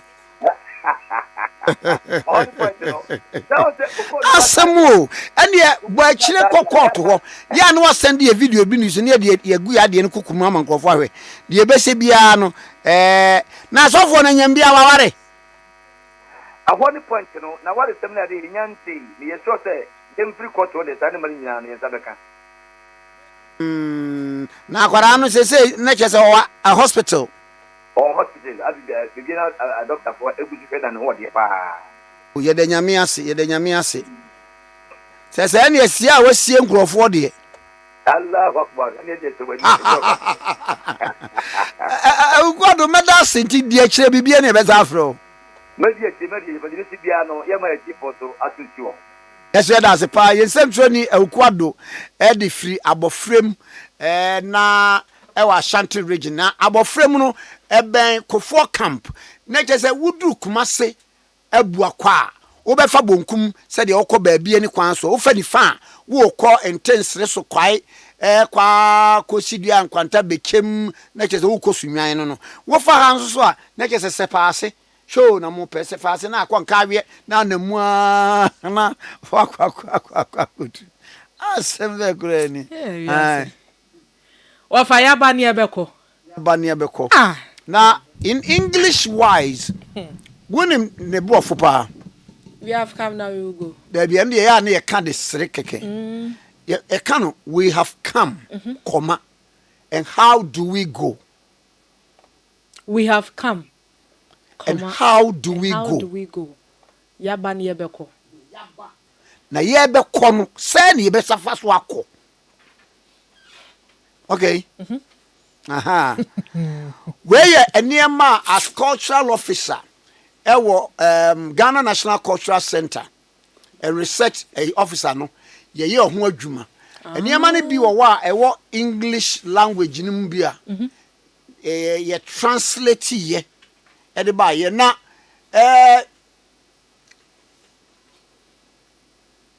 papa bi no Kumase okay okosua ade ewo abrochiri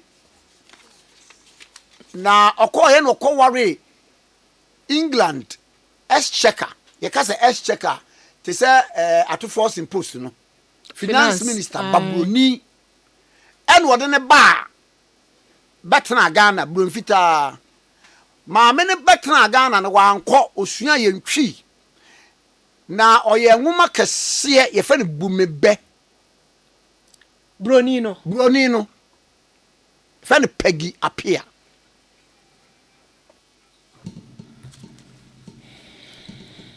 what Kumase baby ye from Rattray Park eno so ye bromfita en wo betena Kumase en wo besua twi kasa no ena on that through the Ashanti Constitution Ashanti Kingdom no your constitution no was written by a white man now obewari Joe Apia na ma me Peggy Apia wu ye no ye na ye wo Georgia Hotel echi ehwa na no wo mu fie wo me nam ko DMC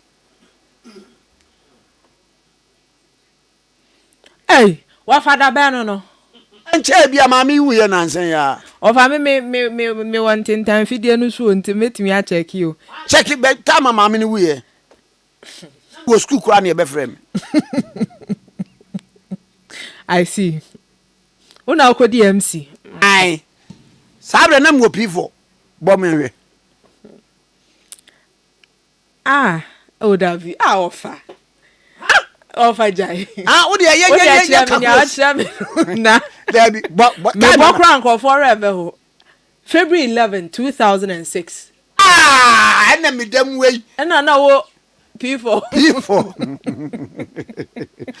oh yeah ofa de kire nia kire no wa e focus because na de me kai maame no eti ni book culture bu me be na obu be na no translate ko English na wa sign e de nkyrasia aba brofu kasem nti bo hunu me yensa sei and then ye dura manfo so a na ya kai ya no wonim ne brofu over 25 books yes ni nyina so ye nsem e fa Ghana ya mamra ni ya mane ho oni fita ma me tia buon fita me say exchequer of England Tina Ghana over 50 years yes na ka yaba na yebe kro we have come and how do we go yaba na yebe kro ye kwa ni saying how do we go yebe kro no afei yedura manfo so ani aka ya no anu so ni ne brofo dabi ofa we remember the folks when we reach the deserted place. We remember the folks when we reach the deserted place. yɛduru amanfo so a ne yɛka ya no amanfo so na amanfo ɛde a maya ejija dabi na ne ya yetie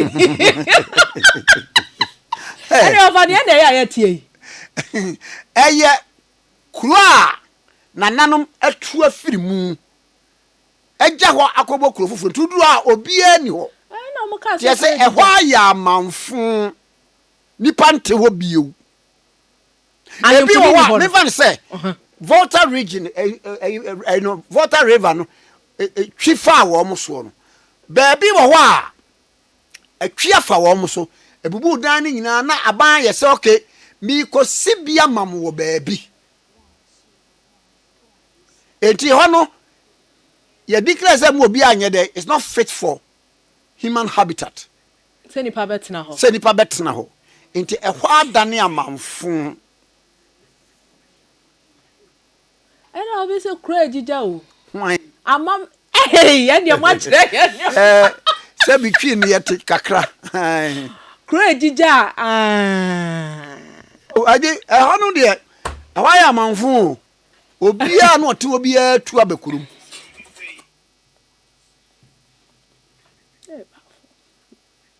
to was yɛduru amanfo so a na yɛkae yanom na yanom ayɛ hefo tete yɛ nananom ɛse hara no wɔn tie o nti akyire yi na nneɛma nyɛ wɔ ha na wɔn nyinaa atu ba but ɛkae sɛ me na nefu ada bɔne ne yɛ fie ni o na de ɛne de obiara nte ha bi mu to wɔn ne yanom no yanom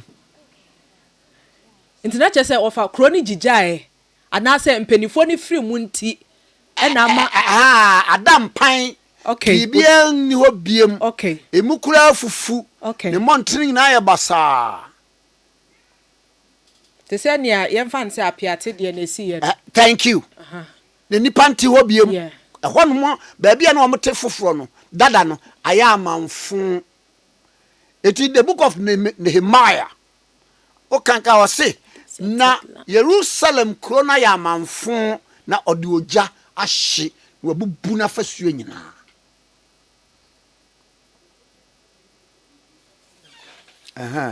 enti twi ni ya na mu do ne ebi so kyerɛ ya se wɔ edimanim afei me huna sɛ newscasters ya mota ka imprempren ai bi imprempren yɛ akuapem kasa akuapem twi okay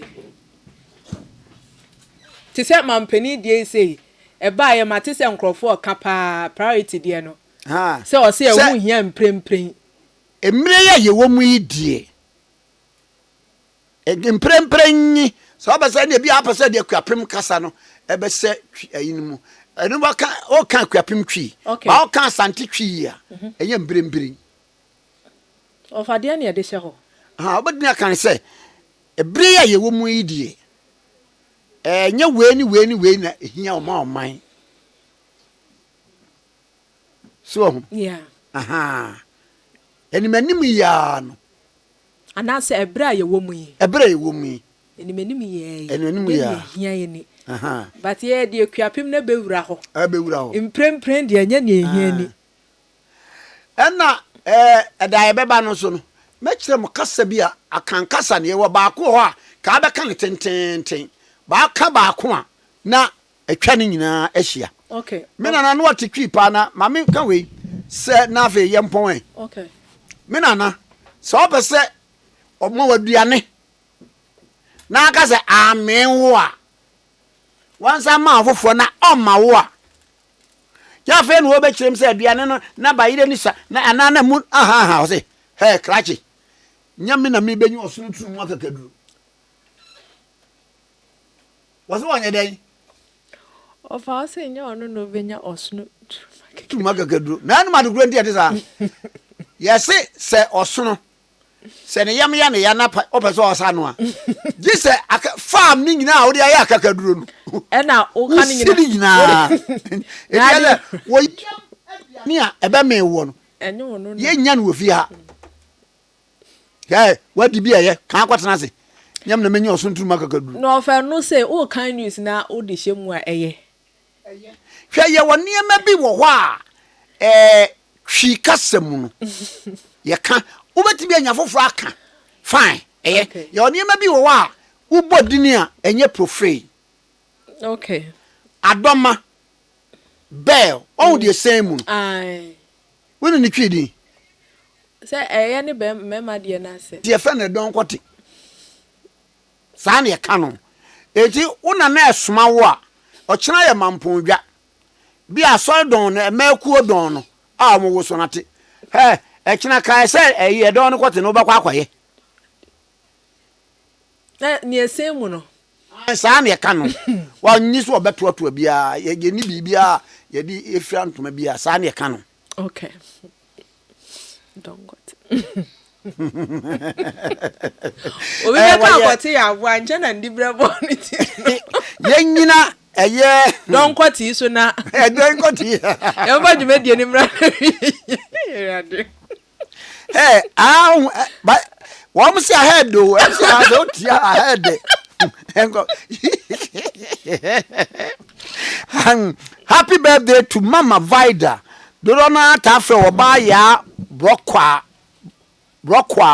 wɔ dansoman exhibition efiri wɔba Apostle Ronnie Kofi Nyaako a ɔ Latvia ɛna wɔde ɛma ɔno ankasa ne maame Mama Vida dodo na ta fɛ na ɔba ya brokwa a wɔ dansoman exhibition wɔba Apostle Ronnie Kofi Nyaako ɛna ɔma happy birthday ye fe awade akwa wasa Kwame Nkrumah Tikese me money show president of the land me prodo prin Kwame studio mi ene mote ohima gaga ohima boahin kese enka yama munyina moniti a wagi anya ado yes so we na DJ Fletch DJ se ewo Ghana nyina no DJ young boy sorry DJ se ewo Ghana nyina on the Oscar pa o isu Lamborghini o ko bunuku na wakunu pa